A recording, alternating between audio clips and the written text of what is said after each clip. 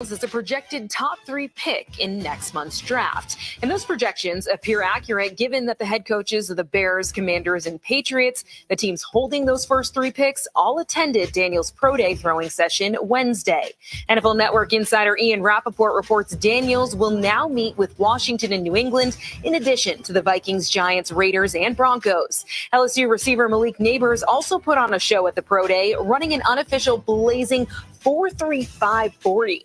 NFL Network's Cam Wolf reports Neighbors met with the Cardinals, Giants, Titans, Patriots, and Jets the past 2 days, all teams who pick in the top 10. And Jadeveon Clowney has a new home. The 3-time Pro Bowl pass rusher agreed to a 2-year, $20 million deal with the Panthers. This has been NFL Network Now on the Westwood One Radio Network.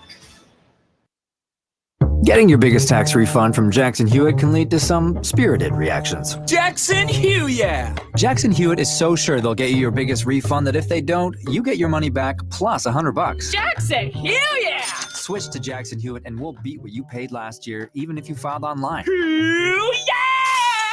Ain't nothing to it. Switch to Jackson Hewitt and pay less for tax prep, guaranteed. Proof of prior year payment required when filing. New clients only at participating locations through April 7th. Terms at jacksonhewitt.com. Imagine having all the money you need for retirement, all the income, every month, guaranteed. That's Secure Future Investor, an indexed annuity tied to growth in the stock market, but without any risk of loss ever. It's guaranteed money for life income, no matter how long you live. Call 888-509-2228. 888-509-2228. Sponsored by GP Agency, Inc., Raleigh, North Carolina. Licensed in all states. Performance may vary. Consult with your financial professional before making an investment decision. Hey everyone, Josh and John here for the FanDuel Sportsbook. Whether it is grand slams, no-hitters, or double plays, all of it's back with Major League Baseball, and there is no better place to get in on the MLB action than on FanDuel, America's #1 sportsbook. Right now, new customers can start the Major League Baseball season with $200 in bonus bets. If your first bet of $5 wins, just go to FanDuel.com/1620 today and get in on the baseball action. Oh, Josh, come on. Little more enthusiasm. Baseball is back, and new customers can start the MLB season with $200 in bonus bets if that first $5 bet wins. So visit FanDuel.com/1620 to join today and enjoy all of the excitement of Major League Baseball. 21 plus and present in Iowa. First online, real money wager only. $10 first deposit required. Bonus issued is non-withdrawable bonus bets that expire 7 days after receipt. See terms at sportsbook.fanduel.com. Gambling problem? Call 1-800-BETS-OFF. If your furnace or air conditioner is over 10 years old, making strange noises, or just doesn't seem to be keeping your home comfortable, now is the time to take advantage of Burton AC's heating, plumbing, and more winter inventory clearance sale. Just install a new high-efficient AC and get a brand new furnace for free. Supplies won't last. Schedule a free estimate today. Just install an AC and get a free furnace. So no matter what the temperature is outside this spring, your home is kept comfortable and safe. Call 402-934-7003 or visit justcallburton.com. Restrictions may apply. News Talk 1290 Coil is your radio home for Omaha Storm Chasers baseball, proud AAA affiliate of the Kansas City Royals. Tune in to hear every pitch, every hit, and every out as the Chasers play at Warner Park and across the International League in 2024. With the voice of the Omaha Storm Chasers, Nick Batters, on News Talk 1290 Coil. The Storm Chasers open the 2024 season this weekend against the Iowa Cubs. Catch the action all weekend long on your home for Storm Chasers baseball. 1290 Coil. Getting quality employees to fill positions in your company is essential, but finding those people can be a major hassle, unless you use ZipRecruiter. ZipRecruiter makes finding quality people a breeze. And right now you can try it for free at ZipRecruiter.com/radio. With ZipRecruiter, one click sends your job to hundreds of top job sites. But more than that, ZipRecruiter's advanced technology identifies the candidates with the skills you need, sends you a list of great matches to review, then actively invites them to apply for your job. And the results speak for themselves. 4 out of 5 employers who post on ZipRecruiter get a quality candidate within the first day. That's right, the first day. Now you can focus on your business and let ZipRecruiter do the work finding the best people for you. See for yourself. Experience the ease, efficiency, and power of ZipRecruiter for free. Just go to ZipRecruiter.com/radio. That's ZipRecruiter.com/radio. ZipRecruiter.com/radio. Velocity Clinical Research in Omaha frequently conducts clinical trials for a broad range of investigational treatments. Typical studies involve medications for high cholesterol, diabetes, infectious diseases, acne, and others. Some current studies include low T, COPD, flu, pediatric, infant, and RSV. They also perform vaccine studies for people of all ages, conducting innovative research that has a positive impact on lives. See current trials at velocityclinicaltrials.com. Compensation for study-related time and travel. Find out more at velocityclinicaltrials.com. Equitable Bank. We take banking personally. EquitableOnline.com. 1620 The Zone. Live from 50th and Capitol Avenue in the Big O. This is Mornings with Sharp and Handley on 1620 The Zone. 1620thezone.com and 1620 The Zone TV. Now here's Gary, Nick, and Jimmy.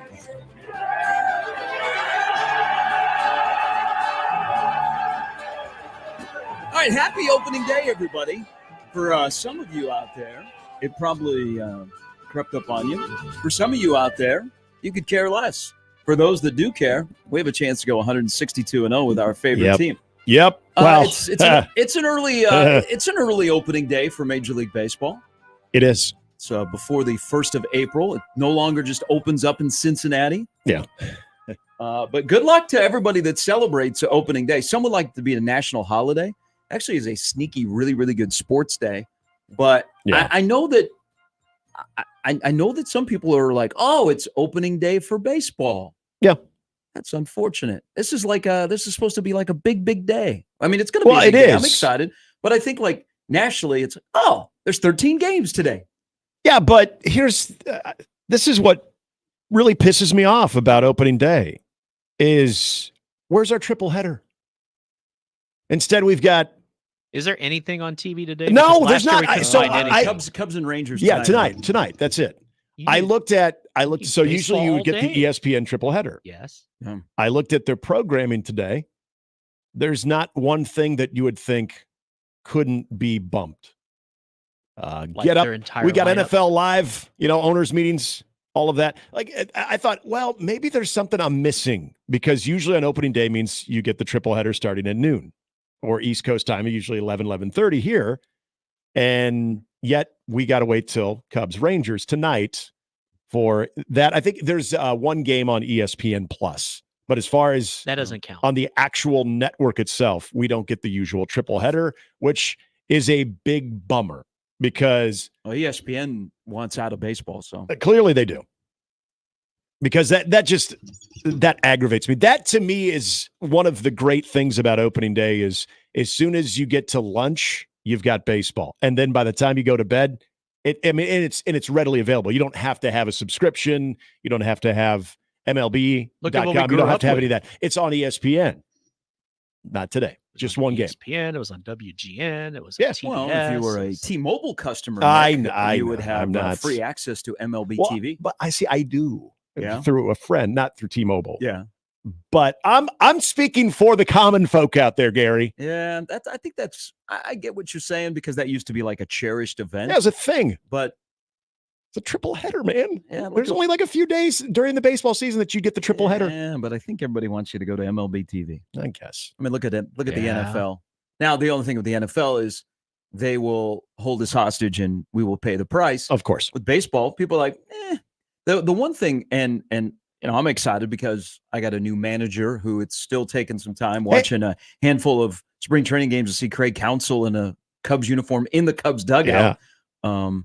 But I'm excited. Wrigley Field is the home opener is on Monday. I can't wait to see Wyatt Langford tonight. The one thing you learn about baseball and I grew up in a baseball family, so this has like always been my number one sport, is when COVID hit and right before the start of the 2020 season.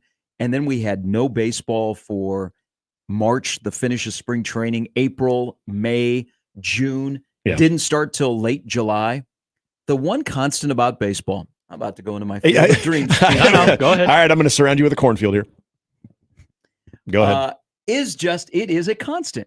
It's like the one constant in life during baseball season is nearly every single day there is a game on. You can look forward to it. It might not even be your team, Cubs, Guardians, Astros, 3 of us. Yes. But it's one thing about baseball, it is always there. And during the COVID run, where we didn't have baseball and you were worried about other things than sports, is like I missed baseball. I became a bigger fan.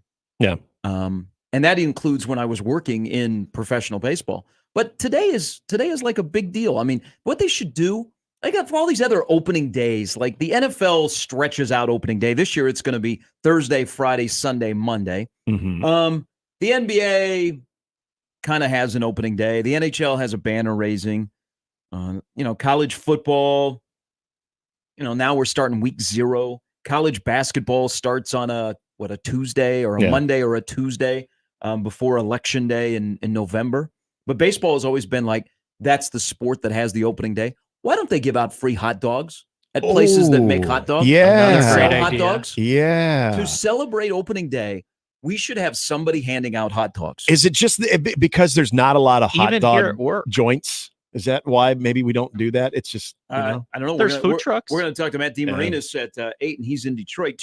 Detroit is a good hot dog town. They got a lot of separate hot dog places. Yeah. Now, see, major cities like in Chicago as well that have. You got to have street vendors. Mm-hmm. Oh, yeah. Can you imagine that? A little steamed hot dog. Where's my free hot dog today?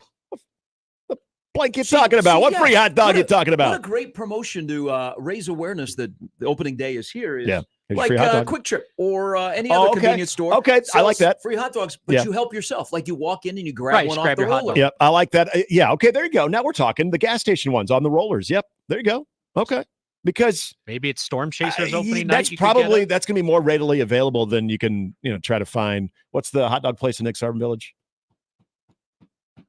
Isn't there? Oh, in Inner Rail. Yeah, at the Inner Rail. I'm blanking. Yeah, I'm too. But it's like one of very few that exist. But the gas stations, they always got a hot dog. I mean, anytime you go into the gas station, you smell it. So you should be able to go right to the right. I like that idea. I don't make it downtown very often. I don't like all the construction. I'll wait till the streetcar's done. It'll be more manageable. So I've been told. Do we have street vendors? Do we have hot dog carts in downtown Omaha? I should probably add if you're a big city or not. We used to. I could ask Peter. He's young. He probably goes downtown. I don't know. The mayor? Well, actually, I can't say that we don't because the mayor kicked out the street vendors, and she has her own little side business. Probably, it's probably some type of. I see now. I'm just going to be making things up, like some type of vegan, like meatless hot dog option. But no, there was. You'd go to the bars like when I was in my 20s. When you would go to the bars downtown, they always had the brat and hot dog guy, and I think he had like 5 or 6 people working, and so they'd go to like more of the popular bars downtown. So when you spill on out, they were right there. I don't know if that still exists because, like you, Gary, in Lincoln, it does. I don't find myself downtown Omaha too much on the weekends, at least past closing time. Only one time last football season did I stay out way too late with friends that had come into Lincoln. Yeah. Yes, they still sell food to drunk college kids. They should. Who will just spend lots of money to buy a gyro or a hot dog. Or a pretzel. There's a guy that was selling pretzels, I noticed, late into the night down in Lincoln. Go sell a bag of rolled gold. Selling okay, so now the pretzel is becoming a good late night. Hot steamed pretzel. Okay, yeah, I like that. All right, that's a good idea. And you can load up. I mean, place in Lincoln that sells big pretzels. Well, see, you can load them up too now. Well, you always just dip them in cheese, but now I've seen pretzels used like on a charcuterie board where you put like meats and stuff on top of them. Like you make it a whole focal point of your dinner. You got the pretzel is simple. Why do we overcomplicate things? We were talking about milkshakes yesterday. Because we overcomplicate everything. No, but you can stop that. You don't have to follow. Be a leader. You know what? That's what the pretzel was for. Leaders? The pretzel was supposed to be by itself. It be was separate. And you dip it in mustard or the spicy mustard, or you drizzle it on there, and maybe you like the salt or no salt on top. I'm a no salt guy. Yeah, you're out on cheese. Don't overthink the pretzel, and the next thing you know, it's part of like some sandwich. Okay, just leave it as is. So you don't like the pretzel bun? No. Oh, the pretzel bun's good. But the pretzel bun is separate. That's not a pretzel. That's true. It's just the hot pretzel is something you can hold in your hand. Yes. Yeah. I mean, who doesn't like holding something hot in your hand? So wait, and if you can, I mean, the pretzel is the ideal thing. You don't like if you got the small plastic container of cheese. You're not a big fan of dipping it in the cheese. I'm not the cheese guy. I like my pretzel's got to have some mustard. But do you consider that that part of the pretzel, is that going too far? Is that kind of bougie? With the cheese? No. Okay. No. You just prefer the mustard. I prefer the mustard. Okay. I want to make sure because I feel like the cheese has been around for a very long time. And I think I'm very talented and brave that I put the mustard on the pretzel before I eat it. I'm not a dipper. I'm a dipper. I'm definitely a dipper. I'm gonna put it on her and a drinker and an eater. Excuse me. As Steve Miller once sang. almost slipped there. Yeah. Hey, welcome to opening day. For the next 6 months. Hey, you got a new manager. I got a new manager. I have a lot more confidence in your manager and your roster than my manager and my roster. Actually, I'm not saying I'm not a non-believer in Stephen Vogt. I just don't know anything about him as far as like what he will do. I mean, this is like the first game in a very long time. First opening day in a very long time. Like post Tito. This is weird. Yeah, it is. And you know what's kind of nice is most people can't name who your manager is. I don't have to worry. I didn't know till you just said. Well, I don't have to worry. First of all, if Tito's scooter's going to get stolen, and if Tito's going to be on the IL, because the last few years Tito would have to miss a handful of games. So there's that going for me. But yeah, I like your outfield better than mine. I like my roster better than I like your roster better than mine too. How much people will watch? I got Biebs tonight though, so I'm always happy when Biebs is throwing. You're also playing the got A's. a shot. Yes, exactly. Good things. Well, I'm wondering how much baseball people watch today. Like, there's a huge game down at the K. It could be a matchup of two guys that could win the Cy Young in the American League with Lopez and Cole Reagans in the Twins and Royals. And the Twins are the defending champs of a bad division. And there is all kinds of excitement for the Royals. That's actually a really, really good game today. Now, I wanted Wheeler and Strider and the Phillies and the Braves opening up, which is great, got rained out. So that's why there's only 13 games. Yeah. The Mets and Brewers got rained out as well. Mets fans are like, already it's starting. But the matchup in Kansas City, which is at 3, yes, is a great matchup. So I think people will watch, but you could go to the game. But it used to be you would open on a Monday. Yes. Right. Now you open on a Thursday. Everybody kind of has Friday off because it's your weather day. Yep.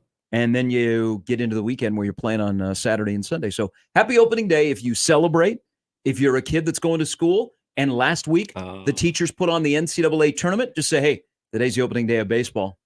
We got to watch some baseball, Teach. And teacher will be like, where are you going to find it? No, and Teach might say, okay, I'll pull up my MLB.com. Yes. I got it. Yes. I'm a T-Mobile subscriber. Hey, my faith in the education system in America was restored last week when I heard that there were some schools or teachers or lunch periods where they rolled out the TVs. Yeah. And they let kids watch the NCAA basketball tournament. So we used to do that too. One of my teacher friends did that. Yep. We had the big old what do you even call those things? A TV? TV? No, that had the little rollers, Zenith? the big tall. Oh, when you knew the carts, the TV carts, and you knew the teacher was hungover when they would roll that in. Well, anytime that thing would come rolling in, or it was already in there. I mean, you learned later. Back then, yeah. like, TV. At the time, I didn't know that. Hold on here. Oh yeah. So teachers that rolled the carts in were hungover? That's what a couple of my teacher friends told me later on. Oh yeah. Once I was older, I didn't know. Back then, you don't know that stuff. I'm pretty sure that was the case. I'm going to say it's times, for educational purposes. Oh, we learned. We had Bill Nye. Well, it probably depended on the movie you were watching. If you were watching something that was like legitimate, like nature, or something that you could tell was actually educational as opposed to a movie. I went to a Catholic grade school. We weren't watching anything outside of the sex ed movies that were like, and no hangovers there. That this body is God's playground. No, that's when they separated the boys and girls. It was like 5th grade. Yeah, they separated the boys and girls, and you knew what was coming. You take a permission slip home. We never got a movie. Like the girls got a movie. Was like Mickey Mouse tells you how to be a woman. I swear, it was something like that. I don't know. Maybe not Mickey entirely. Maybe Minnie made a guest appearance. but a relatable character that then get a John Facenda narrated video. Now that I think about it, in public school we got separated too. Yeah, my 7th grade teacher, though, he was a big sports fan. So if there's anything going on like during the day, and I wouldn't consider Mr. Howell. He didn't appear to be a drinker. He would let us watch TV, and it was pretty cool. Like you would do your work, but he would have the TV on. But I heard a couple of my friends were saying, yeah, my daughter or my son last week at school during the lunch hour, they pulled down a screen or they rolled out a TV and they let them watch the NCAA basketball tournament. That's fantastic. And I thought one lives in Lincoln and one lives in Omaha. And one in Omaha, I'm like, okay, it's Creighton. Creighton was playing over the lunch hour. Yeah, true. All right, so my faith in the educational system is completely restored. I hope you are celebrating opening day. Like opening day used to be a big deal in this building. Like Ed, the voice of NRG Media. Yep. Yeah, he would always, we'd all wear our baseball gear. Mm-hmm. I think it's crept up on him. It's on a Thursday. It's a weird, it's weird. Like even the Storm Chasers open up tomorrow. Yeah, at home. Now, great for those folks that the weather's going to be nice. Yeah. But minor league baseball is starting before April 1. Yeah. All of it. Sid Finch would be disappointed. That's why I think today is also, it crept up on people, or it hasn't had the same amount of fanfare, is because, it also coincides with the Sweet 16, which happens to be a very intriguing Sweet 16 as well. I'm not a big fan that it's sharing that platform. I'm not a big fan. Again, you're right about modern viewing when it comes to baseball, when it comes to pretty much any sport, but I'm not a fan that you don't have the national coverage from noon all the way through the evening like it typically does. I wonder if it did start on a Monday, if you would have that opportunity. Because what was it, just last year or 2 years ago that I know we had the triple header on ESPN. So they've just started to phase that out, or at least maybe because of the start. But again, I'm looking at programming thinking, like you said, okay, what couldn't be preempted? Do There's they not want to go against the Sweet 16 games tonight? I wouldn't want to go against Illinois, Iowa State. UConn will be a big draw. Yeah, but what do you want to? North Carolina will be a big draw. You don't want to go against the Pat McAfee show at noon? Stephen A. yelling come at on. everybody. Yeah, I mean, that's literally what the programming was. Because I was looking to see if, maybe there's some special program that I'm not aware of on this Thursday. Another yelling show. Nothing. But is it a bad sign for baseball that yes, possibly the Pat McAfee 2-hour show would draw more viewers than Major League Baseball? Absolutely. It's, not a good thing. That just made me sad. Sure. Not a good thing. ESPN's for baseball. getting out of the baseball business.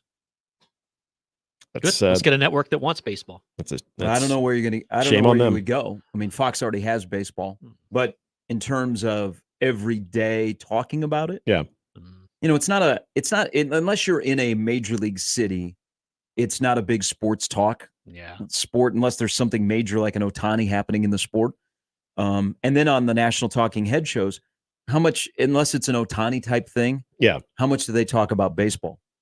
And and you got. And the NBA playoff races are heating up. You got all the stuff that's going on in the NFL, which dominates the news cycle. You got Sweet 16 going on. It's the state of where baseball is and where their place is in this country in terms of content that is delivered and consumed by America. Do you think that it's kind of sad? You made me think of this. Do you think it's something that the tradition of opening day, regardless of what day it falls on of the week, that if ESPN is deciding to, you know what, not worth our time, that Fox could do it? Like, would it be popular enough for people to tune into Fox, even FS1? Like have a baseball game every day? I'm just talking about opening day. Oh, opening day. They take over a triple header, or they're able to give you. I would watch three national games, if you will, on opening day, and not the Yankees and Reds. Like, give me like they used to do. Give me a and if you have Seattle, to do that Cleveland one game, that's fine. I don't care if they do that, but just so you know, oh hey, this game's on at noon, this game's on at 3, and then we've got the evening game. Like, could Fox do that? I don't see why Fox couldn't do that. I would love that, but I'm gonna put on my programming hat. If I'm Fox, I'm like, I know it's opening day, but you got 161 games after today. Well, sure you do. Yeah. By the way, Severe was confirming it's called an AV cart with the TV. Okay. He said they rolled those things in, and he's right, because I remember seeing this for the explosion of the Challenger too. Yeah. Those AV carts aren't always rolled in for a good thing. Sometimes it's rolled in for history, not necessarily in a good way. What do you mean? When the Challenger crashed, they're like, hey, we want to show you that the Challenger crashed so you guys can watch it. So we're going to move the TV in? Kind of, yeah. Because I remember that was right after the Bears had won the Super Bowl, and it was just a day later. Crash. That was. I remember coming back in from recess, and our teacher had the TV on. I thought it was, we're watching the shuttle launch. And I think a lot of people, they think they brought the TV in to watch the actual Challenger launch. Are we watching the game again? Unfortunately, you saw disaster. a tragedy. I remember the room next to where I was in. They were showing the Challenger taking off. Yeah. I think that's what a lot of people want to see because you had a teacher on board, so that was a big deal. They made an announcement over the air. Yeah, or over the PA. I think for the PA in my school. I think for 9/11 is when they rolled the TVs in because of what was going on. I think for the Challengers because hey, let's watch the space shuttle launch and oh my God, what just happened? All right, there are a lot of coaches out there that are baseball coaches or softball coaches. Today would be a day to put in a request for the AV cart, have it slid into your room, and just at noon, just have it on nonstop. Just watch baseball. Yeah, just and bring back baseball. What a great idea! Make baseball great again, Gary. What a great idea! Because you know what? Then you put out you don't make it just exclusive to your team, but you let your team know, hey, games are going to be going on all day in my classroom. If you got an off period, come on in, have a hot dog, have a pretzel, and watch the game. Maybe some Cracker Jacks. No. Do they still make those? But bring a friend. Bring a friend that's not on the baseball team. Come on in, watch a few innings, and then go to class. Extra credit. Oh, I love this idea. I love it. You'd be teacher of the year. Make it happen. You know people. At least of the month. All right. Welcome in, everybody. Mornings with Sharp and Handley. Jimmy here as well on opening day of Major League Baseball. It's a busy day because it's Sweet 16 day for men's basketball. There are 4 games that will decide half of the Elite 8. And then we also have Sweet 16 hockey up in Sioux Falls tonight, Omaha for the 5th time in the history of the program.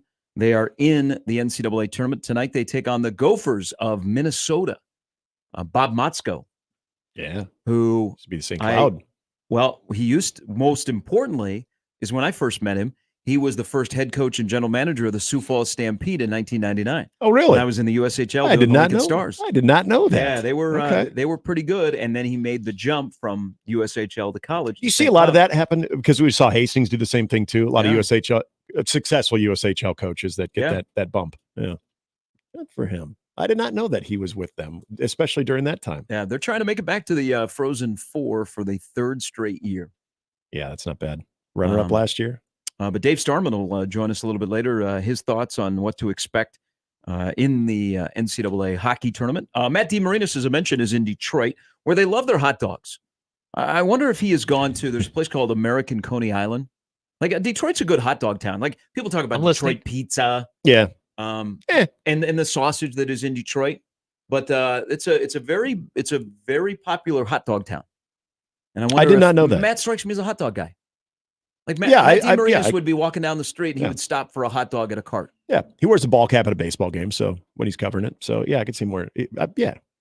Are you serious? American? Yes, I am. So people that wear ball caps at games are hot dog people? No, people who wear ball caps covering a baseball game, like as a media member. Oh, which is an even smaller. Yeah, you know what? Is also probably good with all the other American baseball traditions. Little side note about the great Matt DeMarinis is I've never seen him without a hat.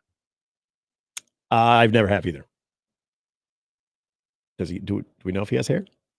Yeah, he has hair. I mean, like I just have never full coverage. I have Oh never. Yeah, I've seen him without a hat. Okay, Yeah. I've never seen him without a hat. I've like seen a picture of him. Okay, but like in person, I've never seen him not wearing a ball cap. I get it. I totally get it. A lot of people probably say the same thing about me. Yeah, that's true. I don't think you've ever not worn a ball cap on air. Yeah, every now and there was like I think when I had to talk at a luncheon. Yeah, one day you didn't wear a nice hat. I didn't wear my luncheon hat. You want to know if I'm wearing my beret? If you want to know if I'm wearing a hat or not, it's pretty simple. Did I shower today? Oh, okay. I'm wearing a hat today because it's opening day, not because I didn't shower. It's opening day, so I'm wearing a cap. I know a lot of women like that too, Gary. Like don't like men showering? No, no. That when they, no, I know a lot of women like that. Not that like that. Like that they throw that if they throw a hat on. They're like, oh, I like the hat look. Yeah, I didn't shower. It's a very popular thing with females. Hey, I'm not making any insinuations. I'm just saying I've heard that before, but usually the female persuasion. All that. You wear a hat even when you shower. You're still kind of a hat guy though. Yeah, because the hair isn't. Well, it doesn't. I got more in the back than in the front. Do you feel like you look good in a hat? That's all that matters. Some hats. Okay. Ones that are taller in the front. Oh, the train conductor hats? Yeah, I hate those. A lot of the new era ones. I boy the hat and I have a good look. Best thing New Era ever did was the low profile fitted hats. Yes. Because then you didn't have to go through the break-in process, which the most recent break-in process I did with a non-low crown, low profile New Era hat, I showered with it. Okay. Yeah, showered with the hat? When the shower with the hat, got it completely soaking wet and just let it sit and dry on my head. And then the big, huge space actually did come I've down. washed my hats in the This is fascinating. dishwasher. Yeah, that can work. Yeah.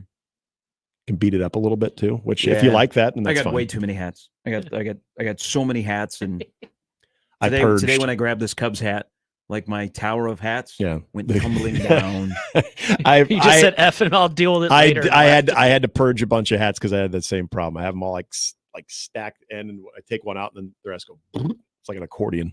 Yeah, and I have my separate hats that are the golf hats that have sweat stains and they're like crunchy. Yeah, Yeah, kind of really good golf maybe hat. kind of smell. Yeah, I've never mine really, kind of I've smell. never really smelled my hats. Mine are unavoidable. It's not me just going up to it going. No, I can. Oh yeah, it's those hats. That's But what my hasn't closet it smells. also on to kind of wrap this conversation about opening day is people are like, is that what you're talking about? People are like, hey, I'm staying with Well, you. they need to know this is how we got here. People are like, tell me about Frankie Fiddler. He'll be in Lincoln today. Yes, he will, and he'll be in Madison this weekend. But didn't there was a big push like when Major League Baseball was trying to promote opening day to get people aware? Wasn't it like wear your hat to work or wear your hat to school day? Yep. Yeah. Whatever happened to that? Damn Manfred. Actually, that was I think Ohtani got in the way. I remember. I'm betting Ohtani would like this. Oh, I see what you did there too. In COVID, they did a major push for that one. Remember they were having the May, or no, was it July? It was end of July. Yeah, the July opening day that they encouraged everybody to wear and share on social media their hat and their team colors. And Maybe all that. opening day in sports is just kind of where baseball's was special because usually it was just the Reds. The Reds opened up before everybody. They had the parade in Cincinnati. Yep. And then it was the Reds standalone. And maybe an hour later on the East Coast, other games would start or they would stagger them instead of, what we were supposed to have 15 games. 2 got rained out today. You have like 12, 1. Like I would love to have a big college football opening day, but we really don't because now we got a smattering of teams that play week 0 and we get that Thursday night game. Yeah. And now we're playing on Friday as well on Labor Day weekend. And then we got Saturday, we got Sunday, we got Monday. Just like the NFL does, they stretch out their opening week. The NBA is, they have a couple of a good doubleheader. Right. The NHL, when it starts, people are still in football mode. Right. Basketball is the one I would love to see college basketball have like a big opening day where they have some big games. But usually the opening slate on night 1 of college basketball is, Creighton playing the YMCA Fremont. Yeah. Yeah. They're giving them, $50 to drive from Fremont downtown and get killed. Well, could we get Creighton, Nebraska right out of the gate? Okay. So I suggested that a couple of years ago. I don't think it'd be the worst thing. To build up attention to basketball starting. Yeah. Well, you got football going on. Oh, yeah. Basketball kind of creeps up on you. You're like, oh, okay. And starting out with a bang. Yeah. I didn't go very far. People are like, that's not a good idea. And I'm Why like, is that not a good idea? Great. Creighton, Nebraska to open up the season. They're like, nah, because then you wouldn't have a build up and they'd be like, oh, okay, it's done. And then the rest of the season, I'm like, they got to play it somehow. Yeah. Somehow, somewhere. But I don't know. I think maybe opening days are just for us now, us olds that reminisce about the good old times when we were watching Sandy Koufax pitch and it was black and white. Yeah. All right. Matt DeMarina is going to join us at 8. Steve Sipple stops by at 8:30. Now, today is Reaction Thursday in Lincoln. There's no new athletic director being announced. There's no president being announced. Yep. There's no stadium project that's being announced. But in about 2 hours and 23 minutes, they're going to open up the doors to Nebraska's spring football practice. And for 15 minutes, people are going to put eyeballs on Dylan Raiola. Yes. They're going to follow him around. They're going to wonder, is he bigger? Does he look more Pat Mahomes than Pat Mahomes actually looks? But there is does he have a deeper voice? Viewing of today of practice, but Sip will join us before then. We'll let him forecast what he's about to see. Yes. He'll join us at 8:30. Throw the ball. Sarah Baker Hansen stops by at 9. From Palm Springs, actually. Really? Yeah. Her and Matthew are out there? I think so. Yeah, she said that she was on her way out there yesterday when we were texting to kind of slide her Is she back. having wings sent out there? Hopefully. Well, we have made it to the next round. There are some interesting matchups in the wing bracket. As I mentioned, Dave Starman from CBS Sports Network with the NCAA hockey tournament beginning today. And then Brian Edwards stops by. Where is he going? Yeah, I know. He's going to be at an airport.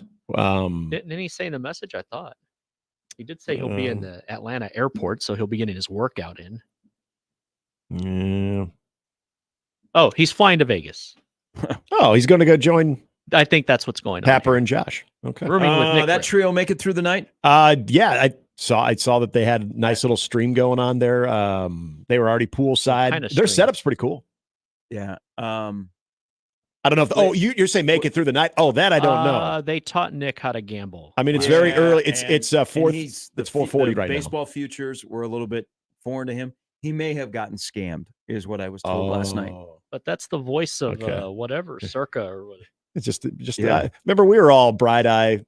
Yeah, I think that bright-eyed young man for the first time in Vegas and on the Strip. Yeah, when you're at a sports book in Vegas, and especially the Circa, and there's those huge TVs, and then there's all those numbers, and there's different colors. Yeah, you get a little bit confused, and you think that the Colorado Rockies are going to win the World Series. Oh no, is that the one?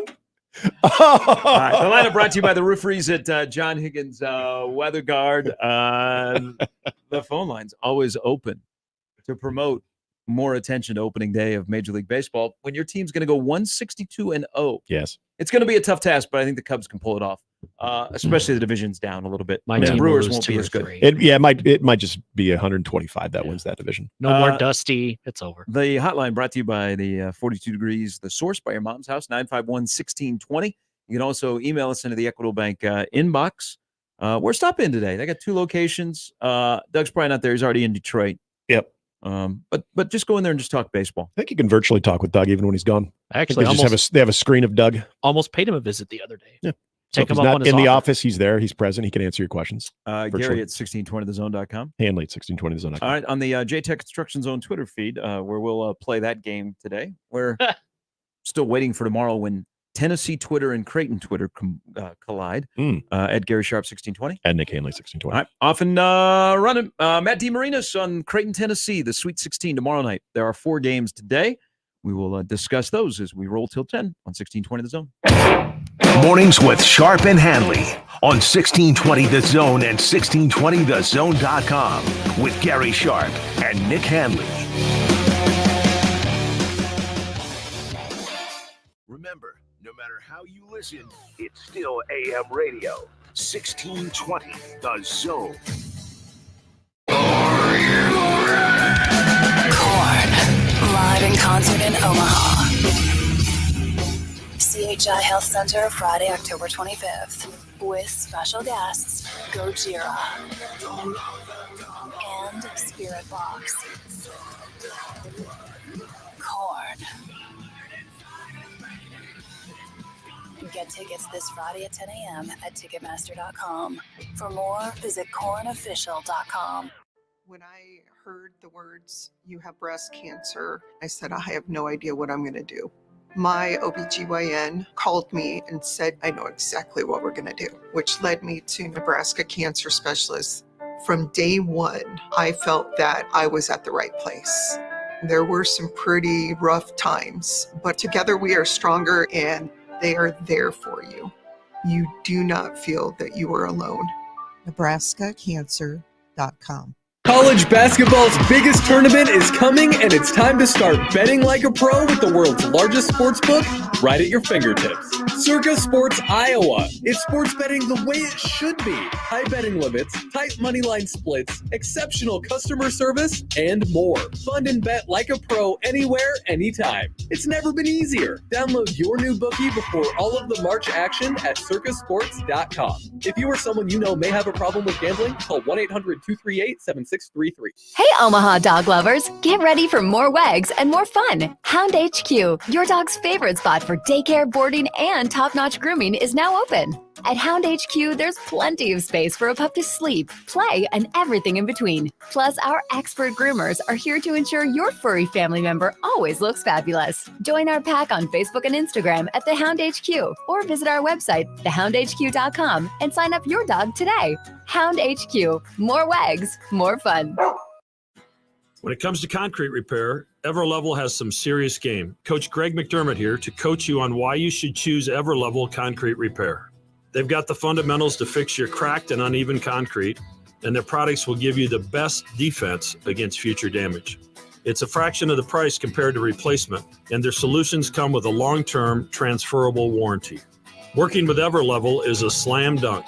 Call EverLevel Concrete Repair today for your free inspection. Velocity Clinical Research in Omaha frequently conducts clinical trials for a broad range of investigational treatments. Typical studies involve medications for high cholesterol, diabetes, infectious diseases, acne, and others. Some current studies include low T, COPD, flu, pediatric, infant, and RSV. They also perform vaccine studies for people of all ages, conducting innovative research that has a positive impact online. See current trials at velocityclinicaltrials.com. Compensation for study-related time and travel. Find out more at velocityclinicaltrials.com. Omaha fans, are you ready to score tickets to your favorite events hassle-free? Yes. Shop local Tickets for Less, located right here in Omaha, 145th and West Center Road. No hidden fees, just transparent pricing.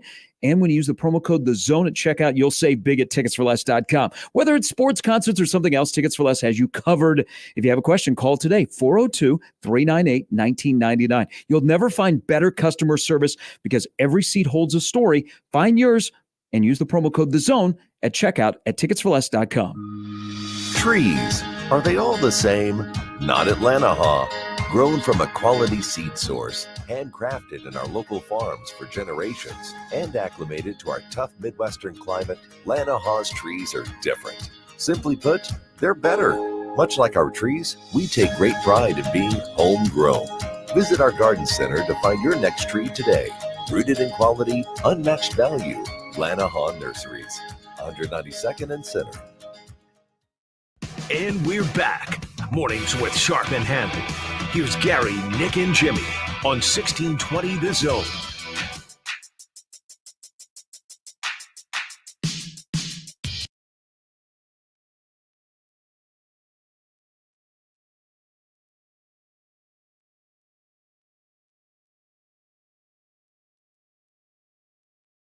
All right, welcome back in. Mornings with Sharp and Handley. Jimmy here as well. Jimmy have an update after the top of the hour tomorrow night.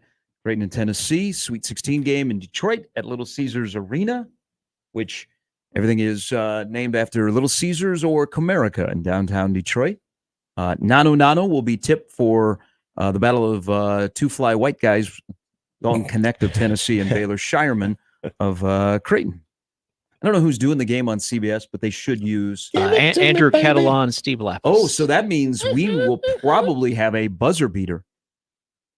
That's true. Those two usually have like just crazy games. Now we've only had one buzzer beater, and that was Texas A&M to get the Houston game to overtime. Means we're but this is going to be a close game. Ken Palm's got it 73-71 Tennessee. Mm-hmm. And that line has remained pretty solid all week of yep. Tennessee being a 2.5 point favorite. Yep. Well, you're not going to be here tomorrow, so will we get predictions at the end? Nope. Okay. I'm not in the prediction business. Oh. I'm just trying to figure out that when you mix oil and water, what it looks like, because that's the Iowa State-Illinois matchup tonight. Yeah, that is true. You guys ever done that? The science? I never did, no. I've always heard of it used, that phrase used, but I've never actually tried it. Did you? It's a thing. No, but I've seen it. So the layers separate, right? Uh-huh. Yeah. Yeah, you got two different. There's some molecules involved, is what I've been told. Sure, yeah. Yeah, I mean, there has to be. I'm sure my chemistry teacher, Chuck Gazarek, rest in peace. Did you take molecular science? Nope, I barely made it through school. I'm not really sure what I took, but I know I was in that class and I wasn't very good. I loved that. But he liked talking science, and I like setting things on fire and dissecting. There's a burner? Dissecting frogs. Yeah, we got a frog. We did worms. Yeah. And watching him feed little mice to his rattlesnake that he had in his classroom. Rattlesnake. Yeah, it was pretty cool. Our science That's teacher the only had thing a that kept me python. going. What is it with science teachers that have to have snakes? I don't know. Science teachers are a little bit out there. Yeah, that's true. But oil and water is how the Illinois-Iowa State game could go tonight, late night in Boston, which it'll be after 10 o'clock local time, which is perfect. I'm sure it'll make the Boston Globe the final edition. Oh, yeah. No doubt. Getting all those Major League Baseball scores into. Probably going to get a lot of college hockey in there, too. That is my BC and BU. That is my favorite game of the day. I think we have the potential to have a couple of blowouts today. I think we have Clemson and Arizona, and then UConn, San Diego State. Yeah. Which is a rematch of last year's, which turned into a blowout in the last 5 minutes of the national championship game. And a rematch, 2 of the last 3 times it's happened in the NCAA tournament. The team that won the title won again. And UConn is a pretty healthy favorite. They're 11-point favorite. Arizona's 7.5, if anybody was That wondering. game has blowout written all over it. Arizona is rolling. Last 9 games, they've won by double figures. It's almost like there should be baseball to watch opposite that then. I mean, you got blue bloods, though. You got high seeds, though. So that's good. That's an attention getter. But if it's a blowout. Yeah, I mean, at least that's an early game. Those are the blowouts that you are not necessarily predicting, but you're curious. You're on blowout watch. Those are the 2 early games. Whatever that means, whatever that does for you, because then you got Bama, North Carolina, Illinois, Iowa State as the late games. So yeah, I would agree that I think the 2 late games are your most competitive games. UConn, San Diego State especially, I would take UConn on the points there.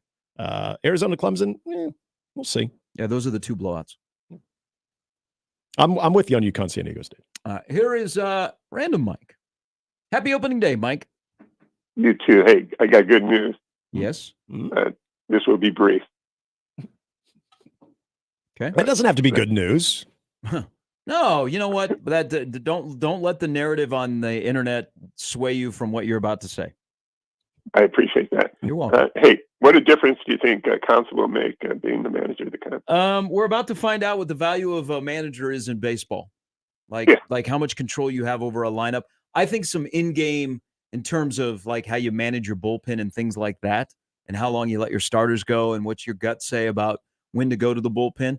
I think that'll be an advantage for the Cubs with Counsell, because he seems to have a good knack for that when he was with the Brewers. He doesn't have a hater in the bullpen.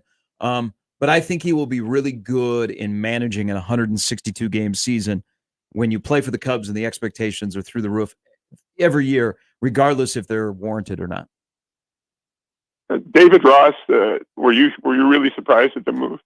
A little bit, because it looked like Rossi at the end of the year. You know, I mean, they hung in there for a while.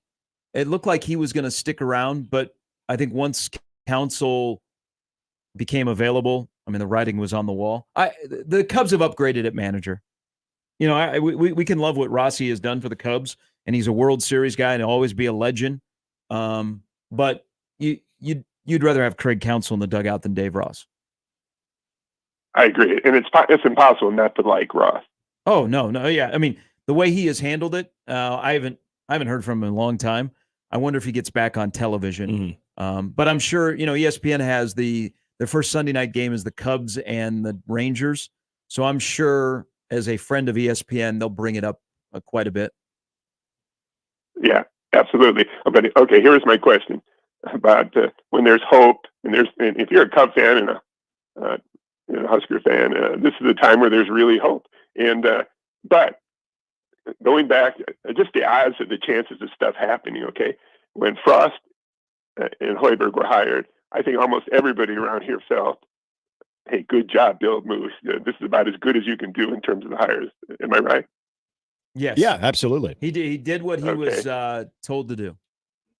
Yep. What are the odds at that point, if you were betting on the success of Frost and Hoiberg over the next 5 years, that it would turn out the way it did? And then the other question is, what are the odds a year ago today, if you were to say, well, in a year, the AD at A&M is going to be Trev Alberts, and all right, I'm forgetting what the other thing was. And the guy that was in Seattle for 5.5 months would be the AD at Nebraska. I would have said, I have no idea what you're talking about. But aren't they astronomical numbers? That those things would happen. Oh yes, yeah. I mean, no one could have predicted this. What transpired? And if they said that they had an idea when it happened, they're lying Like if to you would have told me, Mike, okay, Trev Alberts is going to leave, I'm like, okay, he'll find his way into being involved in the next phase of what college football looks like, not as an athletic director somewhere else. Right. Now, do you think we still don't know the real reason that this happened? I think we have a pretty good idea. Do you think I mean, is there, so let me ask you, do you think there's a lingering question on still the why 2.5 weeks later? Well, in my own mind, I think there's got to be a little bit more to it because it is so shocking. Yeah. And the thing with Harbaugh and Frost is it's really shocking. Well, okay, so about Trev, I'm going to say this. Initially, yes, and then if you pause and you think about his aspirations and what's going on at Nebraska, it's not as shocking. What Trev wanted and what Nebraska could deliver were not on the same page at that time. Things had changed in a span of about 4 months, and it's going to work out for both sides. You think the stadium was a big part of it? Yes, that was on the list. I mean, I think Trev thought it would be just a rubber stamp, and it's not even close to being a rubber stamp on terms of the response. And I think he knew he was up against it, but internally is where he got the most pushback. So, that's his project. I mean, that's his legacy, and that's something you rolled out and you wanted to push through. And if you can't push it up the hill and your assist man now lives in Columbus, Ohio, makes it a little bit tougher. Again, what he wanted, his aspirations and what Nebraska could deliver at this time just didn't match up, and it's going to work out for both sides. Hey, one more thing I'm really looking forward to. Is it Monday when Waldron's scheduled to start? Yes. Okay, that's You're a big knuckleball guy. See the Canucks. Yeah. Mike, thanks for the phone call. I had somebody said this to me. This was maybe 2 years ago about the whole Frost thing. Said, I saw this coming when they hired him. No, you didn't. Everybody has the revisionist history. Everybody has you knew that there was a good chance that this could fail, but nobody wanted to talk about that. Other than the likelihood that will always exist for any head coach, there's never 100% thing. I mean, even with a Nick Saban and Urban Meyer, there's always a small chance that if you take them out of the environment that they've been successful in and you put them in a different environment, that may not completely adjust. But the whole idea of people, I know, I don't know if you've talked to many, but I know I heard from a few that downplayed the whole Can I ask you a question? surprise Can element. I stop you and ask a question? Yeah. I'm not trying to be rude. Why are we talking about this? I don't know. I'm continuing Mike's thought about the surprise factor of all of those things that he laid out, and they're very surprising. Here's the thing: the guy running the football program needed a lifeguard. Okay, while he was swimming, there ain't no lifeguard on duty. The guy that was supposed to be the lifeguard on duty was absent. Yeah, I mean, I don't know. You go to a pool where you're swimming, and you'd like to have the security of somebody's watching after you. And when that lifeguard is not there and you're just swimming and swimming and swimming and doing whatever you want to do when you are not a very good swimmer. It's a good analogy because it's very true. You either drown or you get kicked out of the pool. Yep. All right. Jimmy's got an update coming here. But I don't mean, I just. No, I hear it. I hear you. We got to. And this is our fault. This is our fault as media. This is our fault as talk show hosts. Okay. It's low hanging fruit to talk about the past. We got to move it forward. Nebraska's in a good spot.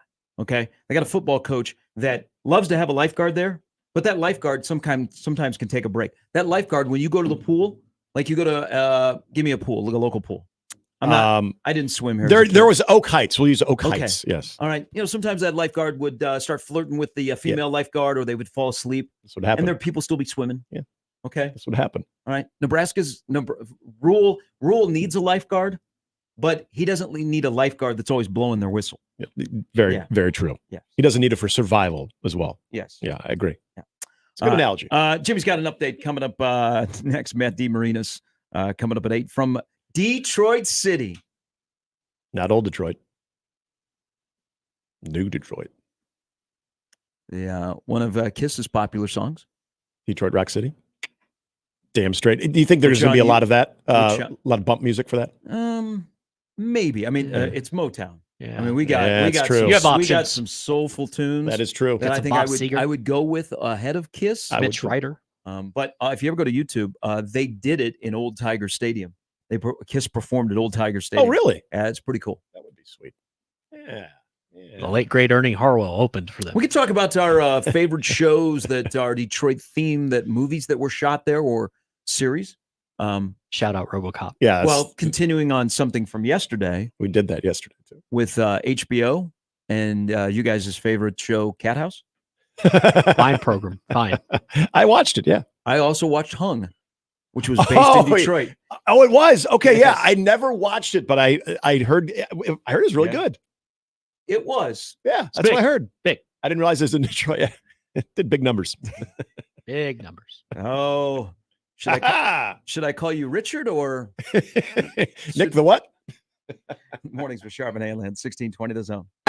More with Gary and Nick after this on 1620 The Zone. Live from the Host Coffee Studio, this is 1620 The Zone. 1620 The Zone. Traffic. From the Pyramid Roofing, Time-Saving Traffic Center. An accident has been reported Dodge eastbound on the off-ramp to I-680 South. Do be prepared for some delays here for the time being. No other accidents, slow-moving traffic, or obstructions currently. Just be cautious of that accident on the off-ramp from Dodge eastbound I-680 South. Stay safe and wear that seatbelt. I'm Peter Krenzer.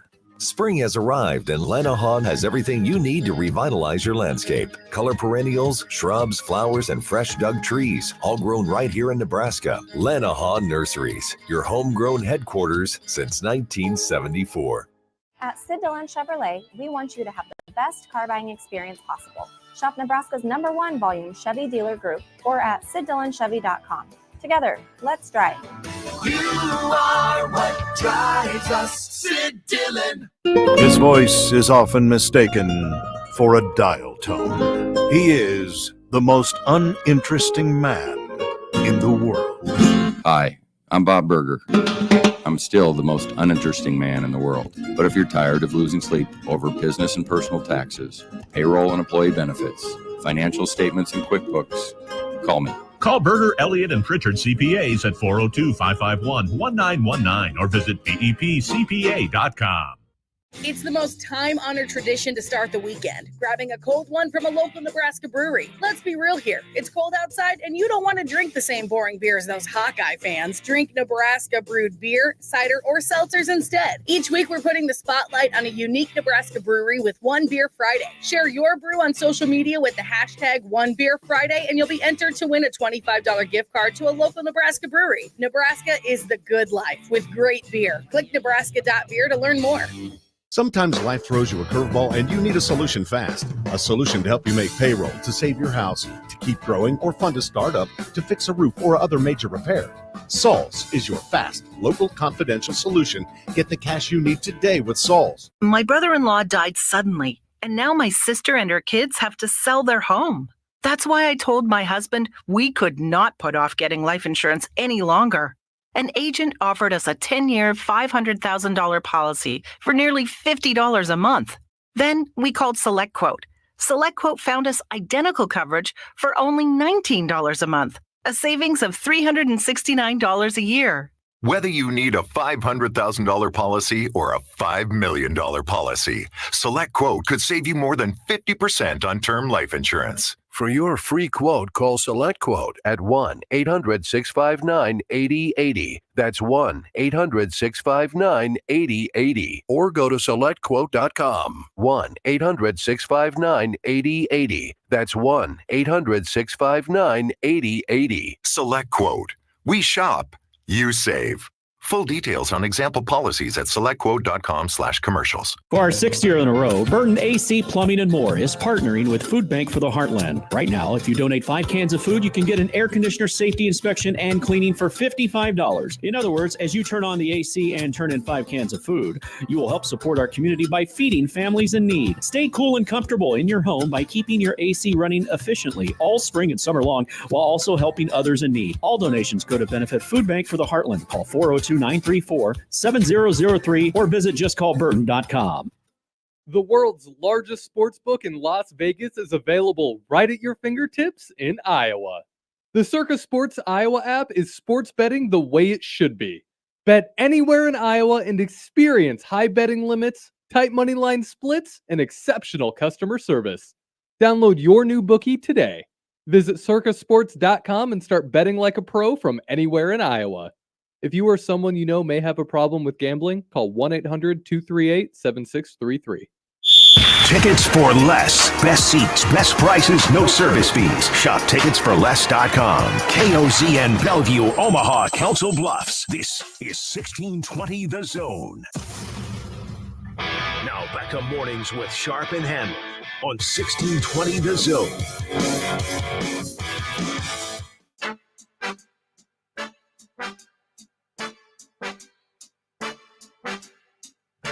Just let that theme marinate. Let that soak in. And with this theme, we tell you Omaha hockey begins its tournament quest tonight in Sioux Falls as they take on Minnesota around 7:30. Coming in at 23-12-4. The Mavs are coming off an NCHC Frozen Face-Off Championship game appearance. They defeated North Dakota for the 4th time this season, 4 in 5 games this year. 6-3 to advance to set title game. The Gophers finished 3rd in the Big Ten regular season standings, defending national runner-up, entering the NCAA tournament with a record of 22-10-5. The second-seeded Gophers are the 37th-ranked face-off team of the country with a win percentage of 49.9. Nick Handley can tell you more about those numbers. Minnesota averaging 3.49 goals per season. They have notable wins over North Dakota, Michigan State, Michigan, and Wisconsin. All 4 of those teams are in the tournament, but they have not played in 12 days. Mm-hmm. Winners play for a shot at the Frozen Four Saturday night. Just got nervous. Nebraska volleyball assistant coach, recruiting coordinator Jalen Reyes has been named to the USA Volleyball Under-21 national team coaching staff for the Women's Continental Championship this summer. He'll be an assistant coach on a staff that includes BYU head coach Heather Olmstead and Stanford assistant coach Alex Dunphy. Hey, so that's what happened to her after Modern Family. All right, cool. The Under-21 national team will train in Anaheim from June 14th through 22nd, and then will compete in Toronto later on in June 23rd through July 1st. Random high school baseball note, Gretna East sets a single-game state record for runs scored yesterday when it defeats Omaha Buena Vista 40-1. The previous record was 35, set back in 2018. The Class B Griffins, in their first season of varsity play, scored 17 runs in the first inning, didn't score in the second, added 1 run in the third, and then scored 11 in the fourth and 11 more in the fifth, and then they stopped it. Well, and so the NSA for baseball follows the NFHS rule, the mercy rule, so they could not end the game any earlier.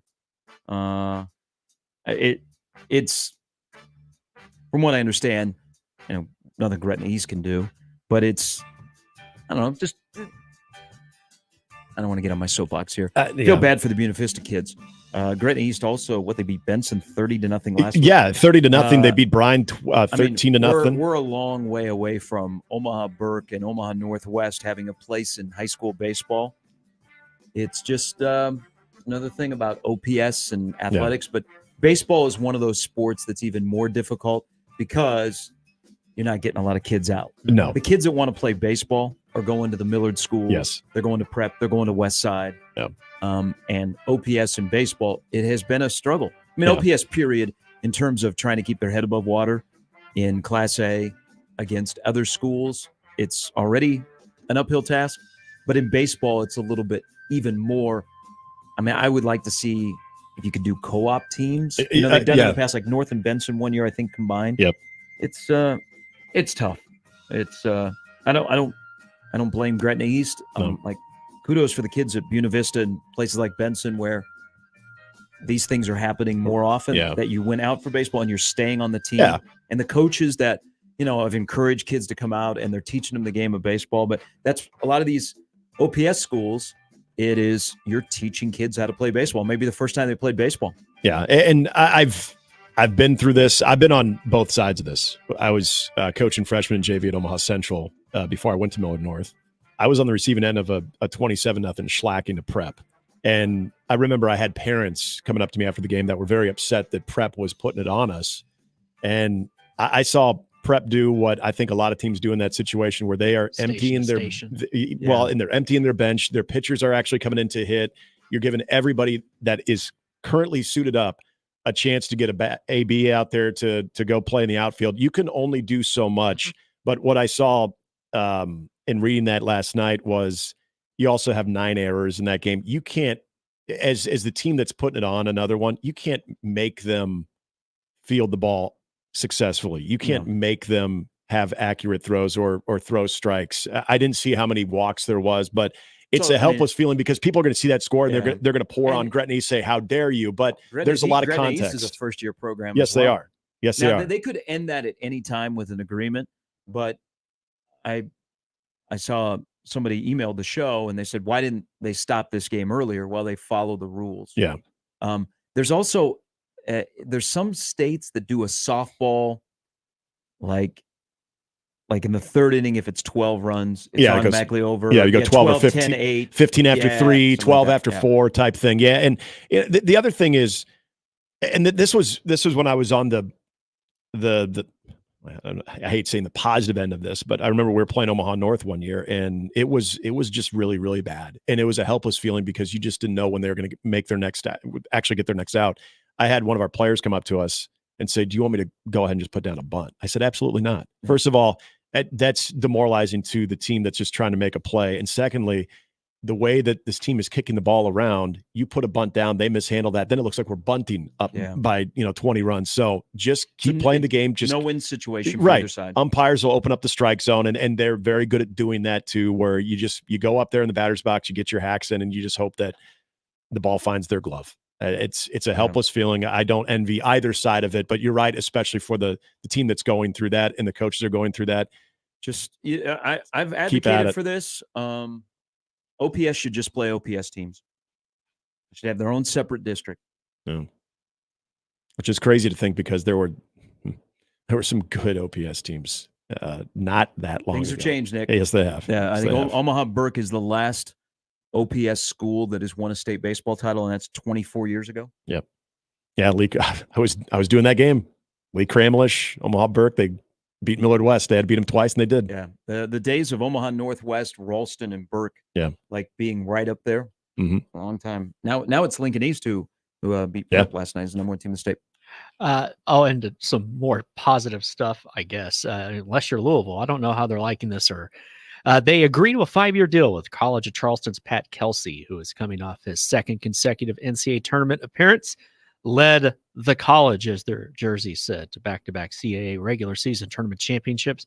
He brings a career 261-122 record over 12 seasons at Charleston and Winthrop. That was kind of a mess, but the more positive story last night, I'm surprised we didn't lead with this. Congratulations to Seattle U, who beats High Point to capture their first CBI title. That thing's still happening. So things are getting better in Seattle, little by little. Different school, same community. They won something. So that's the CBI is Daytona Beach, right? Uh-huh. Yep. And you got to go to Daytona? Hey, do you know Omaha got invited to that? Yeah, how much do they have to pay though? It wasn't as much as I thought. Now, you do have to pay to be in it, but they got invited there. Did they? That's nice. Yeah, because you were going to feature Frankie Fiddler. Oh yeah. Okay. So they can extend invites based on things like that. Yeah, I mean Omaha was under 500, and they got an invite. And they're like, hey, you got a good player though. Ironically, it's a showcase. The timing was as the team was returning to the hotel after getting beat by Denver. Yeah. And they're like, you know what? We might not have half our roster by tomorrow. We'll let you know. We got some guys that are in the gots to go situation. All right, thanks, Jimmy. So yesterday, as college basketball is like, there's a lot of excitement in this town because Creighton plays tomorrow night in the Sweet 16, and the unbelievable moment that Creighton basketball could say out loud, we have 2 straight Elite Eight appearances. Mm-hmm. That goes a long way. Now, they're already recruiting at a high level, and Jackson McAndrew is Mr. Basketball in the state of Minnesota. He's going to be a dude along with Ty Davis. And the portal guys that they have secured. But to say out loud, 2 straight Elite Eight appearances, that's a big, big deal. So there's a lot of excitement for college basketball if you're wearing the blue. Mm-hmm. Okay, if you're a college basketball fan, that's going to be a game to watch.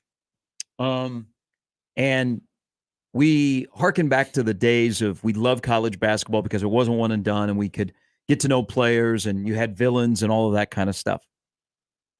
It has become tougher to be, I think, cover college basketball than to be a fan, because you're covering not only the games, but look at, for example, Creighton is getting to play their most important game of the season, Friday night.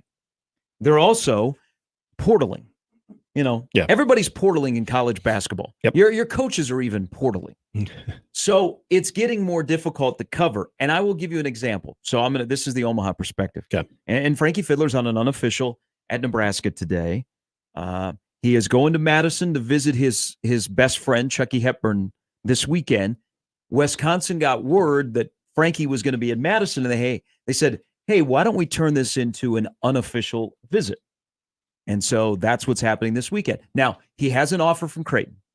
His appearance on Monday, he got an offer from Creighton. He'll be at Nebraska today. He'll get an offer from Nebraska today. So from the Omaha perspective, you're like, man, would have been great to have him for another year. Boy, that's a bummer. So I'll give you my perspective from the Omaha side. So it's a bummer that, Frankie won't be back.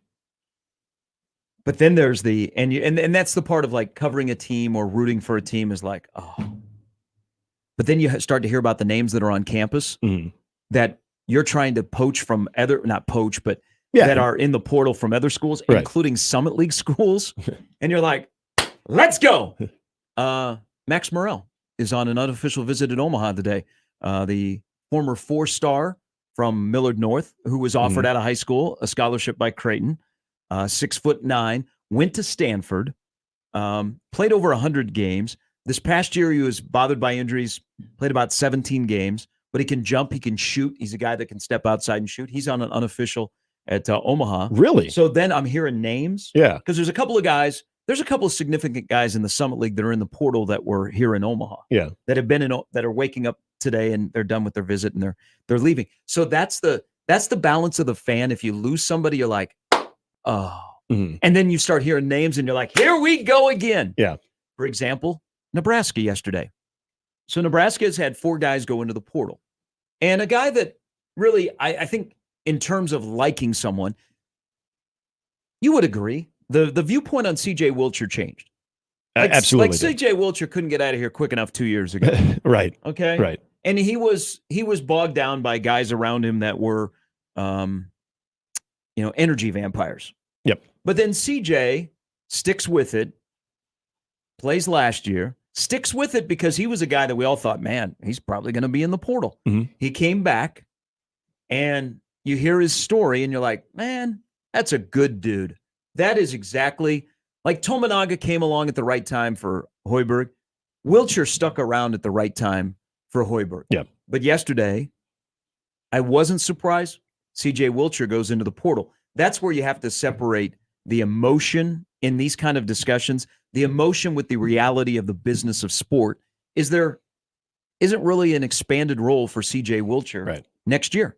And so, yeah, you'd like to have what he offers, but what he offers may have only been the 12 minutes he played against Texas A&M. So he's in the portal. And if you're looking at it from, oh, man, I like CJ. Yeah.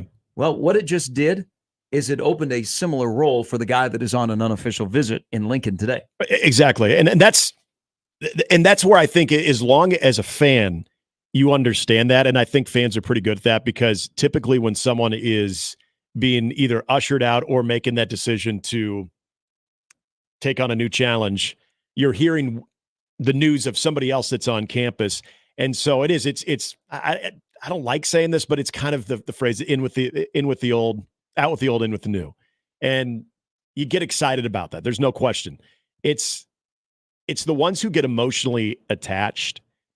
And I've seen this as well. And I think this is more of the old school fan that is still maybe not used to, or maybe comfortable is the best way to say this, of watching the roster attrition pick up the way that it has in all of college sports.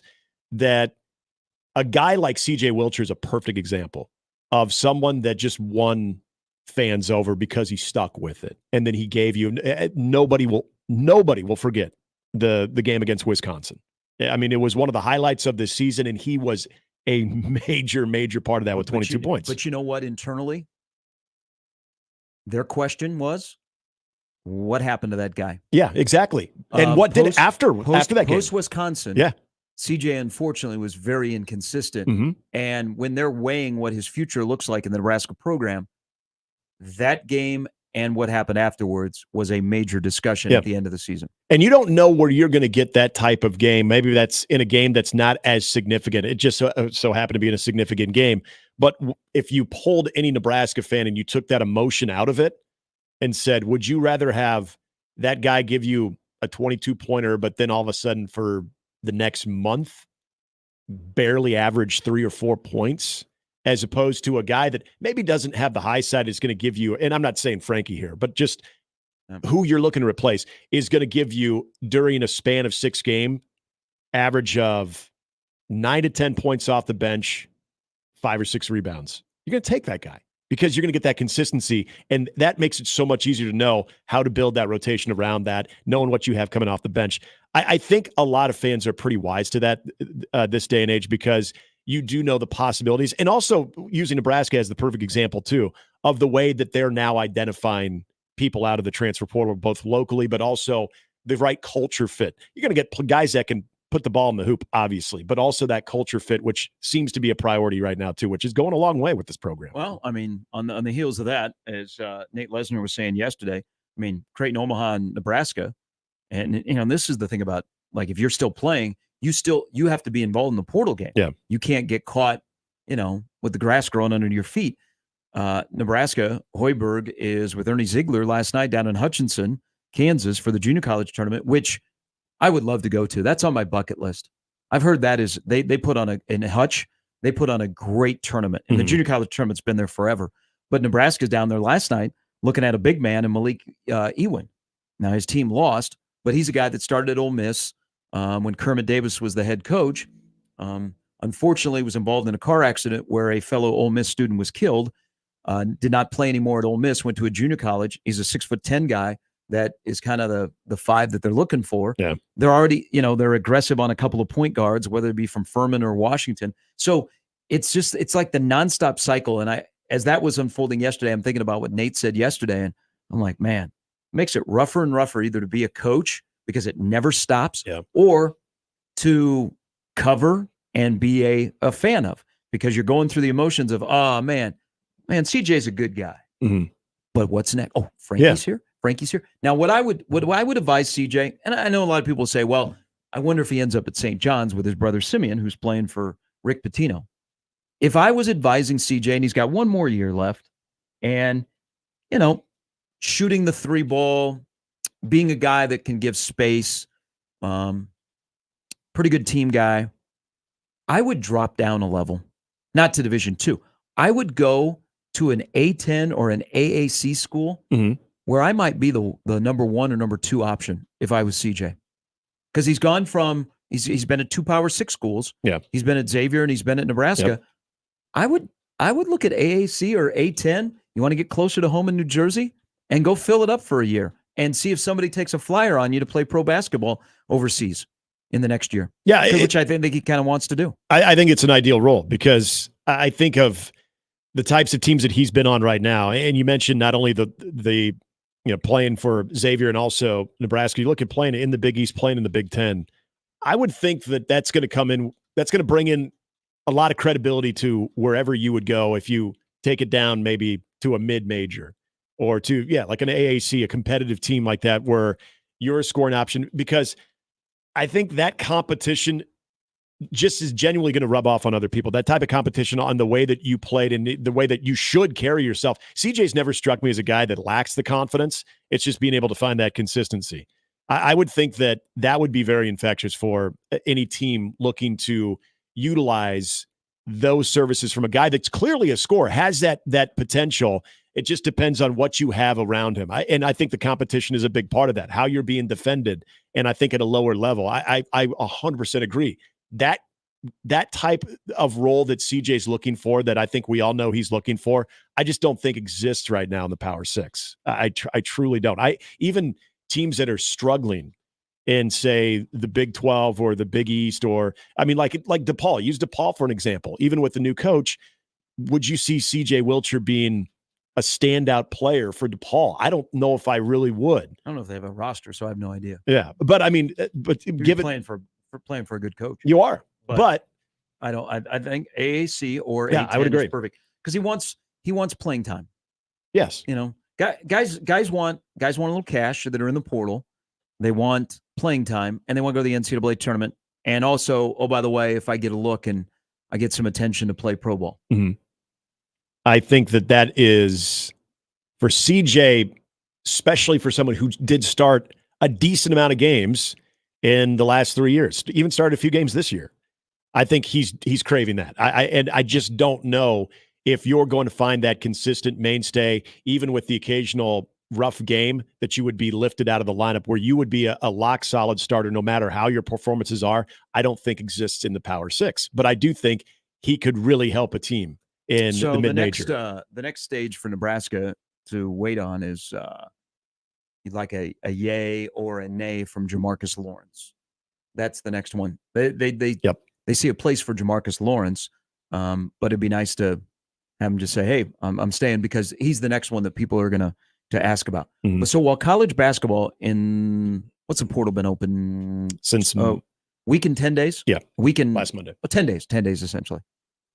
Are we ready for when the spring college football portal opens up on May 1? Are we ready for that? Are we ready for the absolute chaos and poaching? Yeah. I mean, look at Caden Proctor. Mm-hmm.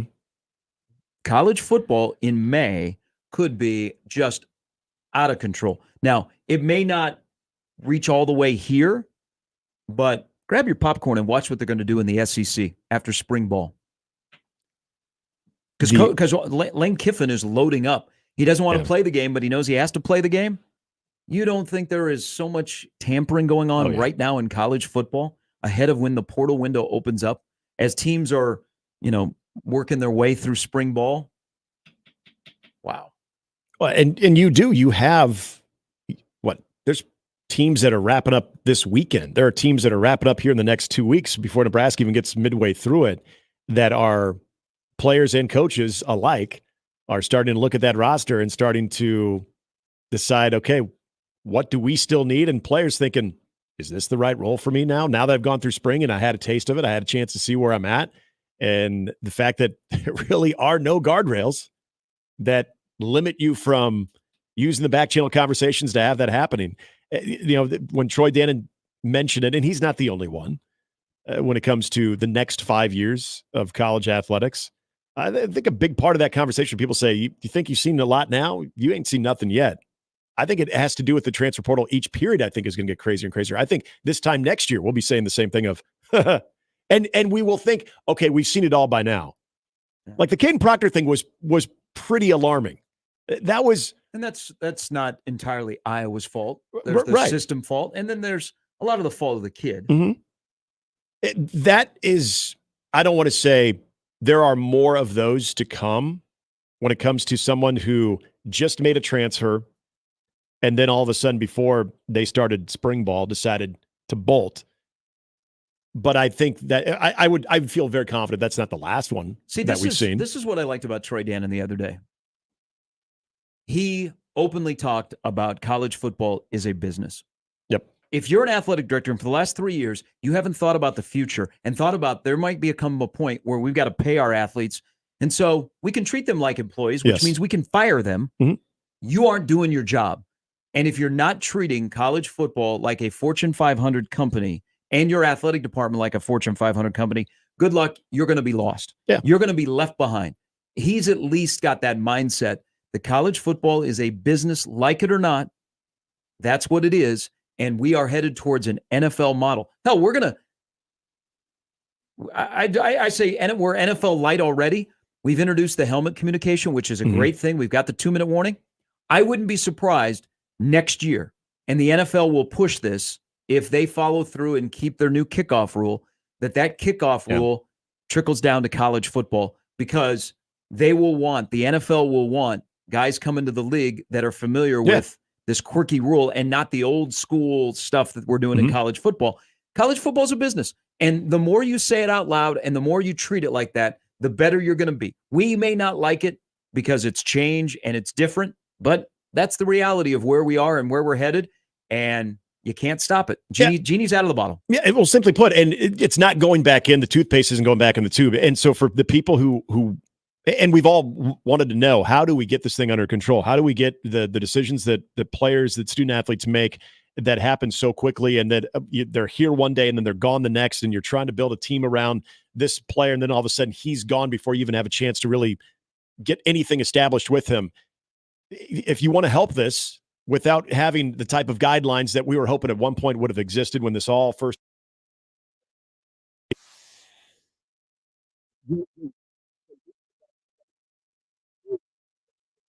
there, because then you do have obligations, because you did sign a contract, because you're getting that money and it's a good chunk of change. But guess what? You now don't have the freedoms of, don't like where I'm at on the depth chart, so I'm going to that transfer portal. Well, your contract is not going to allow you to do so.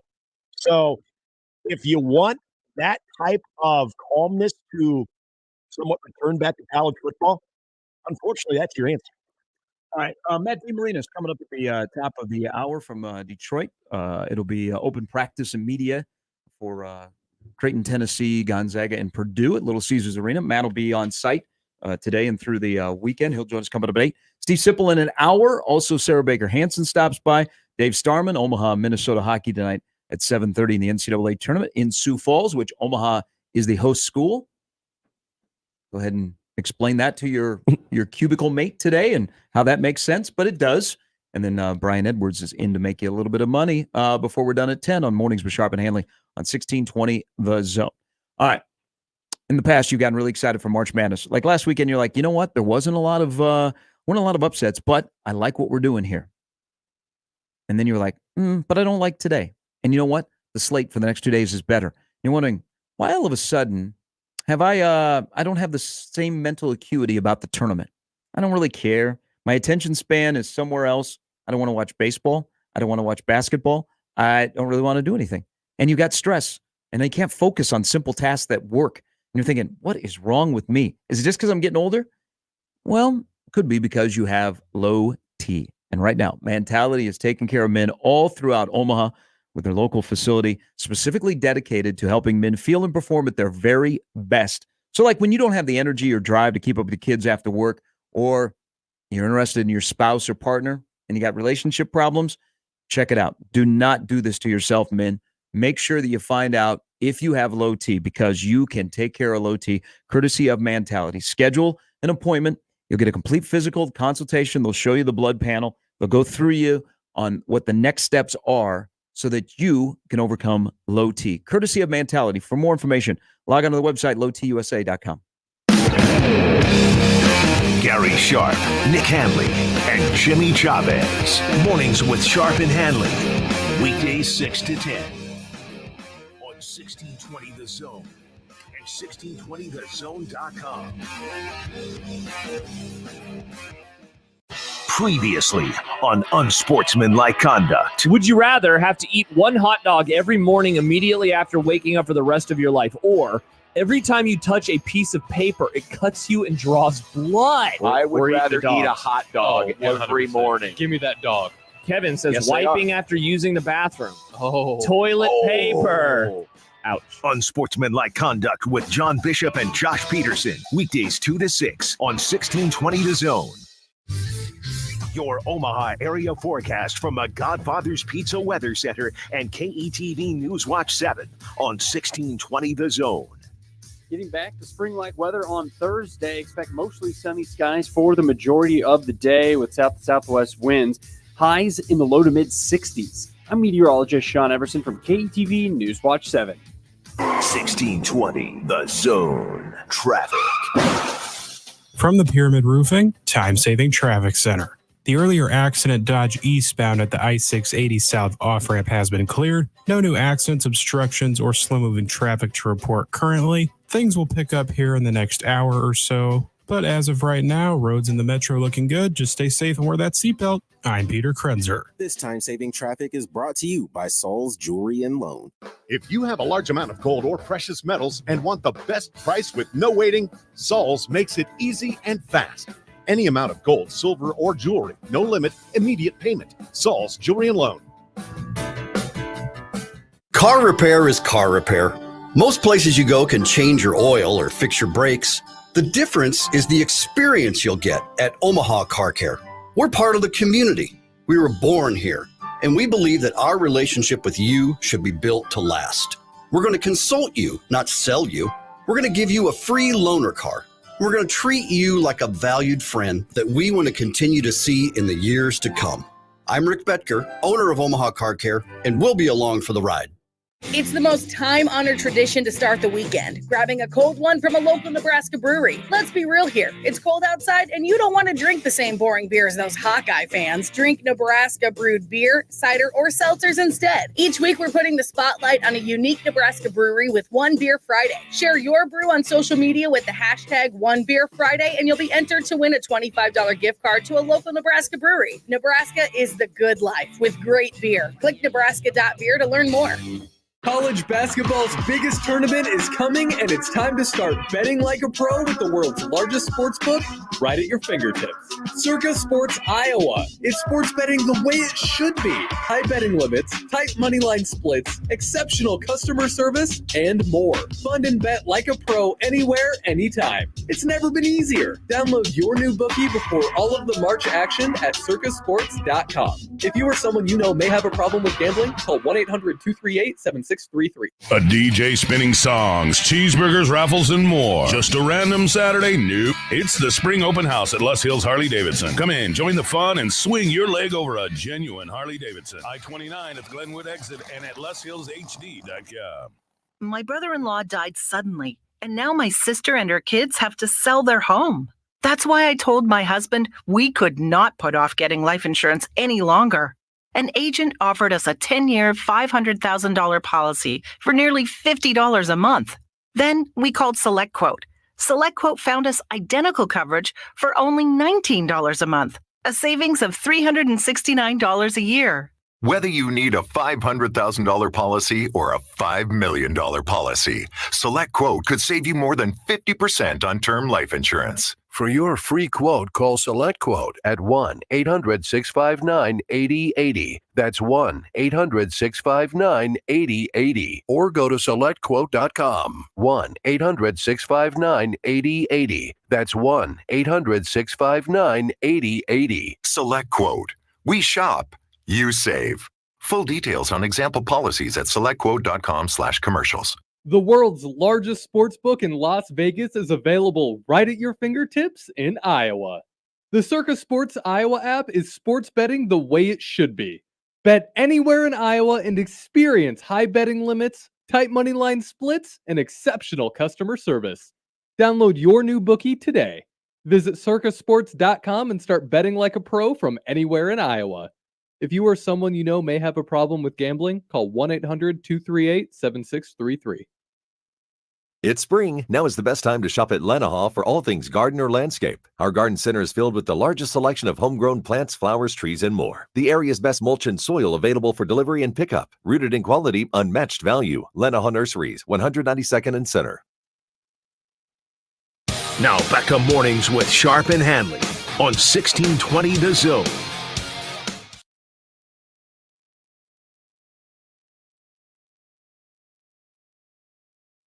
All right, welcome back in. Mornings with Sharp and Handley. Jimmy here as well. Matt DeMarinis from Detroit coming up here in a little bit. We'll ask him if he'll get a slice of Little Caesars pizza at Little Caesars Arena. It's just better there.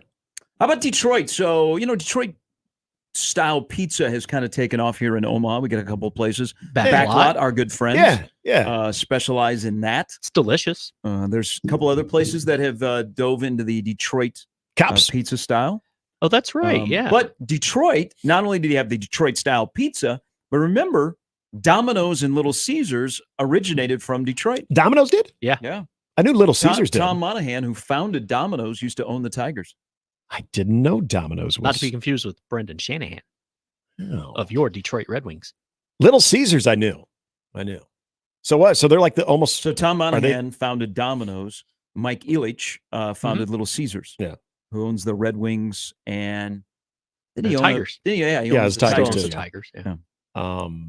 And now the Tigers, by the way, have the second largest video board in all of baseball, 15,000 square feet. Have you gone to a game there? Yes. I have not. I've walked by the stadium when they didn't have a game going on. It looks like a really cool place to watch a game. Is it? I tell you what they have done in downtown Detroit is really cleaned up. Now, there's still parts of Detroit that they're blight. But that's everywhere. But that edge of downtown where they built Comerica Park and then they have Ford Field right next door. It reminds me of CHI Health Center next to the ballpark at the Chuck. And, I mean, where Little Caesars Arena is, they tore down a lot of blighted buildings and homes to build that. It's not very far from Comerica Park, but it's Hockey Town. They got a Hockey Town bar that's between Ford Field and Comerica.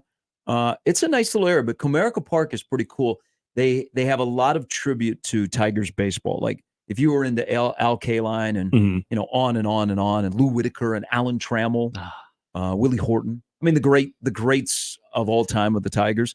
They do a really good job of leaning into their history. Yeah. It's a massive ballpark. Now, the time I went is when the outfield was ginormous. They've changed the dimensions, but it's a nice place to watch a ball game. It's easy to get in and out of. I wish I would have been able to go to Old Tiger Stadium. I went over and walked. We drove by it. Well, it's so the Old Tiger Stadium, when they tore it down, when I was there, it was still just an open field. Oh, really? Yeah, it was like everybody knew because what was it? Trumbull and what was the intersection? Michigan and Trumbull. It just sits there and it's just a wide open field with no like designation of, hey, here's where Tiger Stadium used to be. Yeah. That ballpark always fascinated me as a kid. I loved to watch. Okay, I know they had they have the Ernie Harwell statue over kind of by the entrance, right? Yep. Now there's a couple others. Is there a K-line? There's a couple other statues that there's an Al K-line. That's what I thought too. There's one of a tiger. There is. Yes, I remember seeing that one. It's a big Woods. one. How great would that be? But I remember when we were walking around because we were just killing time before our flight back to Omaha. The setup to like where Ford Field is, and you kind of walk alongside like the base of Ford Field without getting in. Right across the street is Comerica. It honestly did remind me a lot of if Ford Field was the CHI Health Center and Comerica was Charles Schwab Field. It's almost like a very similar proximity. And I just remember we were looking for a place to eat lunch while we were walking around down there, and we couldn't really find anything. The Red Wings were playing on the road. So then we kind of followed some sweaters, but it was way the hell down. And this is when they were still going over that rejuvenation project, that entertainment district just kind of by there. Yeah. So Little Caesars obviously wasn't built yet. In fact, I think the last year of the Joe was. Yeah, because Joe is like in downtown Detroit. Yeah. And so we had to kind of take a little bit of a hike just to get to a place that we could sit down and have lunch. The way I understand it now and the way you're kind of describing it is that's options now around that area in that ballpark, which is good because it looked like a cool place. Because you could, even just walking around it, you can see into that ballpark since it kind of goes down into the ground. Oh, now the Pistons are there. Everyone's in downtown Detroit again. Yeah. So that's awesome. Except for the Pistons on the nights they have home games. Iowa JD on this discussion about the let's all be portaling. He says, I'm hearing Patrick McCaffrey is visiting Omaha. Also, it's a 2-for-1 deal. So if you did not hear. So Crutch is going to put Fran on the staff? Creighton can have him. If you've not hear, so Fran's son is in the portal. And immediately Iowa fans are like, this is great because dad's gone. Yeah. Well, the people that cover Iowa basketball on a daily basis were not surprised by this. I guess he had alluded to it like earlier in the year that this was going to be his last year playing for his dad. Yeah. The optics are not great when your kid wants to get in the portal. Right. But let's be honest, it is so rare. You know, the relationship between Greg and Doug playing for your dad worked out exceptionally well. Now, when you're the best player and there is no doubt that you're the best player, right, a little bit easier. Same with Tucker DeVries playing for his dad, and Tucker is in the portal. I wonder where he'll go. 951-1620. I would have, I was so lucky that my dad was kind of absent while I was growing up because he was on the road as a scout for baseball. So he would come to my games, but he had no interest in being a coach. I could not play for my dad. I wouldn't want to play for my dad. And especially at a place like Iowa, where, it's not like Fran is going to the tournament and going to the second weekend every year. Mm-hmm. If you are playing for dad who is under a lot of scrutiny, and I mean, Patrick was 1,000-point score? I think it was 1,000 point score. That would be a heck of a fishbowl to be in. If your dad is not well liked and you're on the team and you're one of the people that play a lot, he was never the best player on the team. I would never want my dad coaching. I want my dad in the stands. I wouldn't want my dad in any sport coaching. Now, some people are different. You may like, oh man, it would have been really cool to play for my dad. For me, I would not want that. I had an age restriction, I think, for my dad, because the thing that, and I know they're listening to the show, so I'm not kissing up to your dad right now, but the thing that I probably valued more than anything in high school was those real conversations that I could have with my parents, but always just seeing them in the stands more than anything, as opposed to having to answer to him during practices or anything. So he coached me in football when I was 9, 10, 11. It was like probably between 10 and 14. He was on the staff. He wasn't the head coach, but he was on the staff. And he was, after living it, where I saw a lot of parents that were coaches even through high school for their kids, and how sometimes that can be a good thing, but a lot of times it can be very uncomfortable. I was appreciative of how my dad handled that. He was, even on the coaching staff, he was the same as he was as a supportive parent. So I loved that.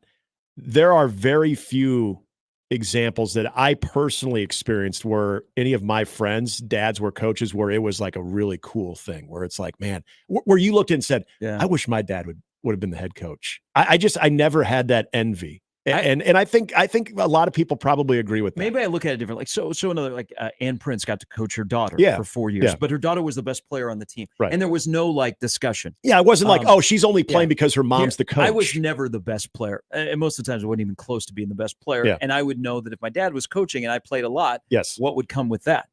I mean, I played on what I thought was a really good, and in Urbandale, it was the Majors Little League, where you 10 through 12. And the only reason that this guy was coaching is so that his son had a place, and his son played a lot. And I'm here to tell you, his son wasn't very good. I was actually better than him, and that's not saying a lot. Unless I was the best player, I don't know that I'd want my dad or my mom coaching me, because there would come with the scrutiny of, oh, he's only playing because of X. Now, I think it would be kind of funny if somebody in the Big Ten was able to get Patrick McCaffrey on their roster. And he balls out. Like, what if Nebraska? Nebraska's chasing Tony Perkins, a point guard. Like, well, we didn't get Aaron Eulis because that didn't work out with the gambling thing. He's still on the roster. Let's get another Hawkeye. Now, how uncomfortable would that be, considering the family, if he's in the Big Ten and they play in Iowa City? Yeah. And it's Nebraska. I mean, that's the thing, too. It's also Nebraska. And he hits a 3 to beat Iowa in front of his dad. And while he goes in front of his dad, he does the shooting into the veins. That's the thing, though. Like, I didn't. Okay, you probably knew this, Gary, because you just know things. I honestly had no idea until they had the senior night that Steven Izzo was a thing. I mean, he didn't play at all. No, he was like the last guy on the bench. Yeah, and he looks like he'd been there for like 10 years. Like, I mean, he looks like he's ready to jump onto the coaching staff there with. I didn't know that. So, and when you've seen examples of that where coaches have had kids that are on the team, they're there for practice. Fred Hoiberg is a prime example. up until all the injuries last year, Sam wasn't playing. Yep. And now Sam has had an important role, and he's at least validated his Yes, dad. he is. And I think that's a good example. Like early on, you could say if the injuries didn't happen and Sam was playing, there would be that conversation of, is he just getting his kid in? Now he's done, and good on Sam. He's done enough, and he is.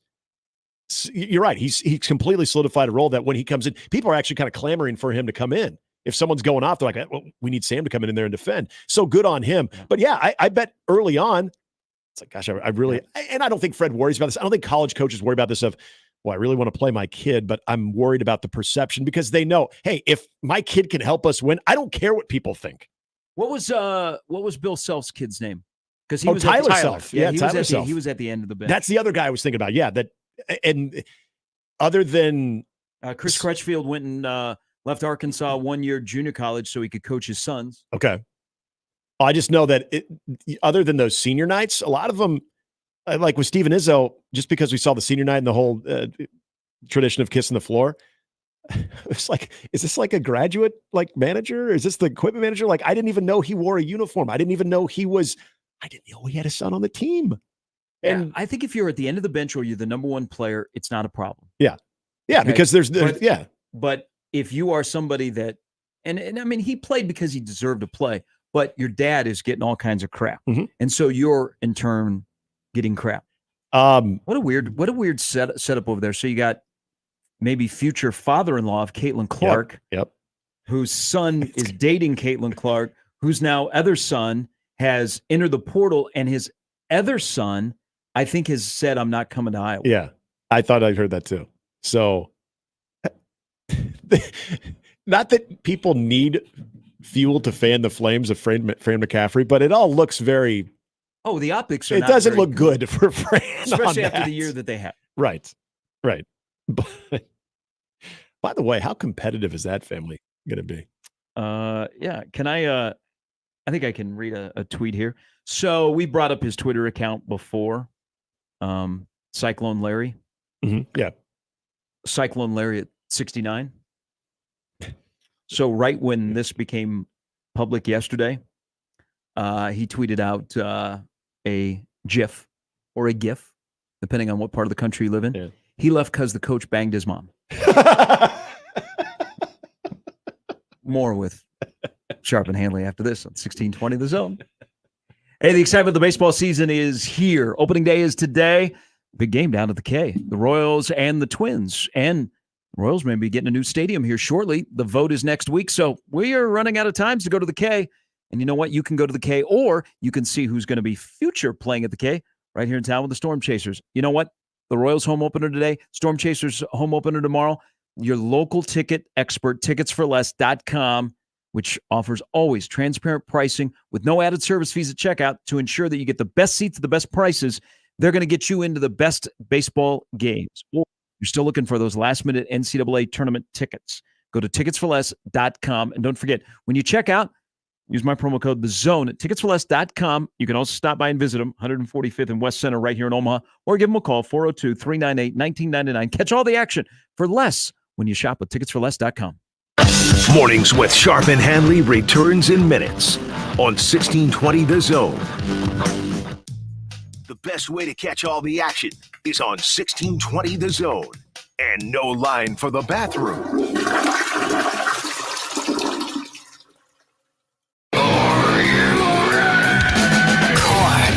Live in concert in Omaha. CHI Health Center, Friday, October 25th. With special guests, Gojira and Spirit Box. Korn. Get tickets this Friday at 10 a.m. at Ticketmaster.com. For more, visit KornOfficial.com. Trees. Are they all the same? Not at Lanahaw. Grown from a quality seed source, handcrafted in our local farms for generations, and acclimated to our tough Midwestern climate, Lanahaw's trees are different. Simply put, they're better. Much like our trees, we take great pride in being homegrown. Visit our garden center to find your next tree today. Rooted in quality, unmatched value. Lanahaw Nurseries, 192nd and Center.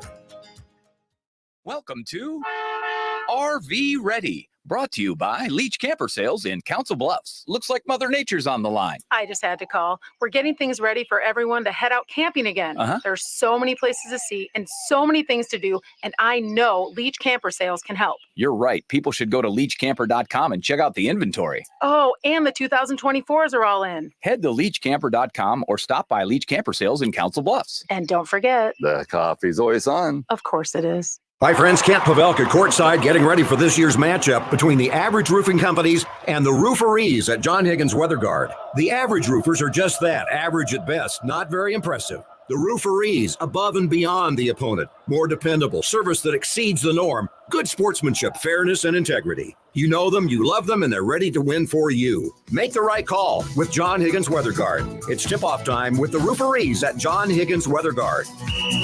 Make the right call. Are you the decision maker in your company? Consider this. For the first time in decades, there's a better option for a corporate card and spend management platform. Meet Ramp, the only corporate card and spend management system designed to help you spend less money so you can make more. Most corporate credit cards offer points as incentives, but those points amount to less than their worth in real cash value. Ramp's corporate cards offer you cash back, real money in your pocket. Plus, you control who spends what with each vendor. And Ramp software collects and verifies receipts automatically, which means you'll stop wasteful spending and close your books in hours instead of days. Businesses that use Ramp add up to 5% to their bottom line the first year. If you're a decision maker, adding Ramp could be one of the best decisions you've ever made. And now get $250 when you join Ramp. Just go to ramp.com/sports. Ramp.com/sports. ramp.com/sports. Cards issued by Sutton Bank and Celtic Bank, members of FDIC. Terms and conditions apply. Get in zone, AutoZone. Welcome to AutoZone. What are you working on today? Brakes? We can save you 15% on that. We have OE quality Duralast brake pads and rotors in stock, ready for pickup or delivery. We also have calipers, brake fluid, tools, and anything else you'll need to do the job right. When you get Duralast pads and rotors together, you'll save 15%. It's just part of what makes us America's #1 brakes destination. Get in zone, AutoZone. 1620 The Zone at 1620thezone.com. And we're back. Mornings with Sharp and Handley. Here's Gary, Nick, and Jimmy on 1620 The Zone.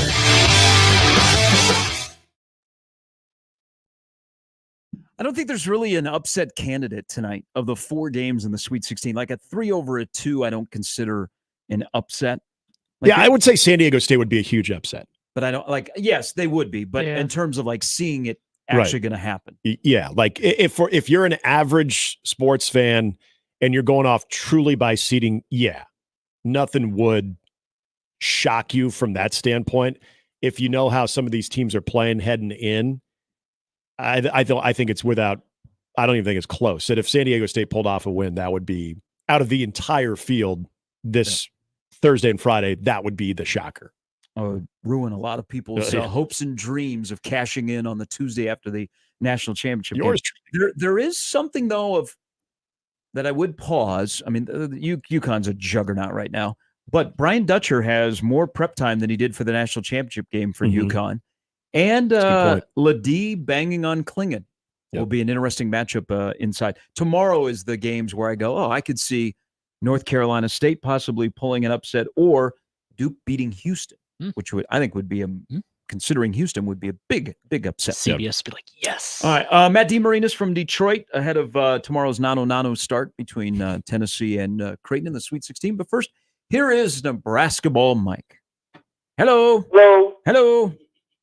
Okay, the only basketball-related thing I've seen in the last 24 hours was Casey's leaving. His goodbye. He was out of eligibility. Thing about this team, this whole team this year, we didn't do this with a point guard. We did not have a traditional point guard. No, that'd be correct. Very true. So, it's really weird that we keep looking for a point guard.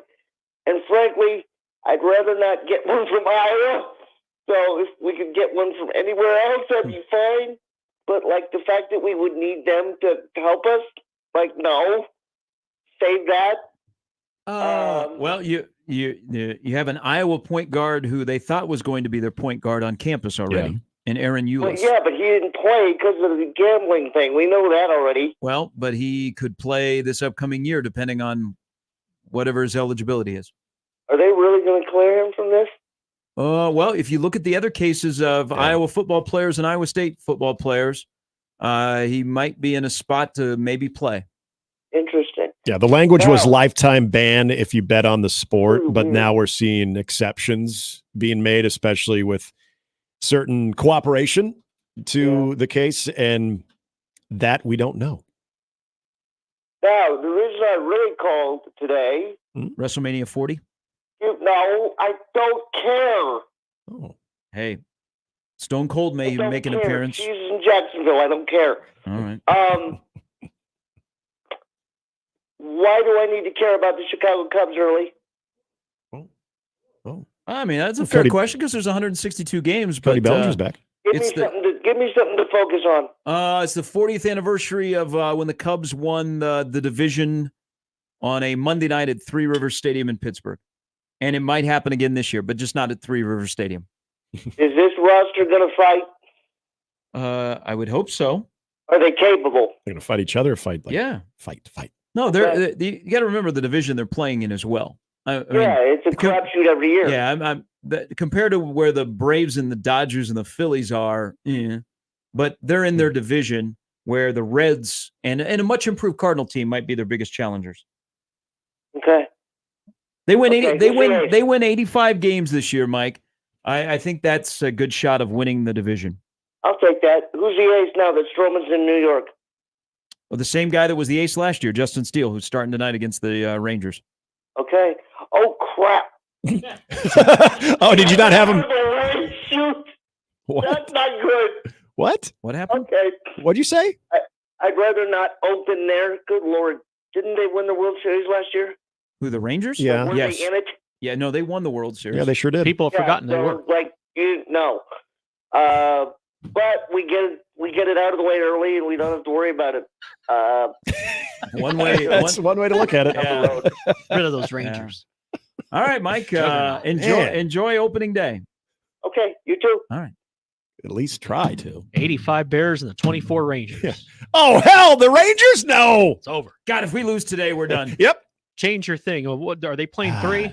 If only we had 159 161 more of these things to go. I am so geeked to watch Wyatt Langford in the majors.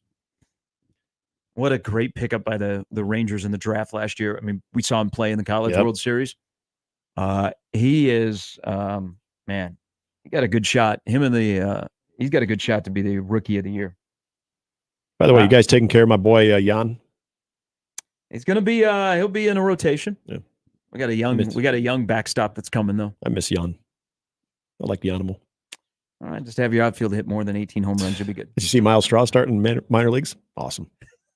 Awesome. Well, you got a couple of young good arms. You'll be fine. That we always do. Yes. We always do. I got Cleveland over their 76.5 Do wins. you? Yes. I got him under.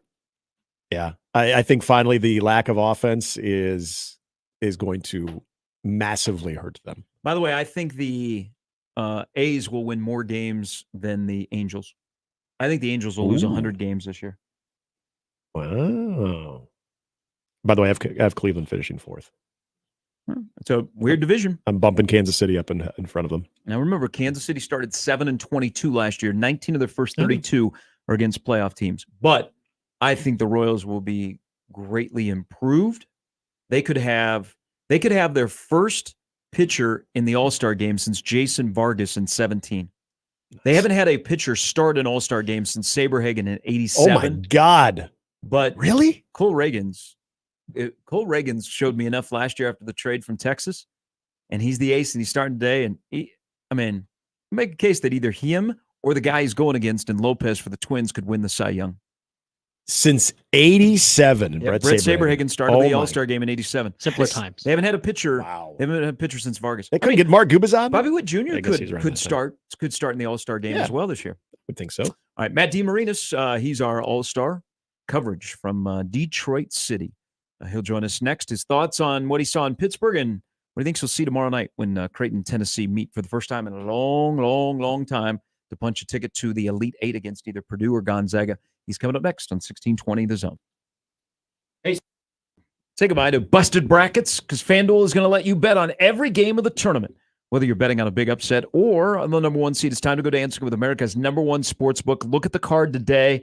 Figure out, you new customers, you can get $200 in bonus bets if your first $5 bet wins. That's right. You get not only the $200, but you have a wide variety to bet on. Whether we're talking about point spreads, money lines, you can even pick who's going to win it all. Look at your games now. We got 8 games between today and tomorrow. I told you the Iowa State, Illinois, I like the under in that one, 146.5. Also, like in North Carolina, laying the 4.5 against Alabama for some of the games tonight. If you want to get on any of the action, just visit FanDuel.com. Use the promo code ZONE and bet on college hoops until they cut down the nets. 21 plus and present in Iowa. First online real money wager only. $10 first deposit required. Bonus issued as non-withdrawable bonus bets that expire 7 days after receipt. See terms at sportsbook.fanduel.com. Gambling problem? Call 1-800-BETS-OFF. Mornings with Sharp and Handley returns in minutes on 1620 The Zone. Live from the Host Coffee Studio, this is 1620 The Zone. 1620 The Zone. Traffic. From the Pyramid Roofing Time-Saving Traffic Center. An accident has been reported at the Giles and Eastport Parkway intersection. Do be cautious in this area for the time being. And at 48th and Sorensen, a disabled vehicle is sitting near that intersection. Proceed cautiously here as well. No other accidents or obstructions to report currently. Look for traffic to pick up pretty soon here in areas like Dodge eastbound around 180th. Stay safe and wear that seatbelt. I'm Peter Krenzer. Hi, this is John Bishop. Since the day I got my driver's license, I've had a check next to the organ and tissue donor box. It's a selfless gift because healthy organ donors can save up to 8 lives. And with tissue donation, dozens more can get the gift of sight, and burn victims can get life-changing skin grafts. Anybody can register, and there's no cost to you or your family. Check that organ donor box next time you renew your license or visit goodguysavelives.com. Learn more about organ and tissue donation today and see how you can save 8 lives at goodguysavelives.com. Oddly, he's interesting because he's so uninteresting. He is the most uninteresting man in the world. Hi, I'm Bob Berger. Don't settle for anyone more interesting. Let's get to work on your business and personal taxes, payroll and employee benefits, QuickBooks and retirement planning. Call me. Call Berger, Elliott, and Pritchard CPAs at 402-551-1919 or visit BEPCPA.com. Hi, this is Doug Nodgard with Equitable Bank. Great service never goes out of style. When the digital age dawned, many said computers would be able to handle many of the interactions that used to take a person. Boy, were they wrong. How many times have you called your bank and gotten a recording to press 1 or 2? Not at Equitable. Not only does Equitable answer your call in the first ring, it's answered by a human being. That's because Equitable Bank values its customers. Equitable Bank, we take banking personally. Member FDIC. Maverick baseball and softball are underway, and single game tickets are on sale now. This Thursday, Friday, and Saturday, the weather is perfect as Maverick baseball takes on 2023 CWS qualifier Oral Roberts at Tal Anderson Field. Omaha softball is on a 15-game win streak and plays Creighton on April 2nd, and Maverick baseball takes on Creighton on April 9th. Don't miss these classic matchups at Maverick Park. Get your tickets now by calling 402-554-MAVS or by going to omavs.com/ticks. We're David and Greg Figueroa, founders of Melinda's Hot Sauce. If we were a big corporate brand, we might hire a voice actor. But we're not, so we'll just tell you about our 41 unique flavors of craft hot sauce. Dude, we can talk about the way we balance heat with the fresh flavor of real ingredients. Wow, nice. Set your mouth on flavor with Melinda's Hot Sauces. Find them at your local retailer or online at melindas.com. That's MELINDAS.com. Lindley Clothing in Omaha has been the premier provider of men's fashion for over 88 years, from suits to jeans, with great brands like Jack Victor, Bugatti, Peter Millar. Your father was a customer. You're a customer. Your son is a customer, and now they're looking for the latest sportswear to tailored clothing. Lindley Clothing has you covered. They will help you get the look that you need with their selection and top-notch customer service. You walk in the door, and there's John and Marlene and the entire Lindley Clothing team with a great smile on their face, and they're to help you. 132nd and West Dodge in Linden Market to pick up the latest styles and enjoy easy access access shopping. The Zone Hotline is powered by 42 Degrees, The Source, by your mom's house. Tickets for less. Best seats, best prices, no service fees. Shop ticketsforless.com. KOZN Bellevue, Omaha, Council Bluffs. This is 1620 The Zone. And we're back. Mornings with Sharp and Handley. Here's Gary, Nick, and Jimmy on 1620 The Zone. Hey, doesn't USC do a bit called What's for Dinner? Yes, they do. Let's Yes, start they do. this one with our good friend, Matt DeMarinis, as we welcome him in live from Detroit ahead of the Sweet 16 game tomorrow from White Blue Review. What is Matt eating in Detroit? Do you like that segment? Would you like to walk us through what you consumed yesterday in the state of Michigan? Yeah, I guess I had Harry's Detroit for dinner. I guess that was kind of like a little dive bar next to the Little Caesars Arena. Okay.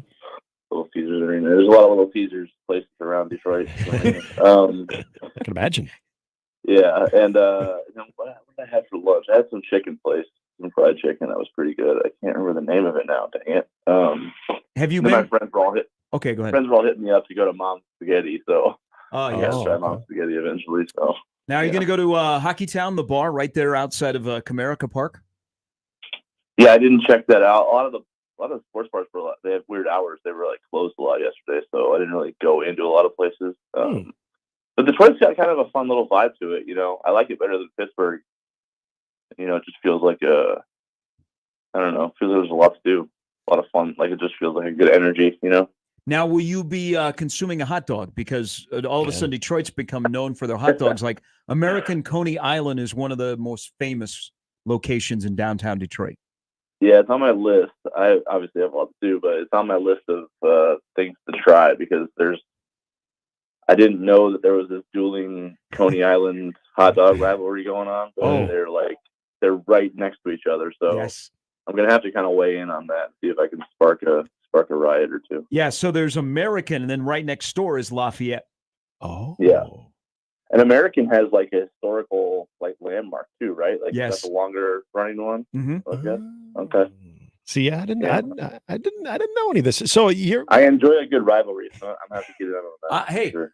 Judging by what I see you do on Twitter, yes, you do. You just said something that I don't know if anybody would have ever said in the last 10 years. That I know Gary's more partial to Pittsburgh because he spent some time there. But you said that Detroit you like better than Pittsburgh. And did I hear you correctly? You said there's just a good energy in Detroit. Yeah, I mean, everybody I've run into, they have. I enjoy the personalities. Okay. Pittsburgh's really grumpy for some reason. I don't know why. It's a grumpy city. Penguin season is not good right now. And honestly, like the city, Detroit feels more like Omaha. So maybe he also got Russell Wilson there too. But like Detroit or Pittsburgh has the city is built on just a hill essentially, and the roads are weird. They're all kind of like intertwined, and I don't even know if I saw a single street light. They're just kind of like your turn, my turn kind of thing. Yeah. Detroit feels like more like a normal 21st century downtown metropolis. So I'm enjoying Detroit more than so far. People said I wouldn't enjoy Detroit, and so far I've just good. Yeah, what you're saying in the comparison is all true. Between Detroit, and Pittsburgh. Why did Creighton win late Saturday night into early Sunday morning? What I keep going back to throughout the week is I just think they might be one of the most conditioned teams in the country. I really do. I know people don't associate Creighton with the physical because they don't have a bunch of guys touching the top of the backboard, and they aren't the strongest looking dudes in the world, but man, they can get up and down, and I just think they came out for that second overtime like it was the first day of the season against a team they knew they were going to beat by 30 plus. Stephen Ashworth was looking at someone in the crowd laughing and winking. Mac had a smile on his face. Trey and Baylor were joking around. Kalkbrenner was just got done joking with Mac. Like they looked so loose, and I'm just like, do they know their season could end in 5 minutes?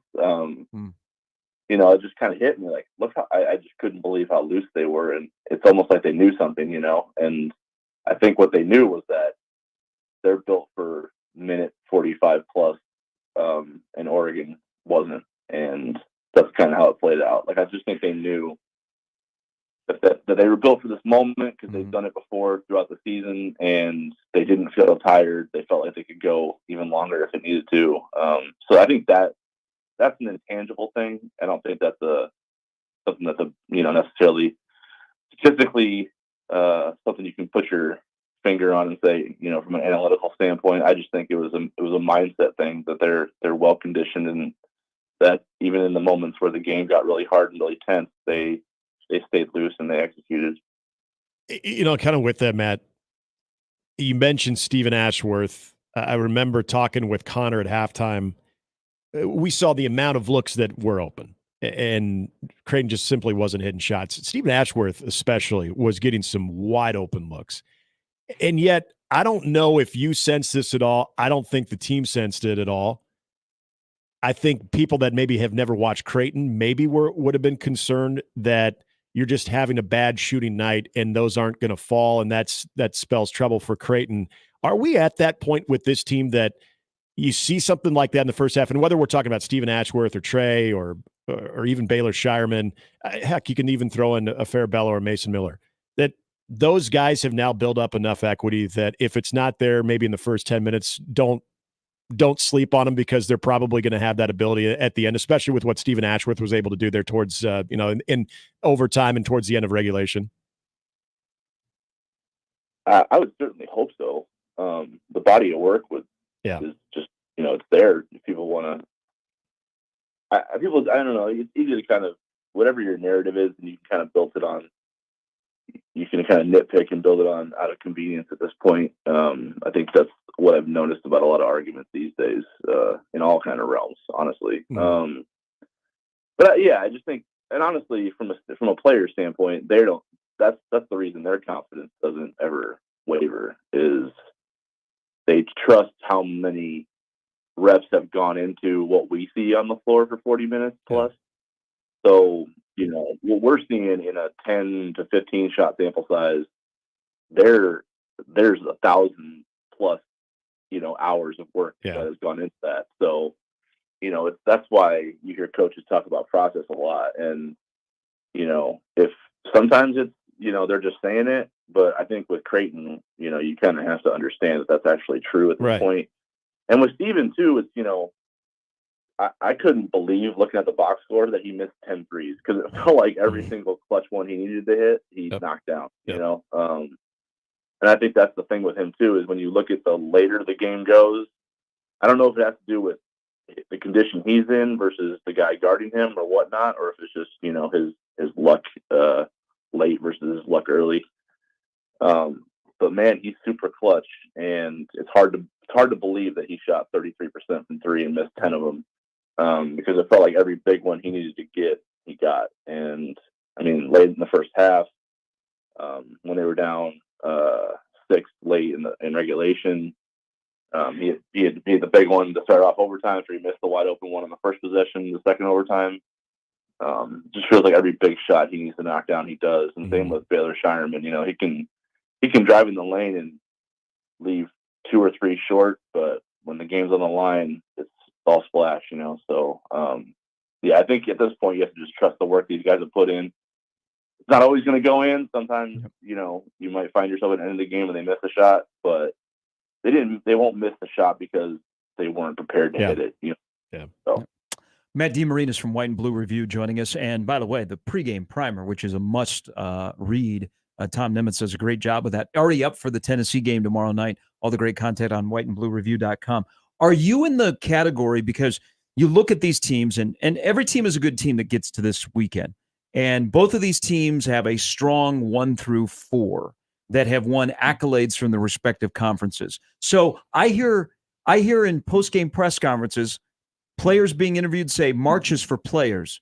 Are you in agreement with that, or is March for coaches like Greg McDermott a whiz with a whiteboard against Rick Barnes? Well, I mean, first of all, yeah, we got to shout out Tom because he's the GOAT. I'm just the loudmouth of White review. So yeah, I just want to go back to that real quick. Nonsense. Yeah, to your question though, I mean, Greg McDermott was in his bag against Oregon for sure. Every time they came out of the timeout, they executed to almost flawlessly and got the shot to go. So yeah, for sure. But I think I've always believed that March is about players more so than coaches. I don't think coaches have no factor in it. I think you have to. There's so much that goes into preparation, what you're running, what matchups you're identifying, what you're attacking, how you're executing. That is dependent on the days leading up to it. That's more on the coaches. But the games themselves, the actual moments themselves, I think March is about moments and players. And if players can meet the moment, that's when you advance deep into March. And when players, when the moment wins out, that's when you go home. So I'm more of a players get you deep into a tournament as opposed to anything else. I just think it goes, when we look at, the deepest runs that have always caught us off guard, it's always off some guy being on a stupid heater. Same with hockey too, like hockey. If a goalie's on just standing on his head, like that can get you all the way to the cup, So I think these moments are always about players, in my opinion. I think they control more of their fate than anything else. What about this matchup would be more concerning given the way Creighton plays? The offensive ability of Dalton Knecht or the defensive ability of a Zakai Ziegler? Yeah, that's a good question. I don't know if I figured out the answer to that because I watched both and I'm like, geez, Dalton's really good. Yeah. And then I watched Ziegler on defense and I'm like, man, he's so quick. He disrupts so much. He contests shots. Like he's just all over the floor, You think he's guarding his guy, and then all of a sudden you're trying to make a pass in the paint. And he's right there picking it off. That's a really good question. I don't know if I figured out the factor yet. Like to me, I think one of the biggest parts of this is that, Tennessee's defense is really, really good in the half court. Transition wise, they're not. Like they're one of the worst teams probably still alive. They're the worst team, but they're one of the worst teams in the country in transition defense. So, and I think it's because, one of the factors is probably, the way Jonas Adu and, Josiah Jordan James crash the offensive glass, and it obviously leaves them a little bit compromised in terms of numbers back. But when I look at maybe a thing or a factor in this team that can flip it in Creighton's direction, especially when you look at, what they might be able to get offensively, I mean, you're talking about one of the best teams in transition offense versus one of the worst teams in transition defense. So if Creighton can, rebound the ball, which is going to be hard, and they certainly got killed against Oregon, like on those crackbacks when Puckwinter had to, go contest a shot. Dalton Knecht's going to get downhill. Zakai Ziegler's going to get downhill. Josiah Jordan James is going to get downhill. All those guys are going to attack. So if Puckwinter has to, just abandon Adu or abandon one side of the floor and be a rim protector exclusively, it's going to be really hard for Creighton to get defensive rebounds, but they're going to have to figure out a way because attacking Tennessee in transition is, at least on paper, based on the body of work for both teams, is Creighton's probably the easiest way to get comfortable offensively. Does this seem like and both teams didn't shoot very well in their last game. I mean, Tennessee fortunately their defense took over when they're 3 of 25 from beyond the arc, Matt. Texas shoots, 36%. They turn the ball over 17 times, and Tennessee survives. And Creighton didn't shoot it well until that second overtime, and they survived and they moved on. But I'm looking at how both of these teams attacked offensively, and they've got some great shot makers. And it's not just Knecht and Shireman. But it seems like the formula in this game doesn't match up for Tennessee if it turns into Creighton shoots and makes a lot of threes, and it turns into a 3-versus-2 game where Tennessee isn't great shooting the three ball, and they're not exceptionally good defending the arc. Mm-hmm. Yeah, no, I agree. I think the more you get into a firefight, the more it probably is advantage Creighton because of the different ways they can score. I mean, they have so many threats. Like, Baylor and Trey can get to the rim on their own.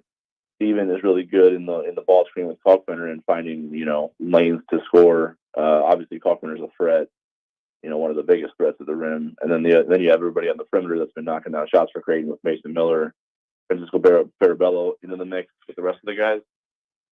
So you wouldn't necessarily think that if it gets into slugfest territory that Tennessee has an upper hand. But, just in breaking down just what they've done offensively, like they do have firepower where if they can get a couple guys going outside of Ziegler and connect, like they could get comfortable and they could be okay holding up against Creighton in a punch for punch kind of offensive slugfest.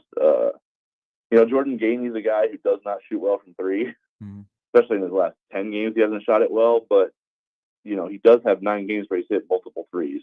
So he's kind of streaky. Josiah Jordan James is a guy who, he has 10 multi-3 games this year. Santiago Vescovi, like he's a guy that, hasn't shot it well lately, but is capable of knocking down shots if you leave him open and he gets into a rhythm. So although the body of work would lead you to believe that Connect and Ziegler are kind of the head of the spear in terms of tip of the spear in terms of their offensive firepower. If those guys aren't on, they're in trouble. They're the other guys have been capable, so you kind of have to plan for it.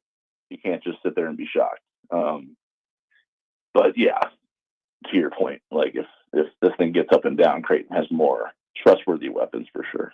All right, we'll get chatter on this. What happens tomorrow night, in your opinion? Good question, man. 10 o'clock Eastern time tip. The Oregon game was crazy too because it just didn't have great flow or shot making, and it just felt like a grind. And sitting around all day is probably the worst thing an athlete can do because they just want to. When they've prepared all week and then they hit the city, it's like a business trip. They just want to lace it up and go. So sitting around all day, they're going to be the last game of the Sweet 16 round that tips off. So I guess whoever kind of just manages that better will have the upper hand. How does it go tomorrow? I feel like Creighton has more ways to win than Tennessee does. But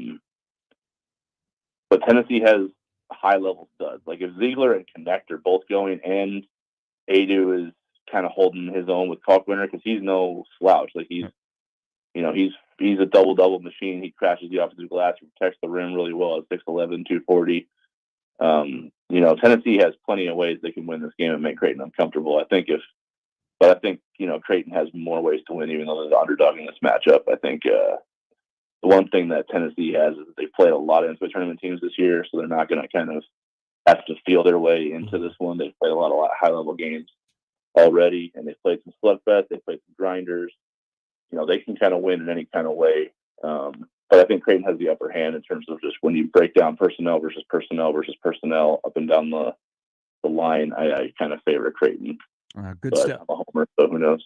Good stuff. Hey, I'm glad back-to-back weeks we get you on the ground in Pittsburgh and Detroit covering it, and look forward to all of it. As always, appreciate your time. Thanks, Matt. Let's make it 3 for 3. See you in Phoenix. Yeah. All right. That's Matt DeMarinis, White and Blue Review, whiteandbluereview.com. Tom Nemitz has got the pregame primer before every Creighton game. It's really good. It's a must read. 2 things quickly here on this game that I'm going to watch. So Ziegler is the defensive player of the year in the SEC. Yep. He's 5'9". Yep. But I'm going to look at him on the offensive side. He does a very good job of getting downhill. He's also somebody who's a facilitator. He averages 6 assists a game. So the matchup inside of the matchup against Ashworth. Here's the other thing for Tennessee that I worry about. So Creighton, as we've talked all week, we talked with Murph the other day, they don't foul. They only average 11 fouls a game. Well, Tennessee, 20% of their points come at the free throw line. Mm-hmm. If they're not going to the free throw line, like Oregon, where are you going to make that up? It's a great call. I mean, that's 20% of your offense comes at the free throw line. Creighton doesn't put people at the free throw line. I don't have it in front of me. I think Creighton gives up like 10 free throw attempts a game. Mm-hmm. So where's that? Does that mean Connect has to go for 25 plus, where he's done that 11 times this year? Those are two things that I'm going to closely watch as the game unfolds tomorrow night in Detroit. Yeah, I'll add this with the defensive matchup between what Tennessee brings defensively and Creighton. And Matt kind of alluded to this, but thinking about this matchup, the way that they defend, but the way that Creighton has their ball movement, and the ball seldom stalls when Creighton has it going. They have their spacing, and it's second nature to them.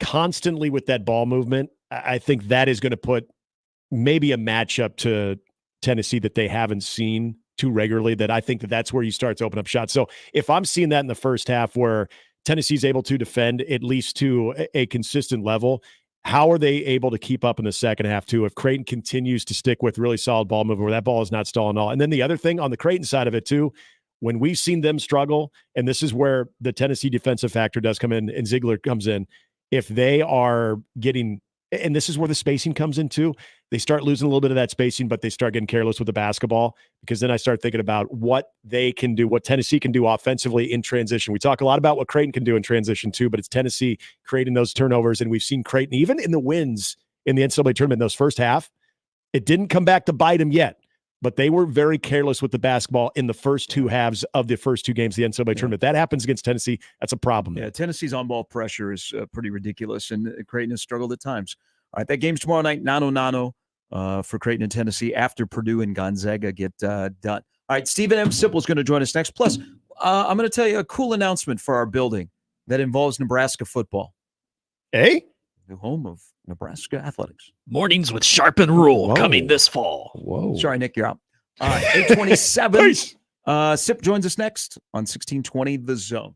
Hey, you can join everybody else, all the men out there. You know what? Lindley Clothing over to the Linden Market, 132nd and West Dodge. They have been outfitting men for over 88 years.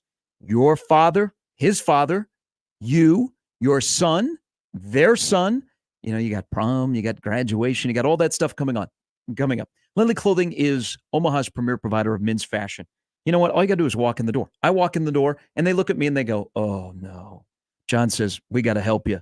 So the suits and the jeans and the sports coats and the suits, top notch. They've got all the latest styles. They've got all the latest brands, Ballin, Byron, Alberto, Bugatti, all of that. And you know what else they have? Something brand new that is a game changer for all of you. You've become familiar with Lindley Clothing. Now, when you go into Lindley Clothing, go left, walk through the tunnel, and there you will find Well Suited. You can see for yourself how easy to shop for you, and also someone in your life. I got a great deal. I was in there the other day. $199 for a suit at Well Suited? Come on. Top-notch staff, they're the same. They're going to find exactly what you need for any special event or just a business casual day, because they've got sportswear as well. They've got it all covered for us men over 88 years. If they can fit me, they can fit you. Stop by. Say hello to John, Marlene, the entire crew. 132nd and West Dodge, and the Linden Market is where you'll find Lindley Clothing and Well Suited. Gary Sharp, Nick Handley, and Jimmy Chavez. Mornings with Sharp and Handley. Weekdays 6 to 10. On 1620 The Zone and 1620thezone.com. Previously on The Crossover. I have mostly sports things that I want nothing to do with muted. Okay. Major League Baseball, muted.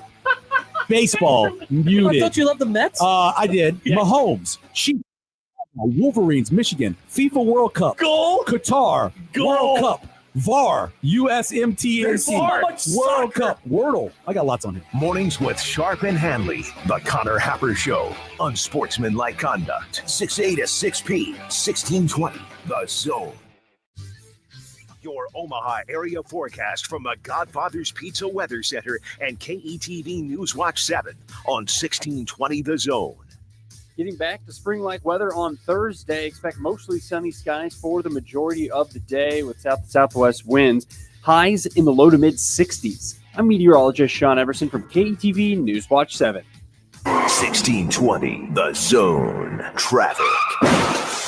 From the Pyramid Roofing Time-Saving Traffic Center. Crash reported at 20th and L Street. Traffic picking up in the usual areas. Dodge eastbound slow between 180th and 156th. Dodge westbound pretty slow between 192nd and 204th. If you're on I-80 eastbound, get ready for things to slow down between 72nd and 60th. Opposite direction, I-80 westbound, not moving as fast between 60th and 72nd. And pretty slow right now, JFK northbound between Chandler and I-80. Stay safe and wear that seatbelt. I'm Peter Krenzer. This time-saving traffic was brought to you by Fernando's. Mario Street Tacos or steak and chorizo queso blanco enchiladas can only be found in one place. Fernando's. Great Mexican food, awesome margaritas, and a wonderful family atmosphere. Fernando's, Omaha's favorite Mexican for more than 30 years.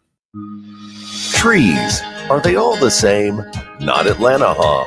Grown from a quality seed source, handcrafted in our local farms for generations, and acclimated to our tough Midwestern climate, Lanahaw's trees are different. Simply put, they're better.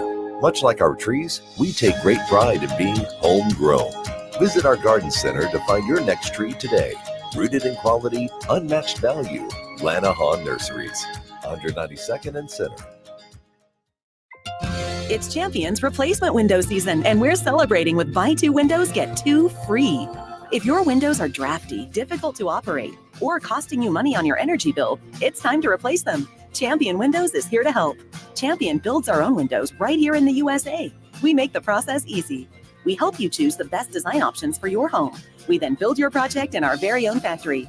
Our install team manages your project every step of the way, and it's all backed by our lifetime guarantee. Turn your house into your dream home with more livable space in a new Champion sunroom, or enhance your curb appeal with new siding, now 30% off.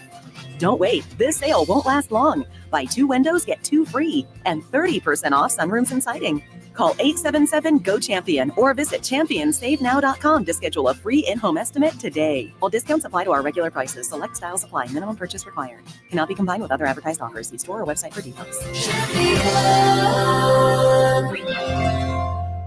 What goes perfect with the madness of March? The convenience of Cubby's downtown in the Old Market, 13th and Jackson. And if you're gearing up to watch the game, Cubby's has what you need. You'll find a full meat counter with steaks, burgers, chicken, and homemade brats. Hot and fresh deli food, including Chester's Chicken and Godfather's Pizza Express. Pop, water, beer, and a full liquor department. See you at Cubby's Old Market, the very best in convenience. Open 24 hours at 13th and Jackson.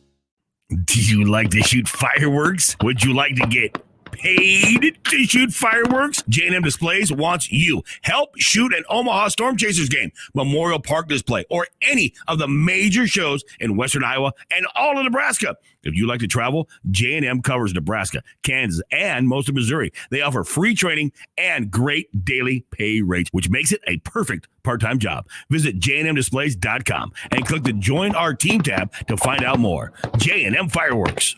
Maverick baseball and softball are underway, and single game tickets are on sale now. This Thursday, Friday, and Saturday, the weather is perfect as Maverick baseball takes on 2023 CWS qualifier Oral Roberts at Tal Anderson Field. Omaha softball is on a 15-game win streak and plays Creighton on April 2nd, and Maverick baseball takes on Creighton on April 9th. Don't miss these classic matchups at Maverick Park. Get your tickets now by calling 402-554-MAVS or by going to omavs.com/ticks. Roofing, siding, and gutters. Make the right call with the rooferees at John Higgins Weather Guard. Now back to mornings with Sharp and Handley on 1620 The Zone. Before we get to Mr. Simple, I do have a little bit of announcement. It's kind of cool for those of us that work here at NRG Omaha, and maybe if you are from the Fremont area, not named Fremont Fred, but Heather Gossett has been a long-time sales executive, and I think she's the best in all of Omaha. Yep. She is from Fremont. Her daughter, Avery, has been involved with the Nebraska football program for the last couple of years, and Avery is now the director of recruiting operations for Nebraska football. That is awesome. So, yeah, you guys want to go to the Ohio State game the end of October? Yeah. Avery could probably get us about 10, 12 tickets. All right.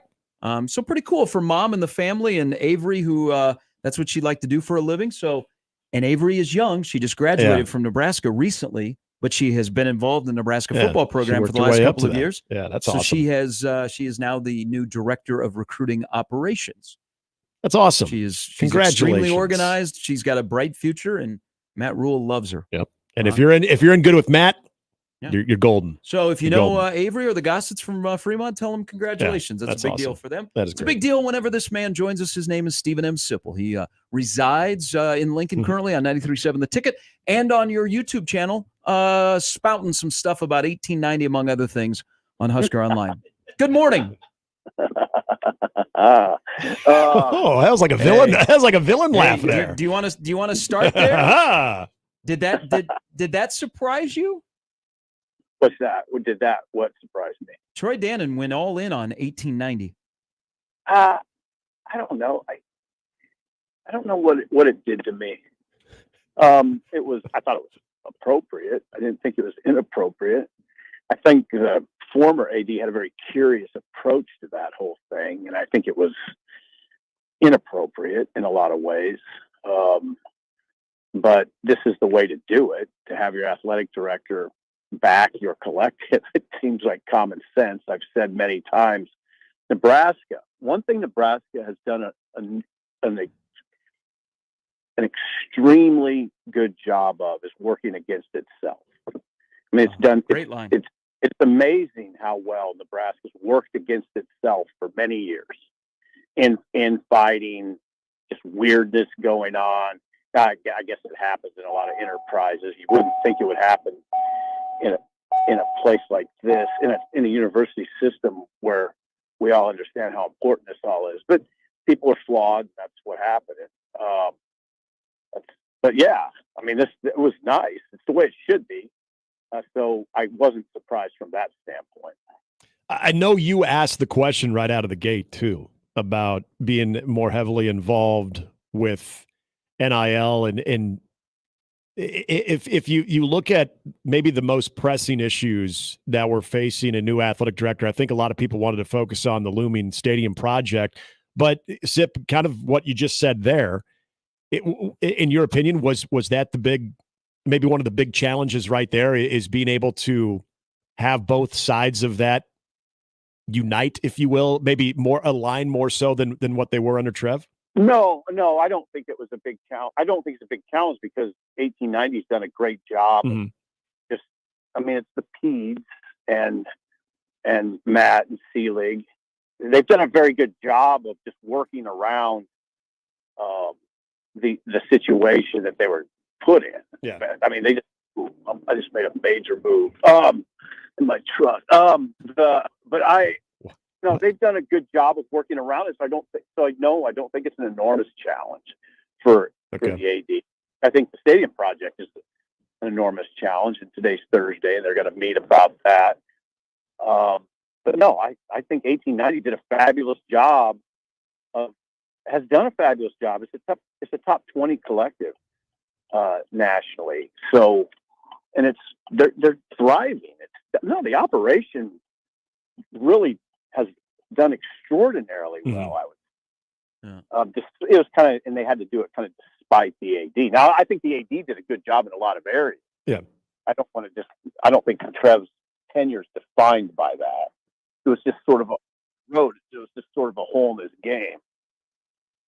So you and I have covered this for a long time, and we have seen a lot of athletic directors come through here, along with football coaches, and we have seen the good, the bad, and the ugly in terms of relationships between the athletic director and the football coach, either the guy they didn't hire but have to fire, or even the guy that they hired. What should be, and as we know what kind of a person Matt Rule is, he doesn't need a lifeguard 24/7. What kind of a relationship should Matt Rule and Troy Dannon have to make this all work moving forward? Well, I think Troy Dannon spelled it out really well. I mean, really well with the snowplow analogy, that his job is to remove obstacles, get out front. And I love that because he is a leader. He has to be a leader. I love that they said that I'm out front and my job is to remove obstacles so the various programs, coaches and student athletes can thrive. give them their best opportunity by removing obstacles. And he also said something important in that the coach, he said rule, but it would apply to any coach. They have to, in some cases, they have to identify the obstacles that need to be removed. So, yeah, it's got to be helpful to have a coach and an AD working together like that. Now, I will say this: a coach can do well without the support of his AD, or without a great relationship. They don't have to have a great relationship.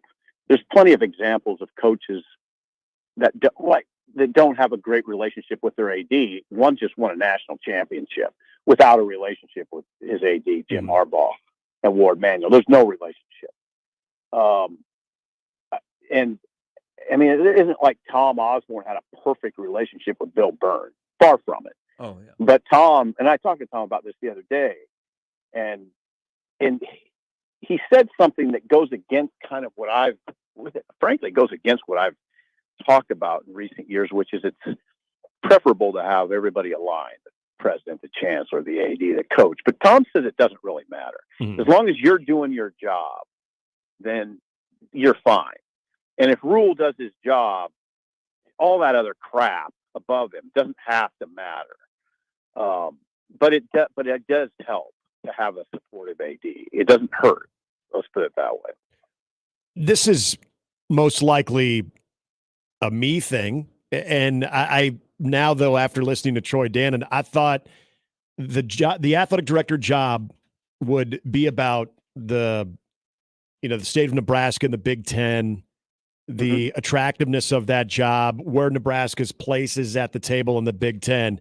I don't think I put, Sip, enough stock into who the head football coach is and how that would be overly attractive. Listening to Troy Dannon, I underestimated that factor. It sounded like, and I'm sure you got the same thing, that was a big part of Troy Dannon making his way to Nebraska.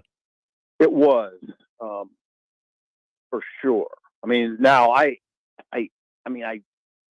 guess last week, right after it happened, I was told that their relationship goes way back to Temple, when Dannon was at Tulane and Matt was at Temple, and they were in Kraft, Pat Kraft, the now Penn State AD was at Temple. So all those guys, what I was told is they would hang around a lot together at those conference meetings, and people noticed it.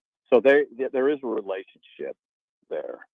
And I do think that, obviously, because Dan said it, that was a big attraction for him to be able to work with Rule.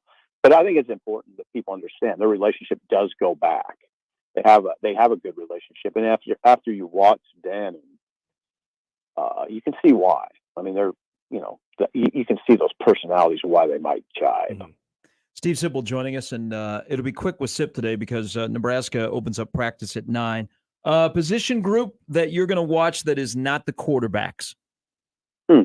Always watch the linemen, both sides. Not that, I guess I'm interested to see if Micah Mazuka, what his level of participation is, considering the head coach's comments a few weeks ago about how Micah Mazuka's trouble sort of assimilating. We'll see what that picture looks like. But I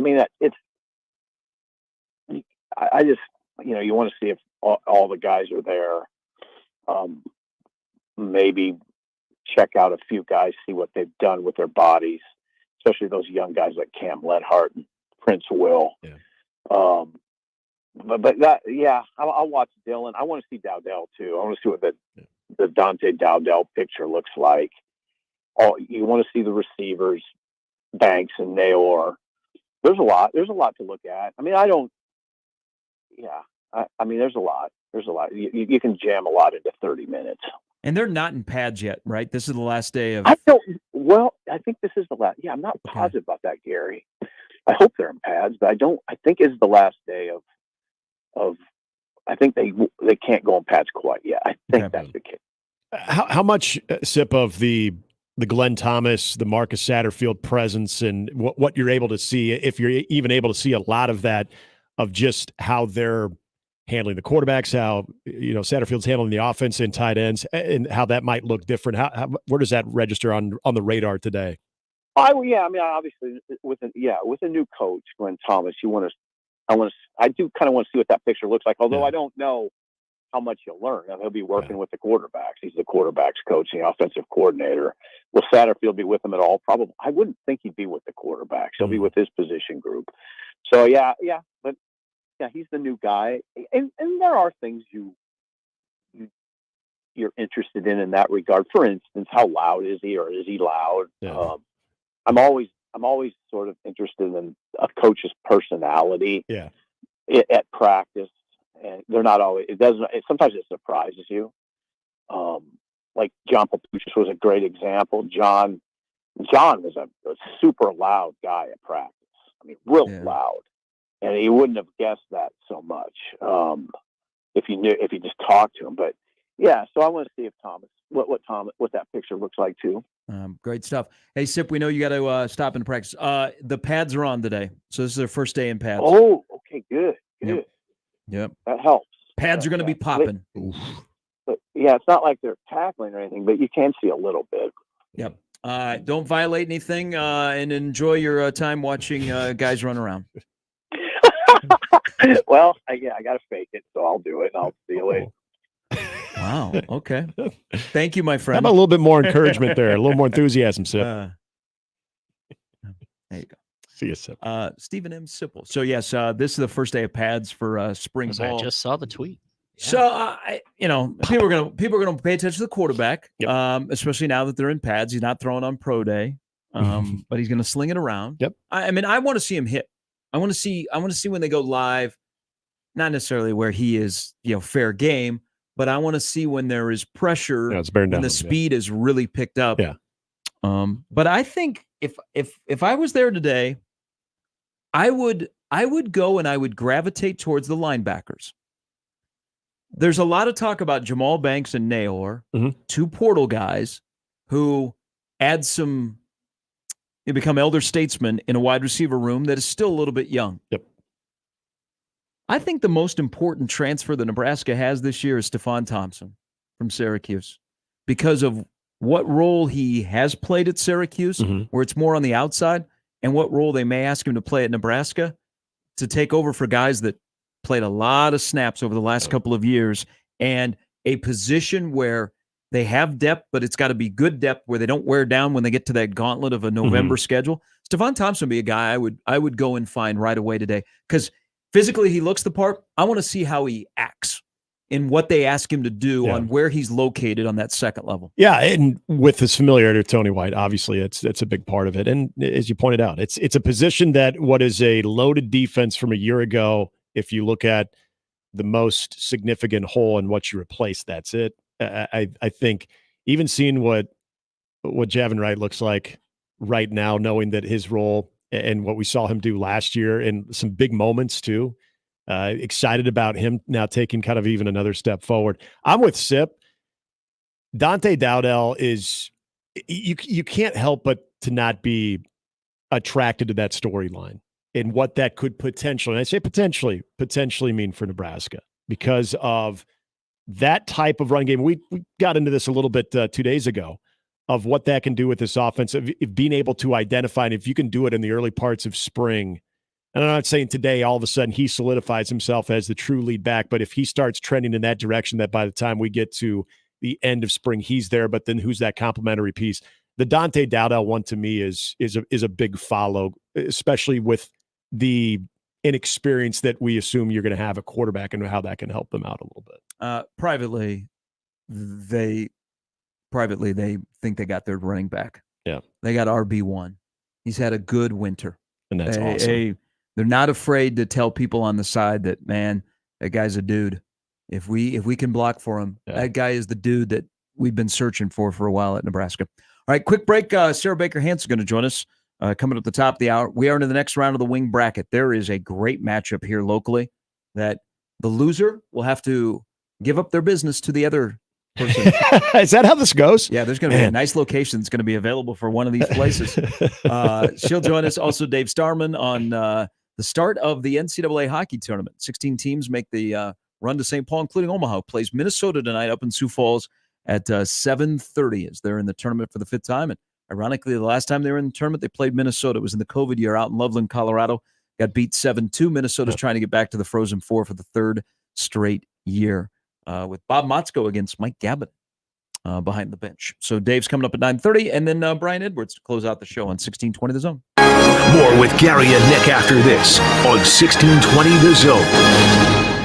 There's no need to hunt for the prize eggs. They're waiting for you at the 42 Degrees Easter sale. Hop on in and fill your basket with drastically reduced prices on premium cannabis, CBD, Delta, premium kratom, American glass up to 50% off, and disposables up to 75% off. The Easter sale at 42 Degrees, your destination for top-tier cannabis, second to none product selection, and exceptional service. 42 Degrees, by your mom's house. Hey, Omaha dog lovers, get ready for more wags and more fun. Hound HQ, your dog's favorite spot for daycare, boarding, and top-notch grooming is now open. At Hound HQ, there's plenty of space for a pup to sleep, play, and everything in between. Plus, our expert groomers are here to ensure your furry family member always looks fabulous. Join our pack on Facebook and Instagram at The Hound HQ, or visit our website, thehoundhq.com, and sign up your dog today. Hound HQ, more wags, more fun. Betting on your favorite sporting events just got a whole lot easier. Warhorse Sportsbook is now open in Omaha. Save yourself the drive across the river and put your money where your mouth is at Horseman's Park, 6303 Q Street. Use the Warhorse app to check odds and build your bets before placing your wagers in person, including live in-game betting. No bets, no glory. Wagers may only be placed on Nebraska-based teams when played outside the state of Nebraska. Must be 21 or older to gamble. Gambling problem? Call 1-833-BET-OVER.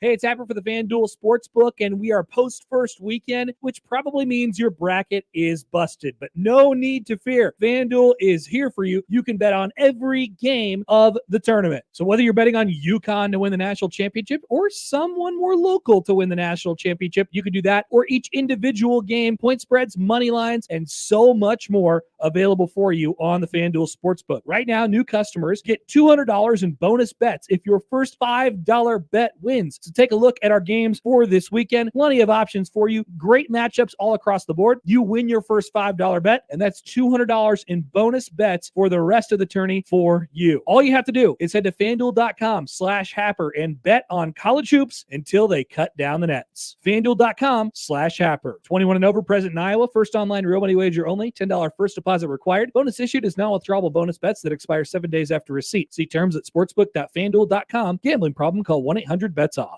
Looking for a sweet treat that will transport you back into time? Look no further than Ted and Wally's. With 2 convenient locations in Benson and the Old Market, it's the perfect place to satisfy your cravings. Whether you're downtown or in Benson, make sure to stop in. And if you're catching a basketball game, why not indulge in a delicious dessert afterwards? With over 3,000 flavors to choose from, there's something for everyone. Don't forget to check out our social media for daily flavors. Ted and Wally's, serving up nostalgia at its finest for over 35 years. Visit tedandwallys.com for more information.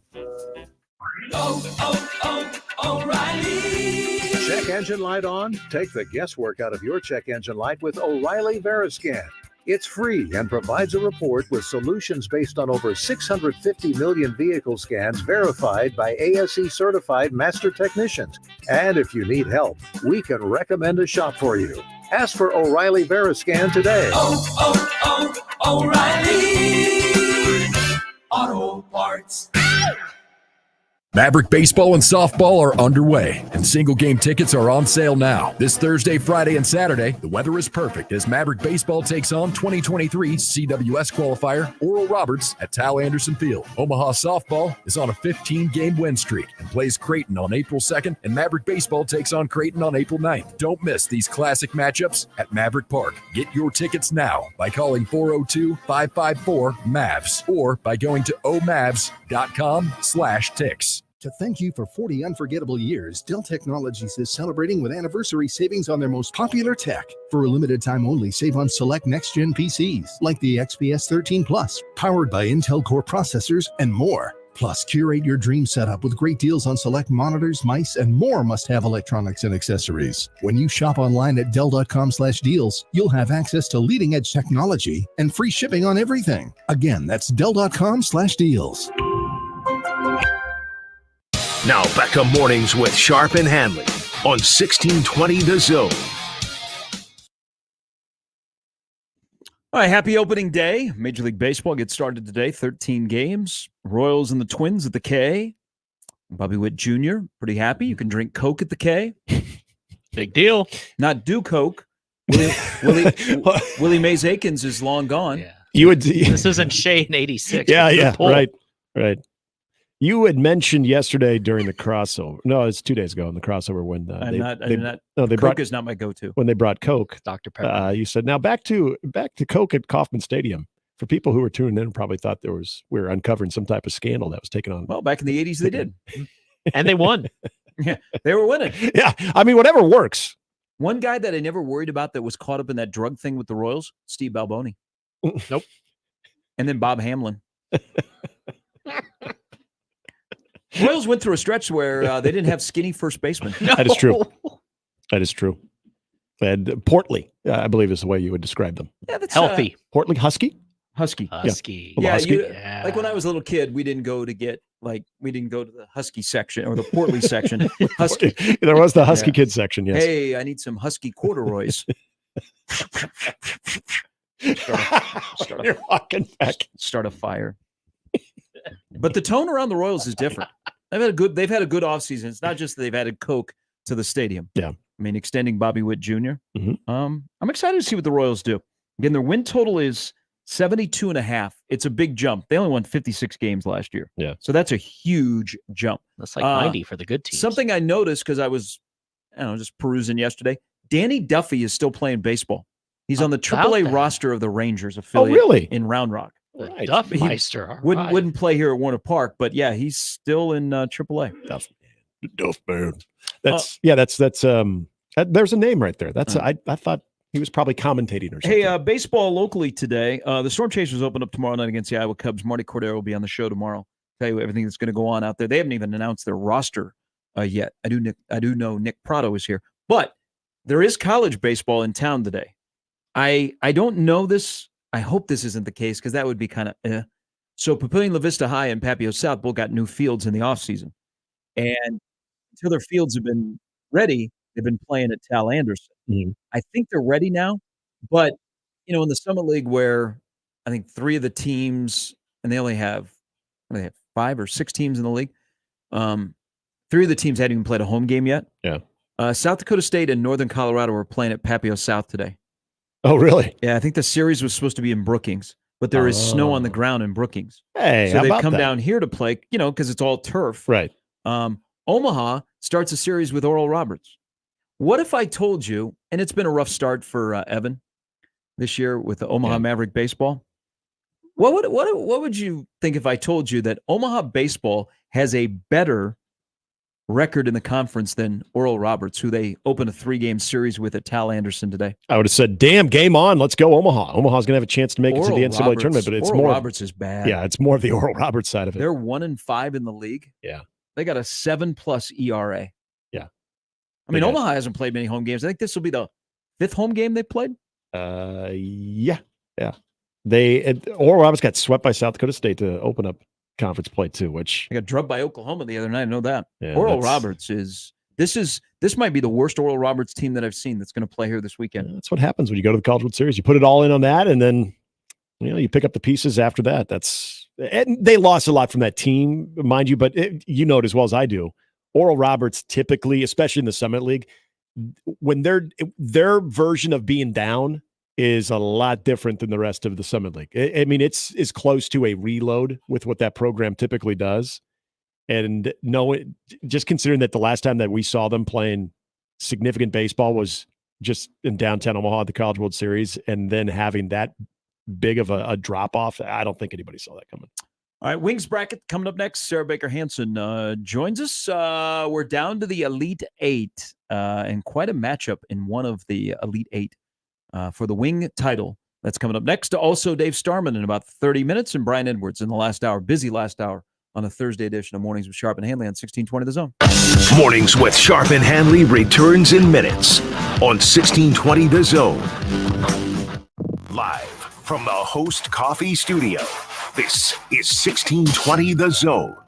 1620 The Zone. Traffic.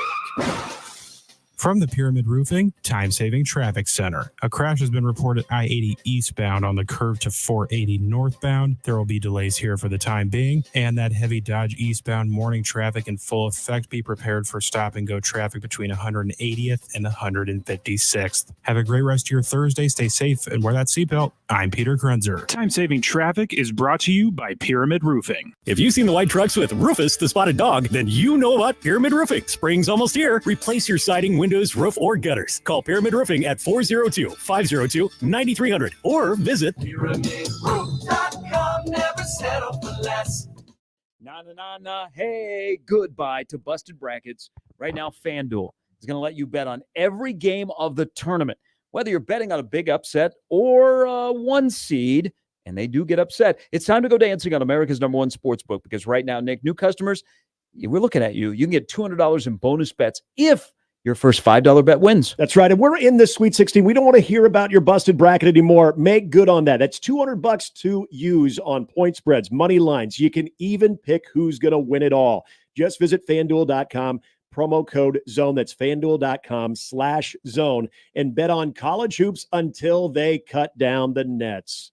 21 plus and present in Iowa. First online, real money wager only. $10 first deposit required. Bonus issued as non-withdrawable bonus bets that expires 7 days after receipt. See terms at sportsbook.fanduel.com. Gambling problem? Call 1-800-BETS-OFF. He thinks bean counting is an iPhone app. He is the most uninteresting man in the world. Hi, I'm Bob Berger. Don't just get your taxes done, get them managed. If you're tired of losing sleep over your business and personal taxes, you're ready to make more money, give us a call. Call Berger, Elliott, and Pritchard CPAs at 402-551-1919 or visit BEPCPA.com. If you're looking for a safe and reliable vehicle to get you through all types of winter weather and more, Baxter Subaru has you covered. Symmetrical all-wheel drive comes standard on nearly all Subaru models and provides you better traction, improved stability, and maximized performance on wet and snowy roads. So hop in the driver's seat of a new Outback, Forester, or Crosstrek now at Baxter Subaru Omaha. Shop our great sales and service deals now during the Subaru A Lot to Love event at BaxterSubaruOmaha.com. Are you the decision maker in your company? Consider this. For the first time in decades, there's a better option for a corporate card and spend management platform.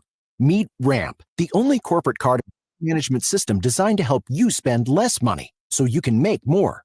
Most corporate credit cards offer points as incentives, but those points amount to less than their worth in real cash value. Ramp's corporate cards offer you cash back, real money in your pocket. Plus, you control who spends what with each vendor.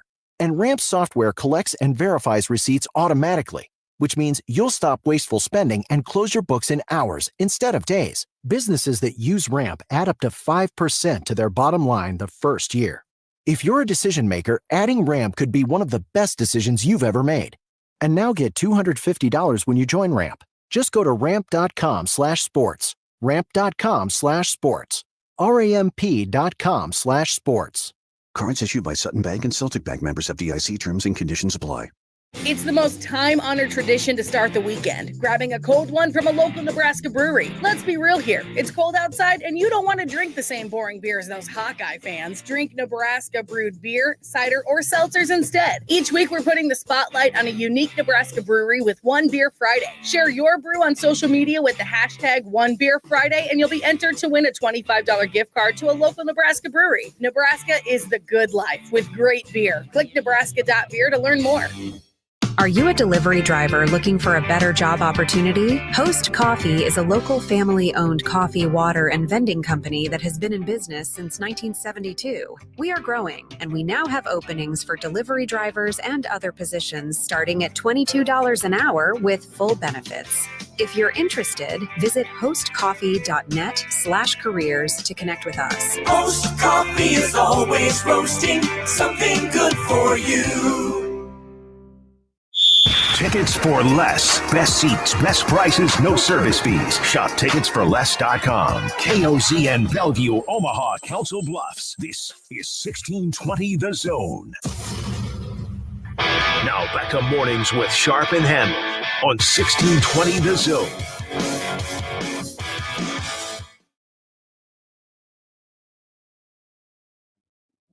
Hey, head to 1620thezone.com right now. Make your picks in the basketball championship. Make the right picks, and you could win a grand prize. All right, we welcome in our food expert who is deep into now the Elite Eight of the Wings bracket. It is Sarah Baker Hansen. Good morning. Good morning. How are you? Good. I hear you are out in Palm Springs. Is that right? I am. We landed around midnight last night and got up early to talk to you guys about chicken wings. Oh, thank you. Hey. Well, thank you very much. You're welcome. We have to talk about something because when we got to the second round, there was a great matchup between Crescent Moon and Addie's. Two great places for wings. Crescent Moon right now, along with Finnegan's Pub, they are the Cinderellas, as Crescent Moon as a 9 seed and Finnegan's Pub as an 11 seed have both advanced to the Elite Eight. Man, what is Crescent Moon? I don't think I've ever had their wings there. You know, they're so known for a Reuben. I don't think I've ever had their wings either. I know I've had a burger there. I know I've eaten countless number of Reubens there. I have no recollection of ever trying a chicken wing, and I've never been to Finnegan's Pub. So, I don't know these places, but this is sort of like what's so fun about the bracket is that this year in particular, I think, we knew when we were doing our seeds that we thought the 1s and the 2s were all pretty strong choices.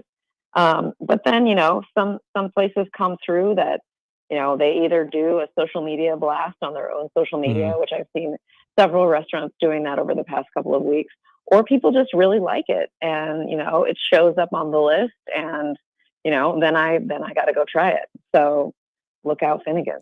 I'm going to go to, we like to reflect, especially in the tournament, of some of the great matchups, and we're catching our breath on how it finished, like Creighton, Oregon. I think Jukes versus Lighthouse was the Creighton, Oregon. We had like the razor thin margin. I think now I've been to both. Lighthouse is very good. I will say this. I think the stronger team won. I think Jukes Ale works. I think they prevailed at the end.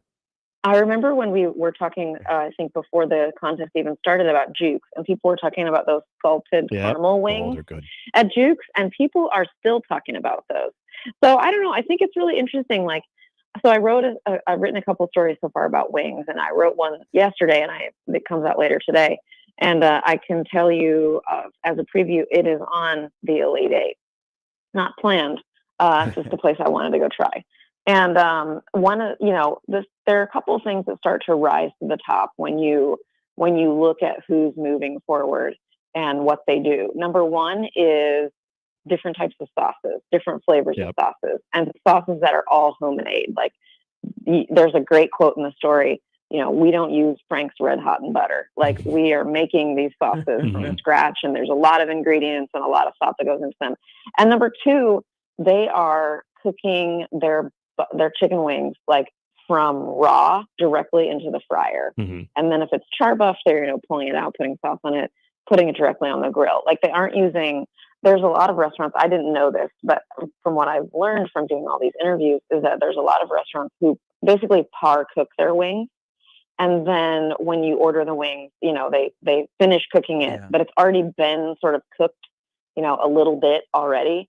And the place I wrote about today, and also Everett, that isn't even on their game plan. Like they are not doing that. They're making everything from scratch. At Everett's, they're brining the wings for 24 hours, which I think they may be. I mean, I don't want to say this for a full, an absolute fact, but from what I've gathered, they are the only ones doing this brine step. And I do think that in terms of the flavor, not of the sauce, but of the actual chicken, there's a big difference with that step. If we were doing a Vegas line, who would be well, I can't ask you this because you're kind of intimately involved. Trax Lounge against the Salty Dog. That one is really, I said last night on Twitter, it's giving me heartburn. It really is. Like, I don't even know who to vote for, Trax versus Salty Dog. I really don't know. And Salty Dog was one that I had never been to, maybe heard of, but it wasn't really on my radar. And spoiler alert, I've got some Salty Dog content coming this week. Okay. So it was recommended to me by several, I guess I'll call them chefy types, who really liked it. And they are also doing something fairly individual that I'll talk about later this week. So I will admit, one of the number one seeds, and we talked about that matchup with Jukes Ale Works, is Everett's. Mm-hmm. I have yet to experience Everett's. And so when we look at this, like a lot of these places that we all know, and I think some of us know the majority of them, some of us know some, and they're going to push them through as much as we can. They have that signature. And you were talking about Jukes with the salted caramel wings. What Everett's, what is like, is it just doing wings really, really good, or do they have a signature, like a standout that comes with Everett's? They have a lot of sauces. They also do a thing. I talked to the owner when my review came out. They do a sauce drop. And so I think it's like once a week or every couple of weeks. They just make up a sauce and they put it on the menu. And, it's a brand new sauce. So, I think they also have, and this is a thing that I think also happens.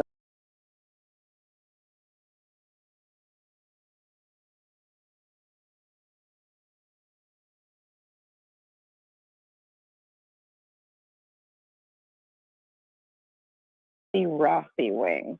Okay. So the saucy Rossi wings are made with 2/3 medium hot sauce and 1/3 barbecue sauce. So remember, all of these sauces are homemade. They aren't like squirting, a pre-bought bottle of sauce in with barbecue sauce.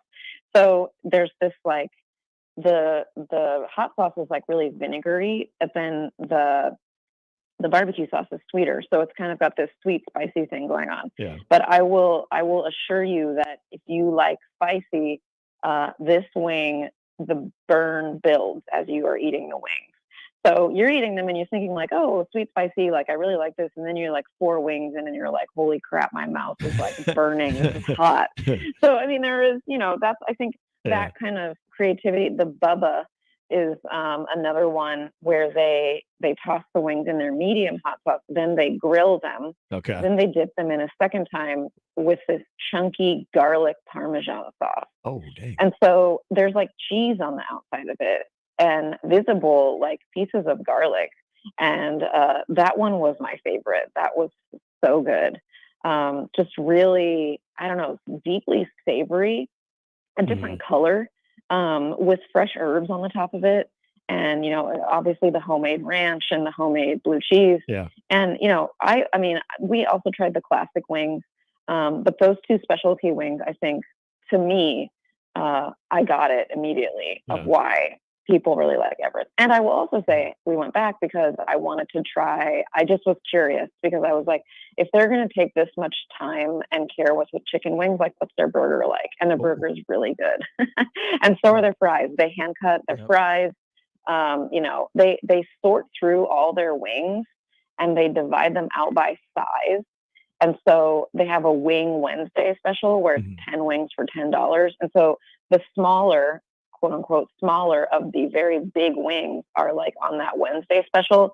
And then the regular wings are like the biggest of the wings. So I feel like, when you think about, I don't know about everybody, when I think about buffalo wings, I don't think that people are going to be taking that much time and care. I kind of think of it as like, dump it in the fryer, slap some sauce on it. Here you go.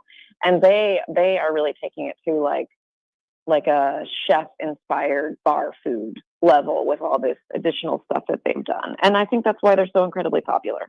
For people who don't know, Everett's is what? 90th and Maple? Yeah, right around 90th and Maple. Yeah, 88th and Maple. Yeah. Uh-huh.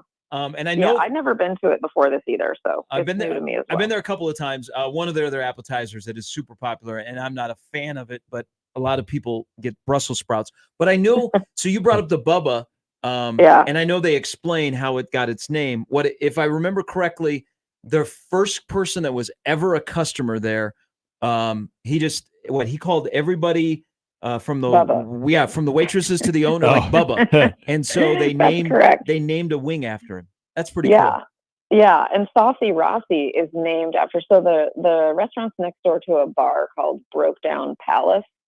Remember and the movie? The name of the owner is Ross, and Saucy Rossi was his invention. And he and one of the owners of Everett's are good friends. And if there's a crowd at Everett's, which there was the first night we went, you write your name on a chalkboard, and they encourage you to go like down to the bar and have a beer. So that's what we did.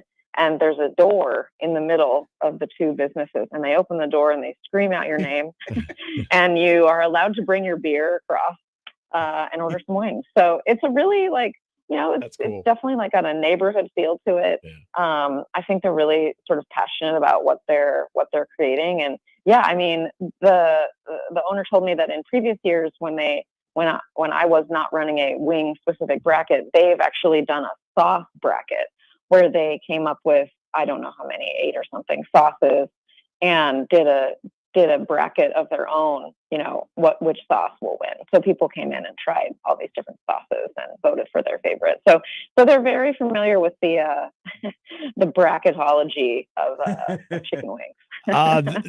Oscars, I feel like they've done nothing but just kind of cruise into the Elite Eight. And when we think of char buff, I know there's people that will look in. There's a few options in Omaha.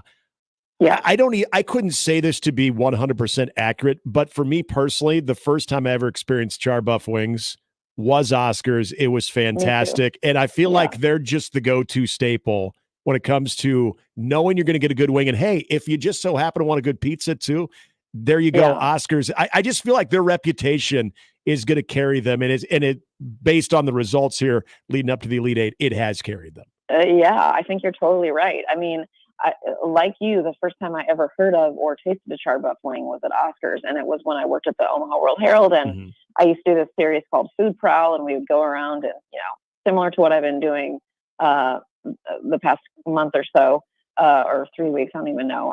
My brain is clouded by the amount of wings I've eaten. But we used to go around and try wings, and we went out to Millard, and we went to Oscars, Addie's, Choo Choo Bar and Grill, and Pheasant, and they were all kind of right next to each other. And they all did char buff wings. And that was kind of the first experience that I had ever had with, number one, sort of what a kind of like cult following chicken wings in general have, and how passionate people are about them. And so, I kind of have this one sitting in the back of my mind while we went through pizza, burgers, beer, and we knew a while back that we wanted to do wings at some point. But yeah, I've honestly really enjoyed this one because I eat out a lot, but I oftentimes do not eat wings. So, it's a thing that I don't know as much about, but I've had a really fun time learning about what makes a chicken wing good versus kind of just basic. And yeah, I'm very excited about the next couple of stories I have coming out.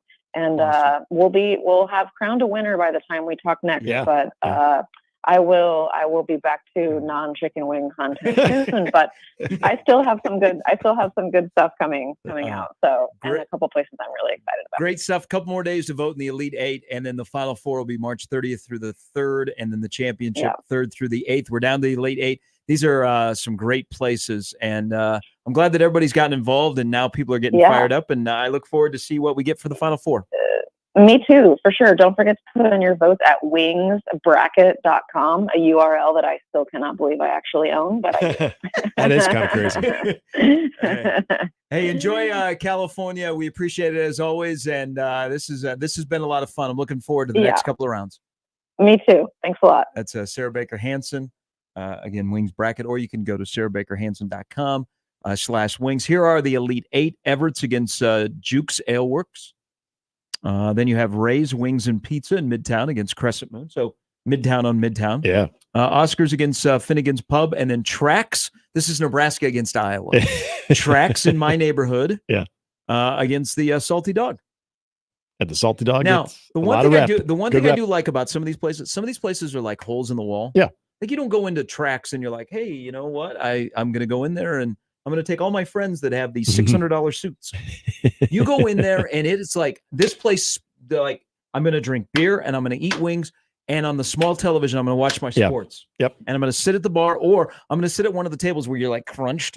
Mm-hmm. Yeah. I got to say, hey, the Trax against the Salty Dog. Let's go, Nebraska. Don't let those Iowans, even though Salty Dog is really good, beat Trax, because Trax is a deserved 1 seed. I got to admit, the biggest upset probably was a 10 over 2. That was the Watering Hole coming in as a 2 seed in the round of 32, losing to Timber Creek. Now, I've never been to Timber Creek. I've been to the Watering Hole, and I know we talked about when the true definition of wall bar, and then it got a little fancy, but the wings are still great.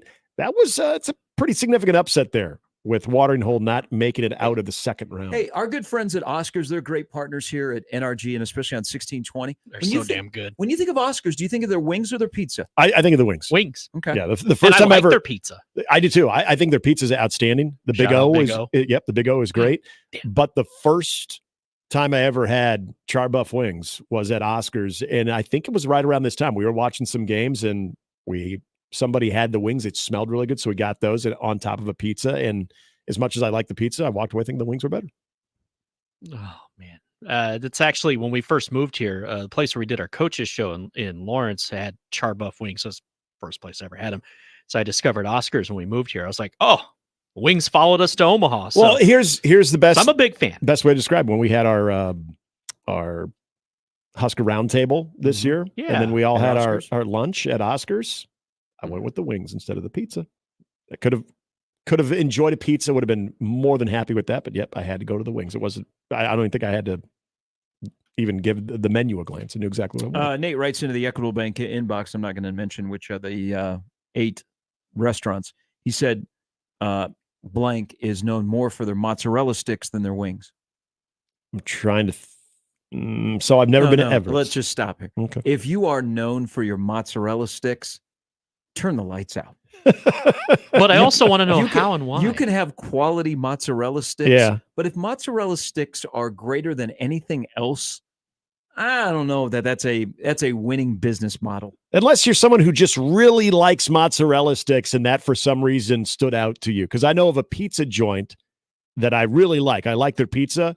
If you get a side of their mozzarella sticks, you're going to enjoy those as well.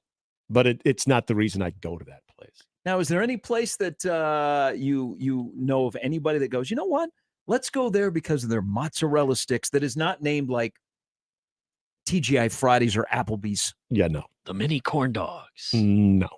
I was once told by a 5-year-old to go have mini corn dogs at a Red Robin. I guarantee you somebody is going to clap back at me on this one. But you can't really screw up mozzarella sticks. You can screw up anything. If you don't cook them well enough. Well, but most restaurants, you got a fryer. It's pretty tough to screw those up. I mean, the fryer around a piece of string cheese is it's fried. I feel like even on its worst day, it's edible. It's adequate. Yeah. Let's go to an Applebee's. You want mozzarella sticks? Go to Applebee's. I just want to know how good are these mozzarella sticks if someone would say that. Yeah. I'm here to listen to all I've been food to takes. 5 of these 8. I don't know that they're known for their mozzarella sticks. I just had a buddy just say that he goes to certain places for their fried pickles. Oh yeah, he'll seek out a place for their fried pickles. Omaha is a top-notch fried pickle town. Corn nuggets, I've heard of that. Yeah, there's. I see. I make the same reaction. There's a texture thing when you bite into it and it's like creamy. That weirds me out. A couple things also here. Dave Starman's going to join us in just a bit with his thoughts on Minnesota and Omaha tonight in Sioux Falls. Yeah, I bet he likes a wing or two. He strikes me as a wing guy. Oh yeah, I bet he's got good ones. Because he's a Michigander, right? Mm-hmm. Okay.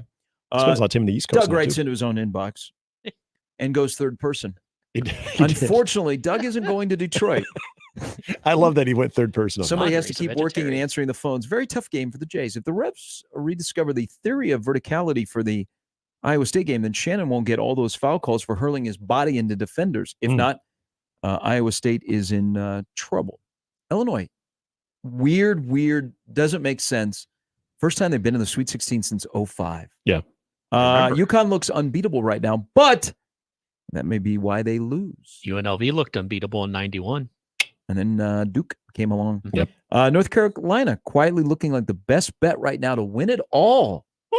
Whoa. Literally the first time I've heard Well, that. they are RJ Davis greater than Mark Sears. That'll be a good matchup today. Yeah. I think that'll be a high-scoring game. Here's the thing that if you're thinking about Alabama pulling the upset, Nate Oates is on a run here at Alabama in the tournament when they play Power 6 schools. their 3-point shooting goes out the window. Yeah. They're fun to watch. That could be a very high-scoring game. Here's the thing that worries me about Iowa State tonight playing in the Sweet 16 against Illinois, and you have the number 1 defense against the number 1 offense, Iowa State, Illinois, respectively, is the total is 146 and a half. Mm-hmm. So that says low-scoring game. Well, no, high-scoring game. Yeah, well, which does not favor Iowa State. That doesn't favor Iowa State, yeah, but we're looking at a game that's going to be played in the 70s. I don't know. The college basketball game, I still think 80s is your high-scoring game. But, yeah, I don't know. I like Iowa State, and I like them. I like the under. I've been saying that all week, but I do think this is going to come down to – Doug makes an interesting point, but it's the Shannon impact of what he's able to do early in this game. I'm really – especially the time that TJ Otzelberger's had to prepare and work out a game plan to defend guys like Shannon, and then what they have around him complementary. I think Hawkins is also a problem. I think that is going to be a really fascinating game plan on how they go about attacking that type of lineup. And give some love to Domask too.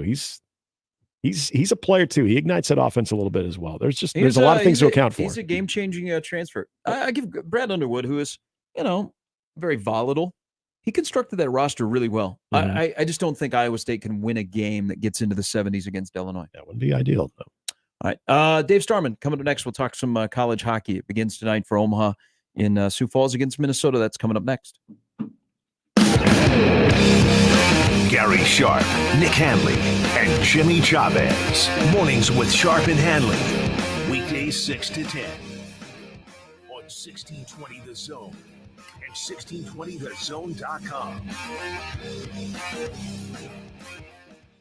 The Connor Happer Show. Basketball is better than football. It's time to finally admit it to ourselves. This state has brainwashed you for years and years and years. Football this, football this. We have to talk about all these football topics. Who's going to be the 4th-string running back this year? I'll never know. Does it matter? No, it doesn't. You ever notice how we're so happy right now and we haven't talked about football in weeks, Josh? Weeks. The Connor Happer Show. Weekdays from 10 to 2 on 1620 The Zone. Your Omaha area forecast from the Godfather's Pizza Weather Center and KETV News Watch 7 on 1620 The Zone. Getting back to spring-like weather on Thursday. Expect mostly sunny skies for the majority of the day with south-southwest winds. Highs in the low to mid-60s. I'm meteorologist Sean Everson from KETV News Watch 7. Oscar's Pizza and Sports Grill is your home for the big game. We're in the middle of the best time of the year of basketball season, with meaningful games every night, with 40 TVs and massive dual projectors. The games have never looked better. Pair that with their award-winning char-buffed wings and $7.99 Monday through Friday lunch specials. Oscar's Pizza and Sports Grill has everything you need. 173rd and West Center Road, and for takeout, 162nd and Maple. There's no better thing than to help others in their time of need. John Bishop here to invite you to be an organ and tissue donor at goodguysavelives.com. Anyone can register, regardless of age or medical condition. Donor hearts and lungs save lives. Donor tissue makes recovery from surgery easier. Next time you renew your license, check that organ and tissue donor box or visit goodguysavelives.com. Learn more about organ donation today and see how you can save 8 lives at goodguysavelives.com. What goes perfect with the madness of March? The convenience of Cubby's downtown in the Old Market, 13th and Jackson. And if you're gearing up to watch the game, Cubby's has what you need. You'll find a full meat counter with steaks, burgers, chicken, and homemade brats. Hot and fresh deli food, including Chester's Chicken and Godfather's Pizza Express. Pop, water, beer, and a full liquor department. See you at Cubby's Old Market, the very best in convenience. Open 24 hours at 13th and Jackson. Is your concrete cracked or uneven? Hey everyone, Coach Greg McDermott here to explain why you should choose Everlevel Concrete Repair. Many people think they need to replace broken concrete, but repairing it provides durable protection and comes at a fraction of the cost. Everlevel provides permanent repair solutions to fix your concrete and protect it against future damage. And it all comes with a long-term transferable warranty. They offer free inspections to walk you through the entire process. Call Everlevel Concrete Repair today. Welcome to this episode of RV Ready, brought to you by Leach Camper Sales in Council Bluffs by Lake Manawa. Looks like the open road is calling. Call me Rudy. Time's a-wasting people. Mountains, lakes, rivers, campsites, all of it is waiting for you. Leach Camper Sales has the RV for you, and I am calling you out here. Sounds like people should head to leachcamper.com and check out the inventory, or just stop by Leach Camper Sales in Council Bluffs. And don't forget, the coffee's always on. Of course it is. Trees, are they all the same? Not at Lanahaw. Grown from a quality seed source, handcrafted in our local farms for generations, and acclimated to our tough Midwestern climate, Lanahaw's trees are different. Simply put, they're better. Much like our trees, we take great pride in being homegrown. Visit our garden center to find your next tree today. Rooted in quality, unmatched value. Lanahaw Nurseries, 192nd and Center. Hey everyone, Josh and John here for the FanDuel Sportsbook. The college basketball playoff rolls on, and right now new customers can get $200 in bonus bets if your first $5 bet wins. We have lines for this weekend. Of course, my friend John, he'll be in Detroit. Creighton right now, 2.5-point dogs versus Tennessee. Maybe you like the underdog. Maybe you like Iowa State versus Illinois. Whatever matchup you like, just go to FanDuel.com/1620 today and get in on the action. Josh, whether it is the second weekend or the third weekend of the college basketball playoff, you can get $200 to use on point spreads, money lines, and pick even who's going to win the whole thing. Just visit FanDuel.com/1620 and bet on the college basketball playoff until they cut down the nets. 21 plus in present in Iowa. First online real money wager only. $10 first deposit required. Bonus issued as non-withdrawable bonus bets that expire 7 days after receipt. See terms at sportsbook.fanduel.com. Gambling problem? Call 1-800-BETS-OFF. The Zone Hotline is powered by 42 Degrees. The Source. By your mom's house. Now back to mornings with Sharp and Handley on 1620 The Zone.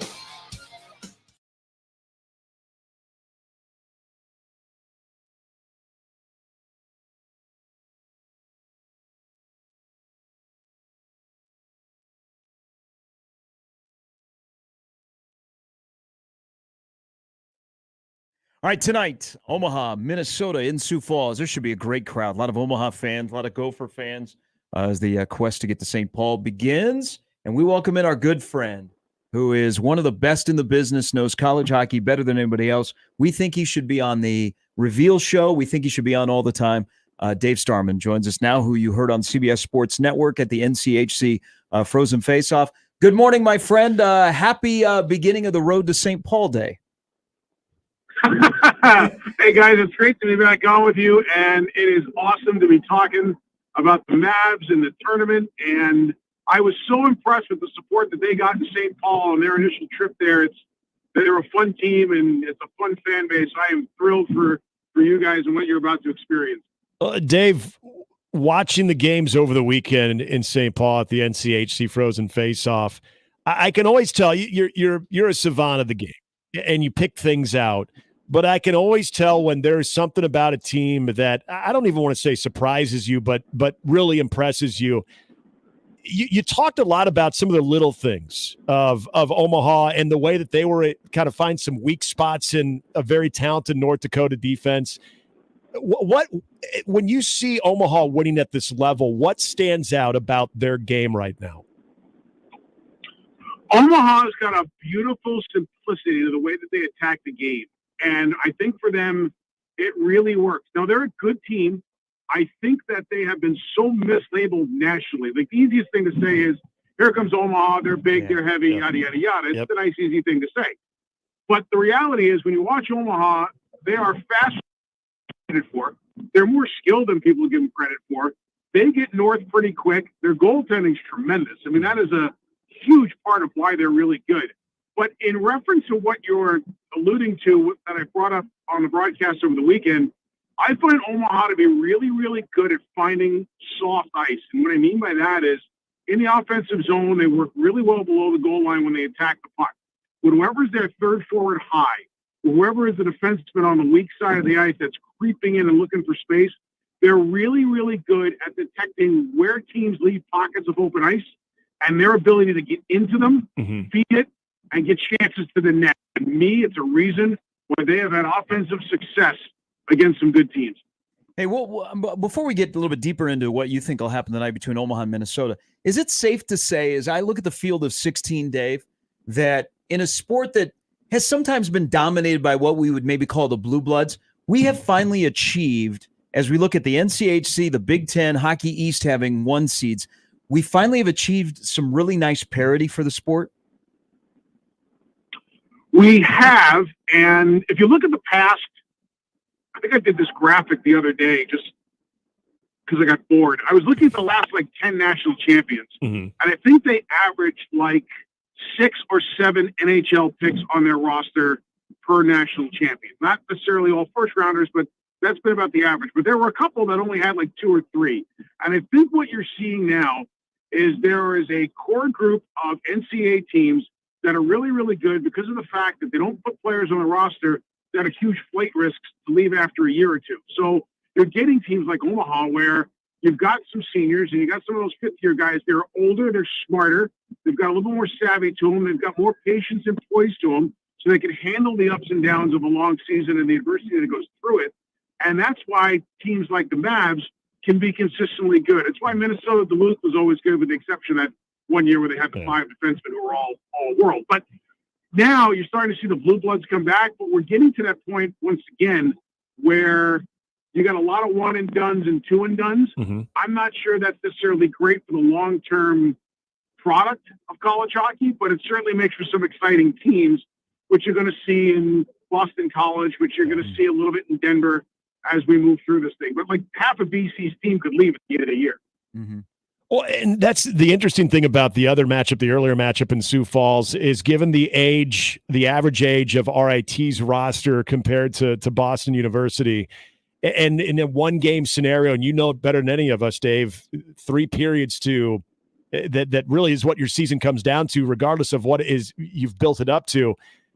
In this moment of the season, how much, in your opinion, does that age matter and that experience that you've had together with one another? I'm going to give you a funny line to start this. At the 2001 National Masters Level Symposium, I was there as a student getting my USA Hockey Masters, and Guy Gadowski from Penn State was with me at that symposium. We were in a discussion about talent versus character. And Gadowski, who was in Alaska at the time, said, listen, I got all the character in the world. I could use a little talent. And I've always thought about that. Okay? And I've always thought about that going to the national tournament, pursuant to your question, and that is, RIT's got some talent. They've got a lot of those older guys you just referenced that have high character, that like Omaha that we just talked about, that can handle some of the ups and downs of these things. There's an old saying in hockey, and Red Gendron was the one who gave it to me: the team that gets off the bus with the best players generally wins. But I also think that in a situation like RIT and BU, and I think BU is very questionable in goal, RIT gets a couple early, and then they can impose their will on this game, and they can set the pace of this game. As long as they don't shoot themselves in the foot, they're as ripe to pull off an upset as anybody. Dave Starman joining us here on Mornings with Sharp and Handley. How much do you think, I mean, we all flash back to last year in the amazing final in overtime where Quinnipiac, boom, they beat Minnesota. Bob Motzko has had to hear about that all off season as he's had to manage his roster with some guys leaving. He's got a really good goaltender. I think the matchup between the Pipes tonight is really, really good. But how much do you think of the motivation of what happened in overtime last year in the national championship? Oh, by the way, the Frozen Four is across I-94 in St. Paul, has done for Minnesota and what it does when they begin this tournament. I would tell you that, knowing Bob as well as I do, that guy's got a bartender's memory. I guarantee he hasn't thought about that game, with the exception of the day after. And maybe some of the players have. But between Bob and Steve Miller, I mean, they've got an elite level coaching staff. Ben Gordon's there too. I would think that playing at home for a national title probably has them a little bit more motivated than the revenge factor of last year. Minnesota's got a good team. They did lose some of their high-end guys. They're still really good in goal. And I agree with you that my opinion is, unless Augustine and Fowler wind up running into each other in a BC-Michigan State game, this might be the best goaltending matchup of the tournament in Omaha and Minnesota. I think that Minnesota's game is one that Omaha can handle. I'm not saying that Omaha's going to beat them. I'm not saying Minnesota's going to beat them. But I think that of the teams that Omaha has had success against, Minnesota is that type of team where they can grind, where they can ping in, where they can take away lanes, where they can possess the puck a bit and their goaltender can cover up some mistakes. Omaha also having a big, long defense. They really do a good job, as David Noel Bernier likes to describe, as closing the front door. Like, they make you come to the net through their layers and their lanes. And when you get there, you generally don't see daylight.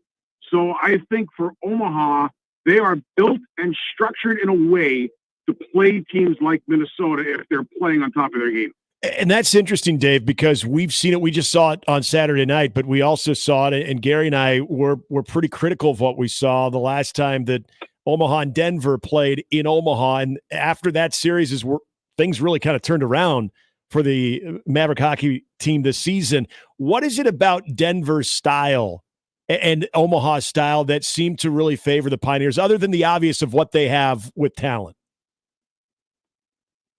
I would tell you this. You probably just nailed it in its purest simplicity. Denver has got so many weapons. There's a couple things that they do really well. Number one is their ability to cut laterally to gain time and space with speed is really impressive. Like, they got a lot of high-end guys that are really, really good at doing some upper-level things to get themselves in a good scoring spot. So they get a lot of grade A chances.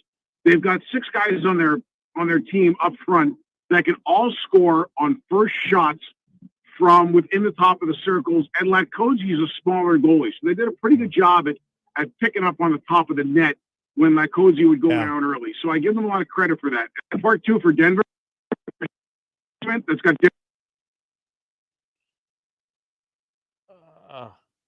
Sean Behrens, who is the top defensive defenseman in the NCHC.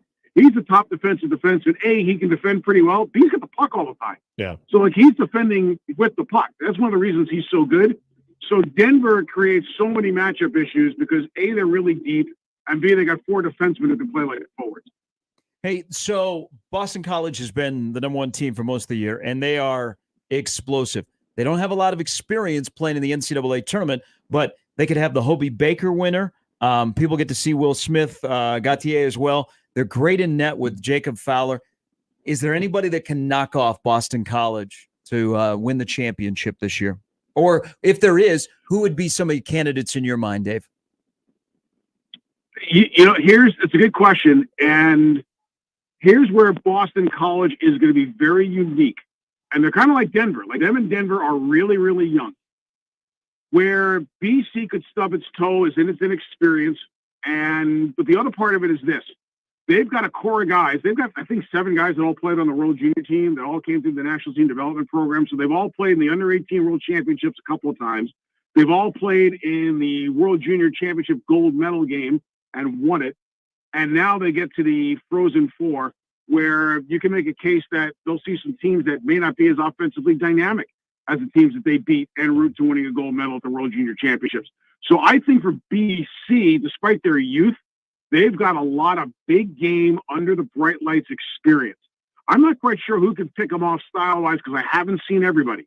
But I will tell you that between Fowler and goal and the offensive firepower that they have and their ability, like Denver's, to find goals anywhere on the ice, they're going to be a really tough out. They're also extremely well coached. Hey, one quick thing before we get you out of here, because there'll be a lot of Omaha fans there tonight. They're going to watch the first game.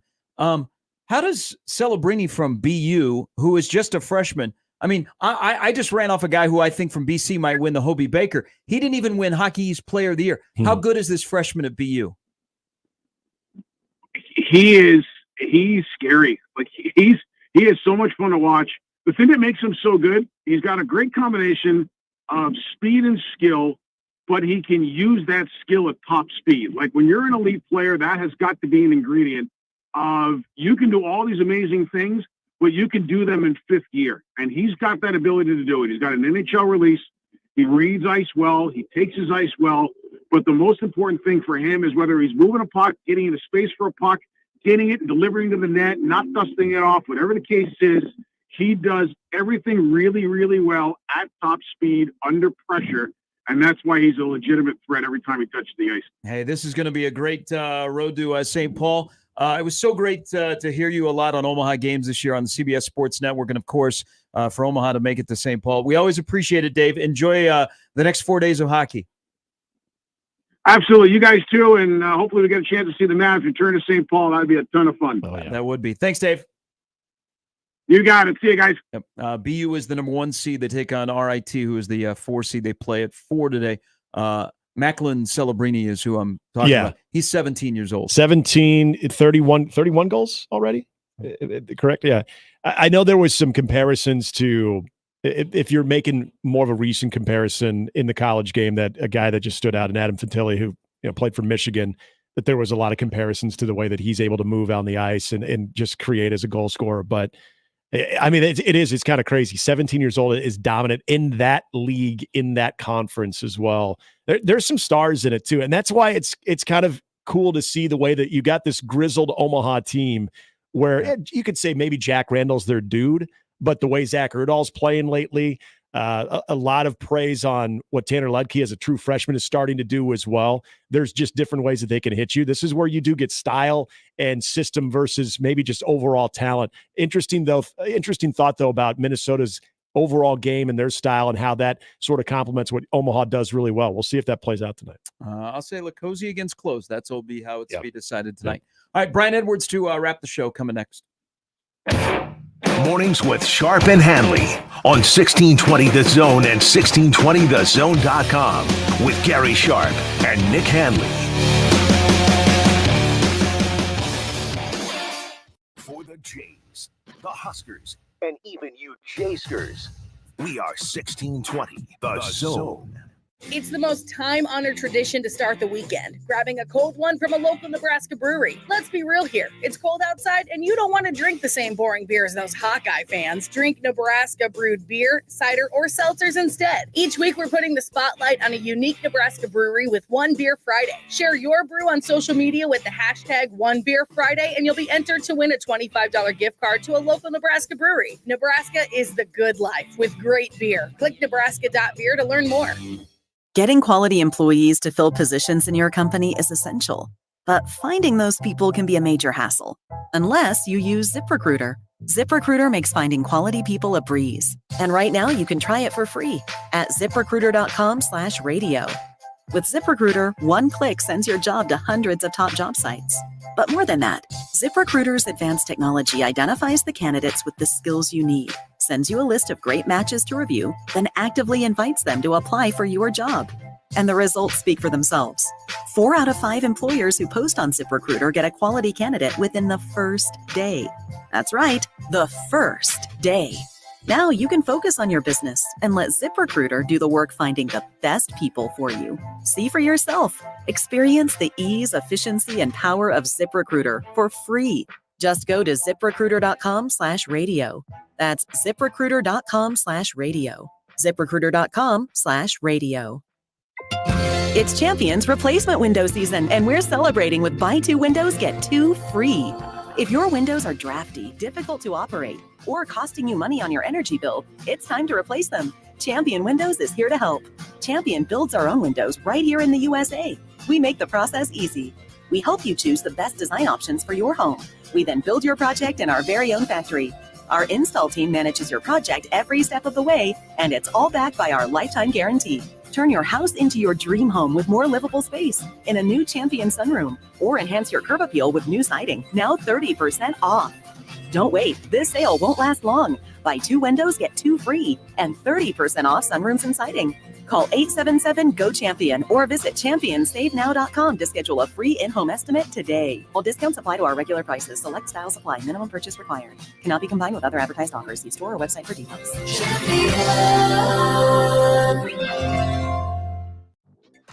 At Target, count on our great deals just in time for Easter.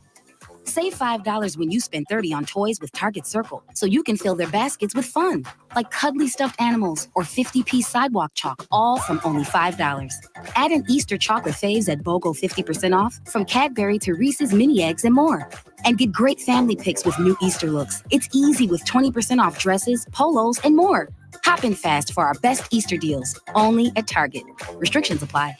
So with Sol's Jewelry and Loan dealing with designer bags, what is another option that our clients have if they don't want to actually sell their item? If you're looking to borrow some money, you don't necessarily want to get rid of it. We can hold on to it for safekeeping until you're ready to come pick it back up. J-Tech Construction, the official exterior experts of the Huskers, offers exterior solutions that help you protect your #1 investment. Whether it's roofing and siding or windows and doors, they're committed to excellence, quality, and outstanding customer service in every step of the process. When it's time to protect the exterior of your home, your choice is simple. Turn to who the Huskers turn to, J-Tech Construction. Check them out online and schedule a free estimate today. J-Tech Construction, the official exterior experts of the Huskers. Lindley Clothing in Omaha has been the premier provider of men's fashion for over 88 years, from suits to jeans, with great brands like Jack Victor, Bugatti, Peter Millar. Your father was a customer. You're a customer. Your son is a customer, and now they're looking for the latest sportswear to tailored clothing. Lindley Clothing has you covered. They will help you get the look that you need with their selection and top-notch customer service. You walk in the door, and there's John and Marlene and the entire Lindley Clothing team with a great smile on their face, and there to help you. 132nd and West Dodge in Linden Market to pick up the latest styles and enjoy easy access shopping. And we're back. Mornings with Sharp and Handley. Here's Gary, Nick, and Jimmy on 1620 The Zone.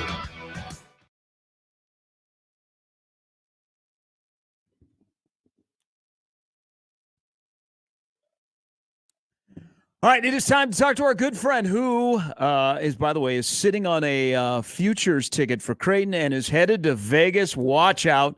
It is a senior handicapper from VegasInsider.com. Brian Edwards, good morning from Hartsfield Airport. How is everything? Everything is great. The eye candy remains elite at Wow. Attaboy. Good morning. Attaboy, Brian. If you are I don't know where to go from there. If you are a UConn fan, the eye candy has been really, really good. They're a big favorite tonight. It's a rematch of last year. Is anything getting in the way of UConn right now? I don't see it, and I definitely do not see it tonight. I'm betting UConn every way you can bet them. I got them -10 early in the week, but looks like 11.5 and 12 now. I mean, I prefer where I'm at, but I still think you're good. I mean, they've won 23 of their 33 games by 13 or more, 25 by double-digit margins. The terrible spot for San Diego State. They had the late game on Sunday night. Probably didn't get back to San Diego till 3-ish a.m. I assume they flew east late Tuesday. They've got the earliest game on Thursday and what's basically a true road game in Boston. But I mean, all that is just gravy. I mean, UConn was going to take care of business regardless. And so I'm also going to bet UConn in the first half, -6 or 6.5. I'm also going to bet them team total. I got it 72.5 early in the week, but I still like it at 73.5 to go over. They've scored at least 74 in 28 of their 36 games. They average 81.6 points per game. So, 3 plays very aggressively for me on UConn tonight. B, this is one that I didn't know which way to go with it. I'm really interested in your breakdown of this Clemson, Arizona, where Clemson is getting 7.5 points. And I know that's your play. What are you seeing about this one where you're going to roll with Clemson in the points? Well, I just thought they played great last week. They led for all but 30 seconds of the 80 minutes they played. New Mexico had played great in Vegas at the Mountain West tourney. They jump on them 30-11, lead 42-28 at half. Lobos never got closer than 13 in the second half. And PJ Hall, debatably their best player, averages 18.8 points per game. He only played 19 minutes due to foul trouble, not only in the New Mexico game, but also in the Baylor game. A game they led by double digits most of the second half. And the Tigers have been underdogs 9 times this year. They're 8-1 against the spread with 6 outright wins. They won outright at Bama, at Pitt, against TCU and Toronto, at UNC. They would have won at Duke if not for that nonsense call there in the final second, and they only lost by 2 at Memphis. So I know they got to travel west, and it'll basically be a true home game for Arizona crowd-wise, but I will take the 7.5 nonetheless. Hey, North Carolina, Alabama, they're going to go blow for blow. Davis and Sears, this is going to be an entertaining game. Carolina looked really good last weekend. They're a 4-point favorite. Do they keep this train rolling? I think so. I got it at 4, but I'm okay at 4.5, 4 or 5. So they've won 10 of their last 11. All 10 of those wins by at least 4, which was relevant when the spread was 4. But 9 of those 10 wins have been by at least 5. And I think the helter-skelter pace that Alabama plays at is going to be great for R.J. Davis. I think he's going to make plays galore, getting his own, setting up Armando Bacot and Harrison Ingram. It's a veteran team with a lot of turn, or at least those three guys have, the 6-game run from 2 years ago. And, they're looking to make amends, not only that blown lead at halftime 2 years ago, but not even making the tournament last year. And, credit to Bama. I think they caught a good draw. They were trending in the wrong direction, but, I think they kind of lucked out on who they played last week. Good for them, though. They make the Sweet 16, but they've only advanced past the Sweet 16 once in program history. Give me the Tar Heels. We've seen a lot of Illinois lately, and what Terrence Shannon does, it speaks for itself, but also Coleman Hawkins, Domask, they've got a lot of ways offensively, even Dane Danger off the bench, that can hurt you. Iowa State, we know, elite defensive team. This is essentially going to come down to a pick-em with Iowa State as a slight 1.5-point favorite. Where are you going? I like Illinois. Underwood, gets over the hump. It had never been out of the first weekend. They get that done last weekend. And I don't have a lot of, cute stats or anything. I just think Illinois both are very good teams, but I just think I prefer Illinois. I think they're going to win a close game. And then to round it out, this will be the first game of the Detroit Regional before Creighton and Tennessee play. Gonzaga-Purdue. Gonzaga blew out both of their opponents, including KU, both over 20-point win. They're an underdog against Purdue, who looked also really, really good. Gonzaga as an underdog. You like getting 5.5 points. Why for Mark Few? I do. Now, they lost by 10 on a neutral back in November to Purdue, but I think Gonzaga has come a long way since then. I think they're a better team. They were still figuring things out. A lot of transfers, a lot of new faces and whatnot. And, I just don't trust Purdue. And, Painter is notorious for struggles in the Sweet 16. And we are catching 5.5. So give me the Zags. All right. Safe travels into Vegas. You will get there, and you will be very busy. I know you are going to look at North Carolina State Marquette tomorrow night and also Houston Duke. Yeah, I'm a little scared of how that Houston Duke game is going to be officiated. I lean Houston, but it just kind of scares me. And they don't have much depth, and their offense kind of makes me nervous at times. So I may live bet those two. We'll see. Hey, fantastic. Thanks, safe travels into Vegas, my friend.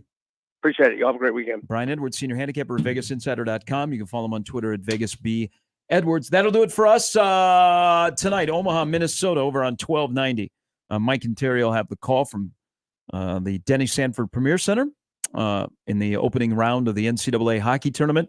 And then tomorrow, we'll have more on Creighton and Tennessee leading up to Nano tomorrow night in Detroit. So lots of great sports action, including the Storm Chasers tomorrow night. But the Royals this afternoon over on 1180. That is true. The voice of us, Jake Eisenberg, back for a second year in the booth. The Royals and the Twins coming up at 3. Happy opening day, everybody. Enjoy it, unless you're a Cardinal fan. Well said. For Jimmy, for Nick, I'm Gary. Coming up next, we go out to Vegas for the Connor Happer Show on 1620 The Zone.